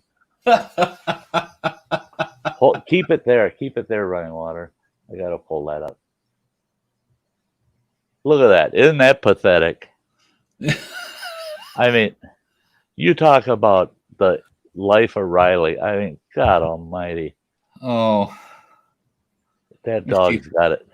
He's got it so damn made. Look at his tongue sticking out. His tongue's always hanging out. What a he's goof. disgruntled because I'm not going to bed yet. yeah. He's disgruntled. Find a picture of my spoiled ass dog. Or Bean. Oh,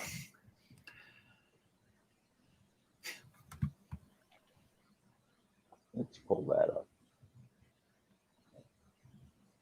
Oh yeah. Yep. Get comfy. got his own pillow, his own blankets. Yeah. Spoil the pooches. Spoil the pooches. Oh, there you go. It's one of his outfits. Oh yeah. Yep. Yeah. Oh yeah, he's got flannels for when we go up to the cabin in the winter. He has flannel pajamas because he's short haired, a little staffy. Yeah. And, but he'll run outside until his paws bleed Oh yeah. for the entire time we're up there because he gets to play with 3 other dogs. You gotta get him some snow socks. He refuses. If you put the socks on him, he'll just lay down. Really? Yeah, he hates it. He does the whole and then lays down and won't go anywhere. Stubborn like mule. Yeah, I got Bean some that has kind of like little what's it called, the crampon spikes. Yep. Oh, yep. For him to run around in. He loves them. He won't go outside unless I put him on during the Yeah. winter. Oh, Yeah. really? Okay. Yeah, Yeah. it's when we go up to the cabin though. It's normally if they jump off the deck to the cabin, it's into like 2 to 3 feet of snow. Yeah. So it's all you see is like ears all of a sudden. It's because they jumped into powder. Yeah. Yeah, I had a few sled dogs in my young days, and they learned real quick to wear booties. They loved it. They loved it for training because I'd put booties on them, and then you get them out there and run them. You try to run them competitively or just work them hard. Then their feet start getting tender, and out come the booties. And those stupid dogs, those huskies look at you and they get this like, oh, poor me look, and they'd lift their paw up like, this one first, please. It was just, they were pathetic. They were pathetic. Yeah, that was one thing that I found was that I fortunately didn't have to teach any of them to accept their booties within a day or two of using them. It was just like, yeah, those are nice. Yeah. I had one dog. I had to have strings that went up and went through the harness and down to the other booty, just like mittens on a little kid. And he could tell if you didn't put that string up over his harness, he'd be looking over. look down at his feet, look over. And it's like, no, you don't have that string right. You got to have that just right. Keep my booties up, you know. And he'd run, and if one of those booties would start to get sloppy on him and start getting loose, he'd stop. He'd make the whole damn team stop. You know, it didn't matter if it's 3 dogs or 5 dogs. He'd get the whole team to stop. Nope, and he'd sit there with a paw. It was like, you wimp. God. Stinking wimp. You're lucky I give you those at all. Oh yeah. Yeah, that was. Yeah, I've got like a down jacket for him that he insists that he needs to wear when when it's cold out. Even his type deal is like, hey, I'll carry you over to the grass, do your business, bring you back in. No, he'll just stand there and stare at you. Won't go anywhere unless I take him, put his nice little plush jacket on, and then he's ready to go outside. He's got like the logging hat and all that stuff. He wants to stay warm. Little diva. Well, that stinking dog spa you take them to every time you get home. I mean, my God. He drops them off at that dog spa, and they treat the dog like he's a princess, and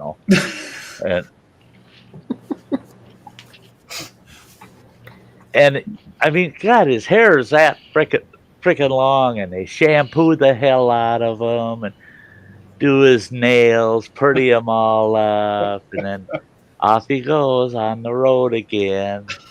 And yeah, when he gets home, you can just tell in that dog. When he gets home, it's like, well, this is fun.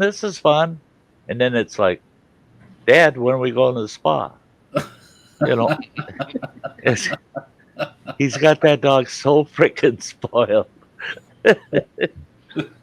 Well, this last time Dad called me up, wanted thought I might have to take Bean down to the vet because he wasn't eating. That they put his food down and he's just sitting there, and looking all sad and stuff, but he wouldn't eat. And I was like, oh yeah, we were on the truck for 3 months. He's learned a new trick, that he shakes your hand before he eats. You shake the hand that feeds you. So, Right. Yeah. They're like, oh, okay. And they're quiet. And they're like, oh, wow. Oh, yeah, he's eating now. Yeah. It's Shook his hand, and now he's eating. He won't quit. That's bad. Yeah, teach him some respect. That's oh, the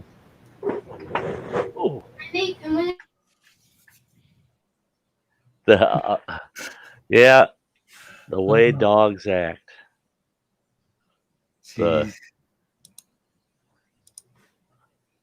That was my 2 mascots. They're lap dogs. One was a Chihuahua and one was a Lhasa Apso Shih Tzu mix. And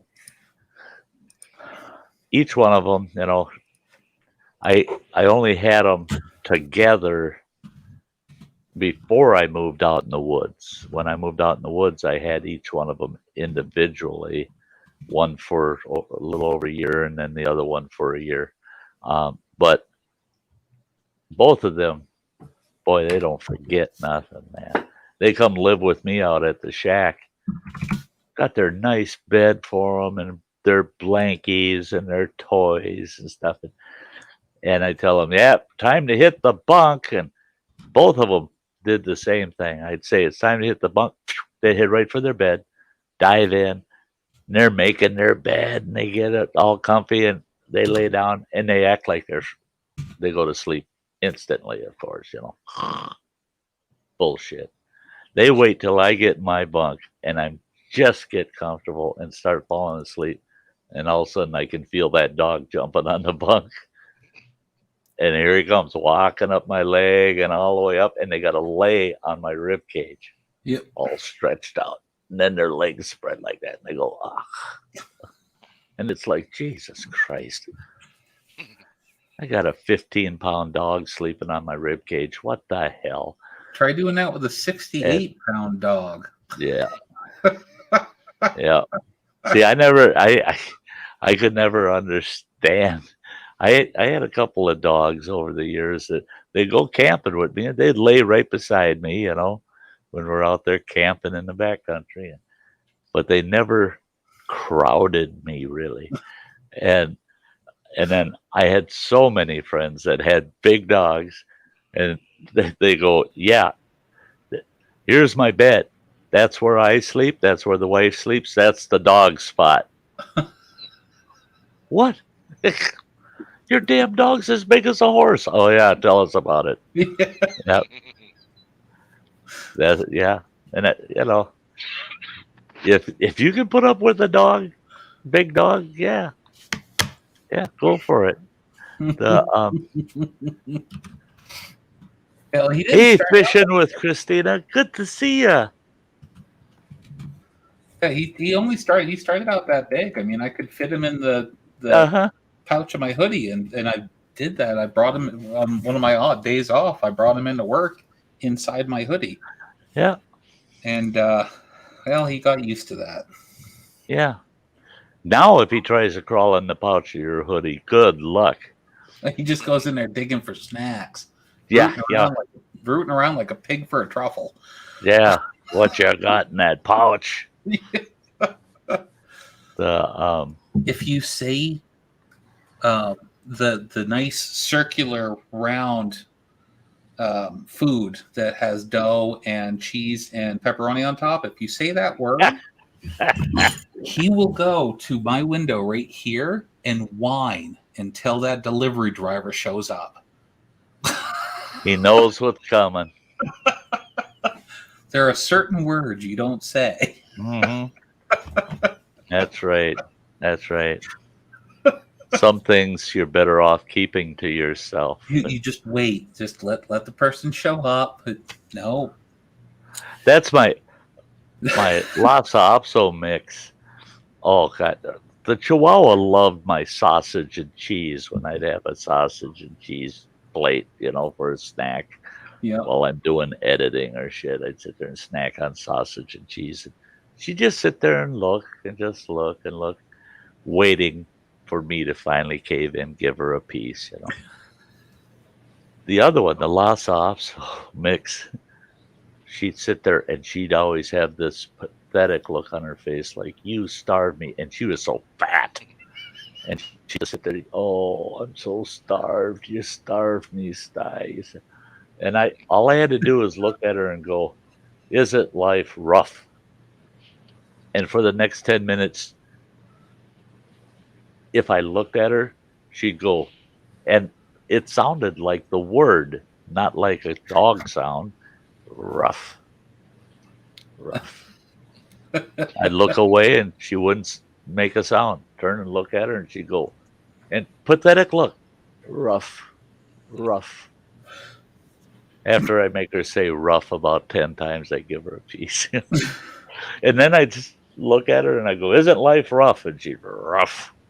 Lower tone, rough. So to her, whenever the sausage came out, this is going to be rough. To get my piece of sausage. Yeah, she was hilarious. Yeah, it's just normally a pile of drool with Abram.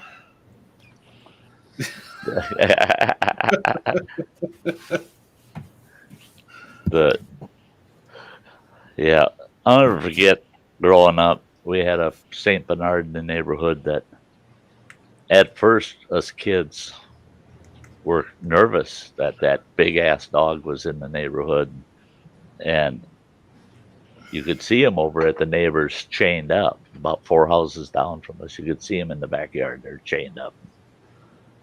Bunch of us kids, 5, 6 of us are out there playing one day. And he always barked at us. Bark. And then we kept saying, boy, hope he never gets loose, man. If he gets loose, run. He'll kill you. He's huge. All of a sudden, one day, one of the kids yelled, oh my God, that dog is loose. And I turn and look, and here comes this big ass St. Bernard running across those yards right for all of us kids. And I'm like, holy shit, somebody's going to die today. Not me, man. I'm heading for the house. That freaking dog tackled my ass. And I thought, I'm dead, I'm dead. And he got me rolled over on my back, and I'm thinking, I'm dead, I'm dead. He's licking me and drooling all that snot all over me. It was so freaking nasty. It was just, oh my God damn it. And stinky dog breath. And he's just happy, blah, blah, blah, blah, blah, all over me. Finally, he gave up. And I kind of pushed him off, and I sat up, and I'm just like, oh, shit. And he turned and he looked, and he seen one of them other kids hiding behind this crabapple tree. He took off, and I'm cheering him on. Get him, get him, get him. Sure enough, that kid tried running to his house. He didn't make it. That big St. Bernard knocked him down, gave him a snot bath, too. And for 3 years living there while that dog was in the neighborhood, it happened at least once a week throughout the summer. Us kids, all of the neighborhood kids coming, they usually hung out at our place. We had the biggest yard in the neighborhood anyway, so they all come hang out at our place. Plus we had the apple and crabapple trees and plum trees, lots of ammunition to have apple fights and shit, so we hung out there. But yeah, we'd be hanging out in the yard playing, and all of a sudden you'd look at standing by the back of the garage. There he is, he's loose, and he's looking at us all like, which one do I? Snot all over today, And if you were to see us kids when we'd see that dog and the way we'd scream and run, you'd think that he was a killer dog, that he's going to kill them kids. No, he just wanted to slobber all over your ass. And I never seen a dog so drooly like him. I mean, God, he was just all snot. He'd shake his head. He'd get so much going, he'd shake his head, and that snotty dog snot flying all over it. You could be 5 feet away, and you get a big old splash of that shit on your face. And he's just like, this is fun. I get to chase kids over here. It was bad. And my dad, being the chief of police, I told him, I said, you got to do something, Dad. That guy's dog down the road gets loose, and it chases us kids all the time.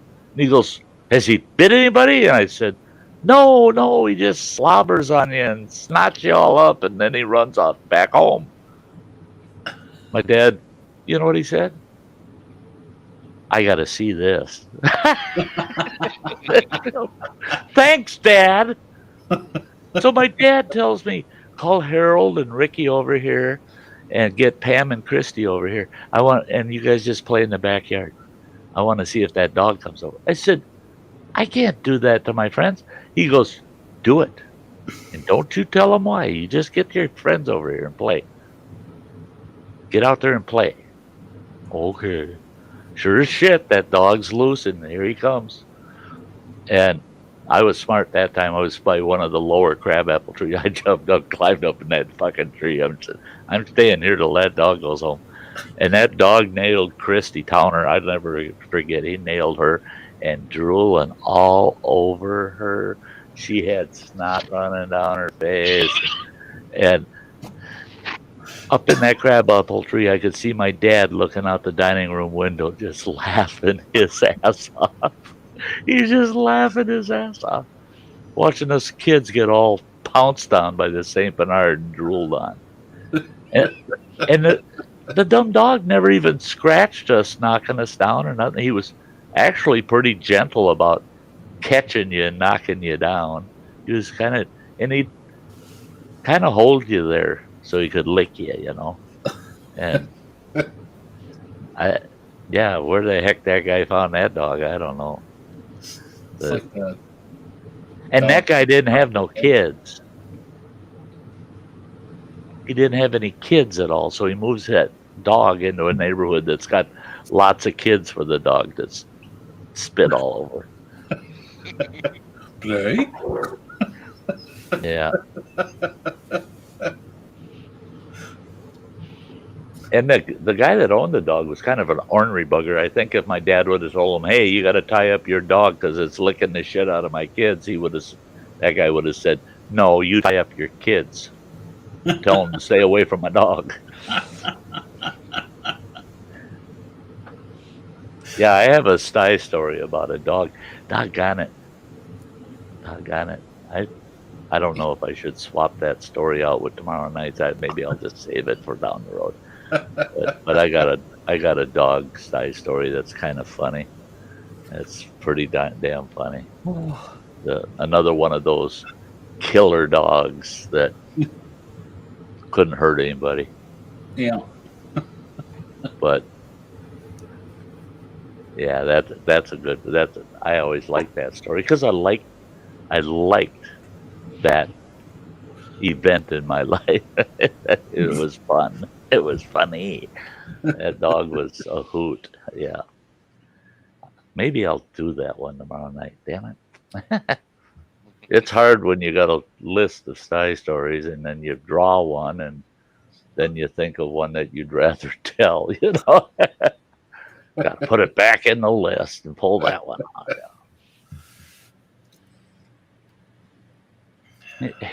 Hey, you have a good night fishing with Christina.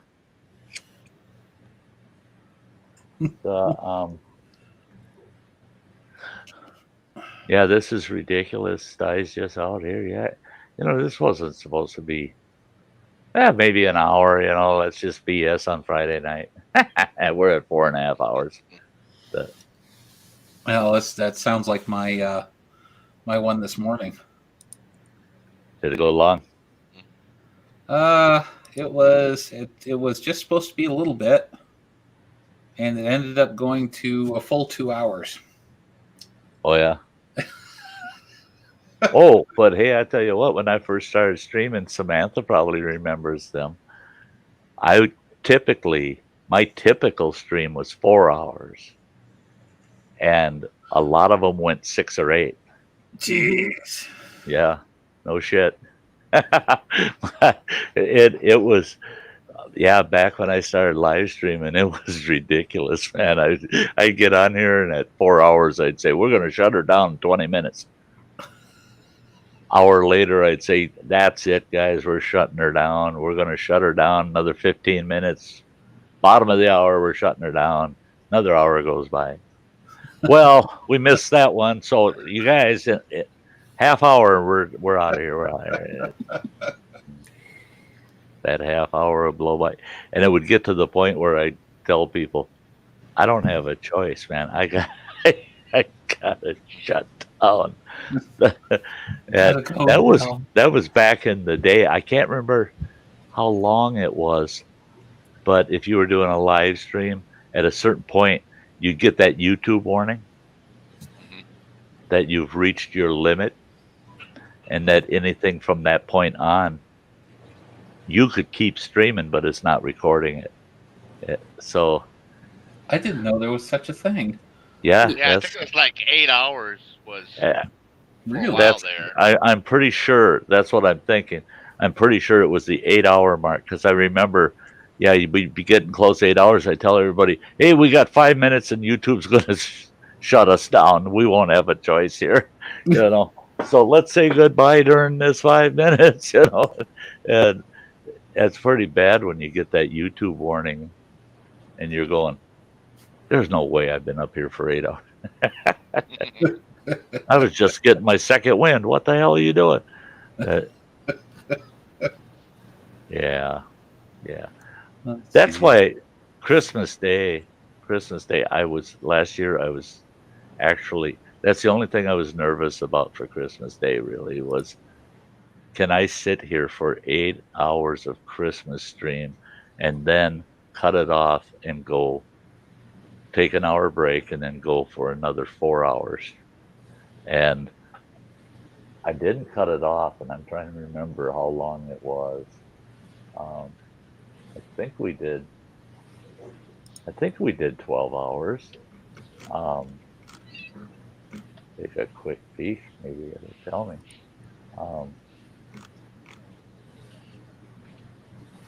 Go that far back. Line. But yeah, that we were just having too much fun, damn fun, and never did take the long break. I remember that. Where are you? Gotta be there. Gotta be there. Oh shit! You end just before it. You son of a gun. I gotta get going, Sty. I promised the kiddo I'd watch a movie with him before bed. Oh yeah, yeah. Now it's getting late enough there where, yeah, it's getting close to his bedtime. So hey, don't blame me a bit, girl. Thanks for having being me. here. You all. You bet. And once I got a confirmation on when you should be getting that camera, I'll message you on Messenger. Well, thank you very much. Oh no, don't even. I love you, girl. You're gonna get it. You. Yeah. Bye, everybody. See ya. Bye. Yeah. Yeah. Samantha's, she's so humble and never asks, and I sent her a microphone. It was so bad. Her microphone cutting in and out, and it was just terrible. And so I just sent her a cheap microphone, and oh my God, she acted like that was, it was gold plated or something. The girl is so humble. She just, yeah. And, we all, and the thing is me sending her a microphone, I'm taking a big chunk of the budget I have from my YouTube revenue that I earn off of YouTube, and I'm getting Samantha a camera that, and that's the way we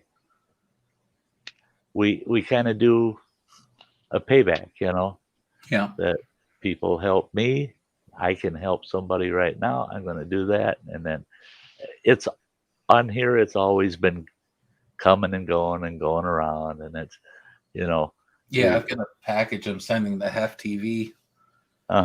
He ordered the wrong thing, and I had a spare one here, so of the right one. So I'm sending that to him and a couple extras that I had sitting around. Yeah. So it's already paid. I've already done my thing on it, and I've got an extra one. So here you go. That's it. And the thing is, it's like I tell everybody, and that's where I do, for the most part, practice what I preach, and that's, you give when you can. You don't give when you shouldn't. You don't give if you're going to take food off of your table, or you're going to skip a bill, or you're going to do without by giving. Well, now you're not taking care of yourself. You have to take care of yourself. Make sure all your needs are met. And when you look at, okay, this is my budget for the wants, for things I just want. And if you want, like in my case, get Samantha a good camera, something she can use. It's on my want list. The money's on the want list. So now that replaces the money on the want list. Boom. All right. But I didn't skip going to the grocery store to do it. I'm going to eat. One thing that bugs me that I see quite often on other channels is, people that will send something or super chat or give money and stuff, but it's really busy stream happening, but now they're getting upset and getting crappy in the comments because they're not getting the recognition. It's like, okay, if you are giving, but you expect to have, a prize for it, right, right, and you're gonna get mad that it's, you're not getting all the attention now. Well, don't give. Right. Well, and that's it. Is I never give with expectations. No, because the word give doesn't fit with expectation. Those two don't go together. I mean, No, that's purchase then. That's a purchase. And if they're not selling bragging rights or anything of the sort to you, then you're giving. And that's, and I've had a lot of people, I've known a lot of people that say, I've seen people say, oh my gosh, you gave so and so that money and they're a drunk. They're just going to spend that on booze, or they're going to buy drugs. They're going to do this and that. And I say, well, that person's got the right to give anybody they want money. They have the right to give it to whoever they want. Was it a smart thing to do? It might not be, but it's still their money, their choice, what they do with it. When I put $5 in the can of some homeless guy down here on Main Street, I don't ask him, are you going to buy booze or cigarettes or drugs with that? I don't, because I'm giving it to them with the hope that they're going to use it for something good for themselves, And if they don't, if I knew for a fact that's exactly what he's going to do with it is something that's not good for him, then I'd say, hey, let me buy you a sandwich or something. Yeah. But if I don't know what they're going to do with that money and I gift it to them, once I gift it to them, it's out of my hands, because the gifting is the point, not the. I can't be gifting with all this list of stipulations, right? Conditions. Hey there, hey buddy. What's going on? Look at him all decked out in the background there. Merry Christmas, everybody. Yeah. Yep. 'Tis the season. Just hanging out late at night. Yeah, we're gonna be wrapping this up pretty soon. Yeah, it's 12:15 for most of you guys. I don't know where Running Water's sitting at right now, but he's in Ohio. Ohio, yeah. So I just thought I'd stop in and say hello. Hello. Hello. You finally yeah. finished So you got to watch me screw up my packy chip, huh? By taking that damn sip of coffee. Boy, that pissed me off. I could have, God, I know I could have gone that hour. I probably could have gone 2 hours. But that freaking coffee cup it's like it's almost attached to my hand, and sitting there yakking away and pick that. I went and rewatched it this morning, and I'm going, you poor dumb moron. You should have put them coffee cups all the way across the room. Because, just out of habit, grabbed it, and boom, take a hit. Oh, shit. You were only 3 minutes away from getting heavyweight, I think. That's, no. You were close. You were almost at an hour. No, I was at the half hour. Oh, he was at the half hour. I was at the half hour. Yeah. That was a bummer. Subjects of wants. I would have been a middleweight at the half hour, but I wanted to go the full hour. Yeah. Because I was comfortable as hell. And it was weird because most of my hot challenges, the saliva builds up a little bit during the afterburn and stuff, but not that much. This, hell, it was like I was drinking something anyway, because my mouth was just full of saliva. I could have gone the hour easy and pissed me off. Yeah, I hadn't eaten anything, so I couldn't do it. I was starting to get cramps. Yeah, and the fact that I had waited 4.5 hours before I was going to consume anything, it kicked the shit out of my stomach for 5 minutes. That was to remind me. The first time I actually spent on the bathroom, like seizing up because of capsaicin cramps, was because I ate 8 of those chips. Oh yeah, that'll do it. Mine was the chili. See, the VAT 19 bar did that to me. I didn't Oop. prep well enough before I did the VAT 19, and I ate that damn bar, and everything was cool during the afterburn. I made it through the afterburn, and then about 10 minutes after the afterburn, then the cramps kicked in, and they lasted a solid 20 minutes, just extreme. I went off camera, and I was pacing in here back and forth, literally bent in half. And Yeah, that thing. let's see Yeah. that. Yeah, that's That's that chocolate bar right there.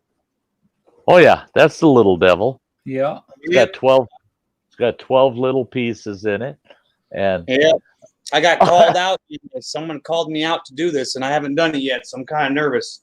Well, Yeah. hell, if I'd known that, I'd have done that. I didn't recognize it at first. I forgot they changed their packaging on it. Yep, the original packaging wasn't kind of as fancy. You know, it looked kind of fancy because of the pouch it came in, but when you pulled it out, it was just the bar was wrapped. You know, but yeah, those 12 pieces. It's kind of neat though. You break those 12 pieces up, put them on a plate, sit there and just pop them in your mouth as one dissolves up, and you chew it up, swallow it, grab the next one, go for it, and that burn just keeps growing and growing as those pieces are going in. By the time you get to number 12, you're going, yeah, that's a real deal there. And then all of that extract in that freaking bar kicks in a little later. So if you're well prepped, you should be able to get through that okay. But I wasn't prepped well enough. I think I had 3/4 of a peanut butter sandwich about almost an hour before I actually did the bar. So what I did was I just loaded up with ice cream and stuff after the fact. But that didn't save me. I still got them bent over killer cramps.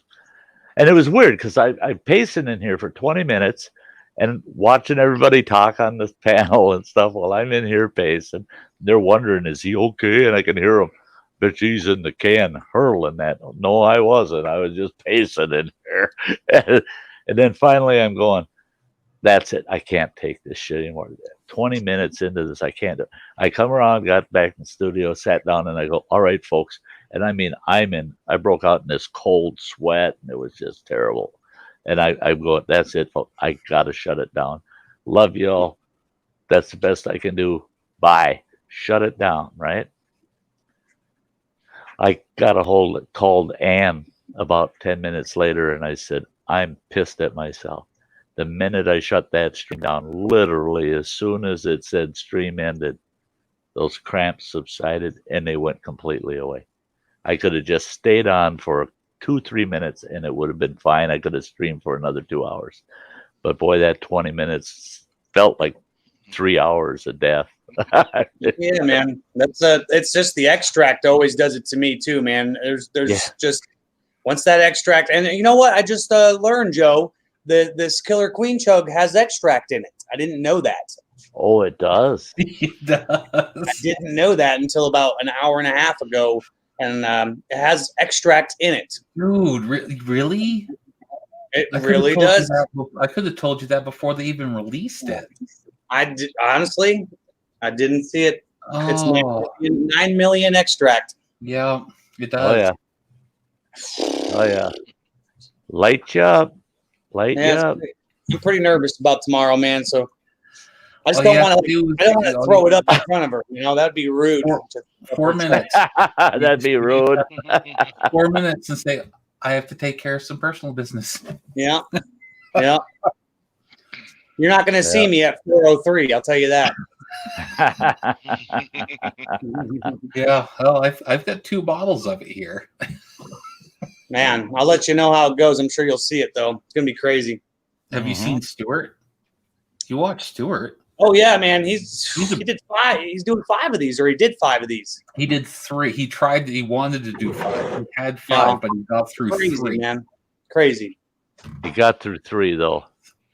But, I mean, that's amazing. That man is a machine. Yeah, he's got that iron gut.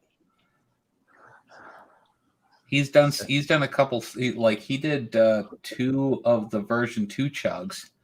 I bought 2 of the version 2 chugs because I did my first challenge was the Death Nut. My second was that Choco, and then I did the World's Hottest Chocolate, and then I did the Peanut Brutal Challenge. Those are my first four things. Yeah. And then I ordered those version 2 chugs. I can handle 2 of these. I've got no problem doing it. Yeah, no. Yeah, whole. I did one of them. Got through. I did because you do pour half of it. It's 100 milliliters, and it's enough to fill up one of those large, tall shot glasses. And you do one of those, and you wait 3 minutes, and you fill up the rest of it, and do that, and wait 3 minutes. I had every intention of doing 2 of them. Nope. Got to the end of that one. It was only 14 minutes long after me talking about everything about it. Yeah. And nope, I got up and I edited it out. I actually still have my original sound file, and you can hear me in my kitchen, which is about 25 feet away, going, "Oh, yeah." Oh, that's when I learned that night was what I learned what the burning fire hose was. Oh, that's when you got fire hose? Yeah, sometimes that spice doesn't come out, just the rear end. It comes out the front too. I've had twice where I've had fire hose, nothing out the back door that bothered me, but twice I had fire hose. And I found out real quick, hydrate the hell out of yourself before you do the challenge. During that day, drink a lot of liquids, a lot of fluids, and hydrate yourself up so that your urinary tract can fill up and it'll reduce the fire hose effect. Because the one time, okay, so I'm chowing down super hot and I'm thinking everything's cool. I'm getting through this all right. Yeah, a little bit of stomach discomfort, nothing bad. All's cool. Middle of the night, get up and I feel, yeah, I could take a leak. I didn't have to go bad, but I thought, yeah, I'm awake. I'll go take a leak. Holy shit. My bathroom's got those handicap bar by the toilet. They're on the wall. And I've always wondered, what in the hell do you even use that for if you don't need it? If you're not a handicap, what do you use it for? I found out. Man, you grab that bar when you got fire hose and you just hang over that toilet and bang your head against the wall. I bet you I didn't pee more than 3/4 of a cup, but it felt like I pissed out 55 gallons of gasoline. Oh my God, was I on fire. Oh, it burned like a son of a bitch. And it was because I wasn't hydrated enough. There wasn't enough urine to dilute it. And it just burned like the devil. I thought, that's the worst urinary infection on record. I don't know if they got antibiotics strong enough to get rid of that bugger. And then I was real nervous. It was late. It was like noon the next day before I peed again. I just let it build up and build up. I'm not doing it. That hurt too damn much. I'm not going to pee. No. And I'm sitting here drinking coffee like mad. And finally, I had to go, and because of the volume, it burned a little, but not nowhere near that first one. That first one was a killer. It was like pure gasoline coming out. I mean, it's like, I understand. Yep. Well, on that note, guys, I'm going to call it a night here at the Texas Hotspot. So I would thank you for letting me join you. You betcha, buddy. Right, you betcha. Zach. And good luck tomorrow. Yeah, thank you very much, guys. You guys have a great night. You too. Yep. Yeah, and actually, folks, we're going to wrap it up. We hit the 5-hour mark tonight. No, you've got another 40 seconds before you hit the 5-hour mark. Yeah. Well, by the time I actually exit, it'll be 5 hours. And I want you two to know, I ain't hanging around in the panel after the stream ends. We're wrapping it up, man. What? Why not? Yeah. Oh, yeah. But I had something to tell you. Yeah, if it takes you 10 seconds, you might get to. The, I can do that. I can do that. And hey, with that, guys, I want to thank everybody that's still in the house hanging out there. There's 12 folks hanging around. That's pretty cool. This has been a fun stream tonight. You know, a random hangout at the Sty Shack. And we're going to do more of these throughout the winter. So I'm hoping that during the week, every week, that I can find one night Phil's not streaming or anybody important or whatever. Well, everybody's important, you know. And we end up sometimes with streams on top of streams. You can't avoid it. There's too many of us. But I'm going to pick at least one night, if not two, maybe three during the week where I just do these. Hey, let's hang out at the Sty Shack. I'm going to do these. So we're just show up. We're going to hang out at the Sty Shack and just talk. Just so that we got something to burn away the night, you know? Yeah, just to take up some time. Yeah, something to do. Something to do is all it is. And till the next time, guys, hey, tomorrow night, Sty Story Sunday. I'm not sure which story I'm going to do now, but you'll have a story. So until tomorrow night, guys, you all take care. Night, Lissy. Bye bye. We're going to dance our way out of here. We'll see you tomorrow night.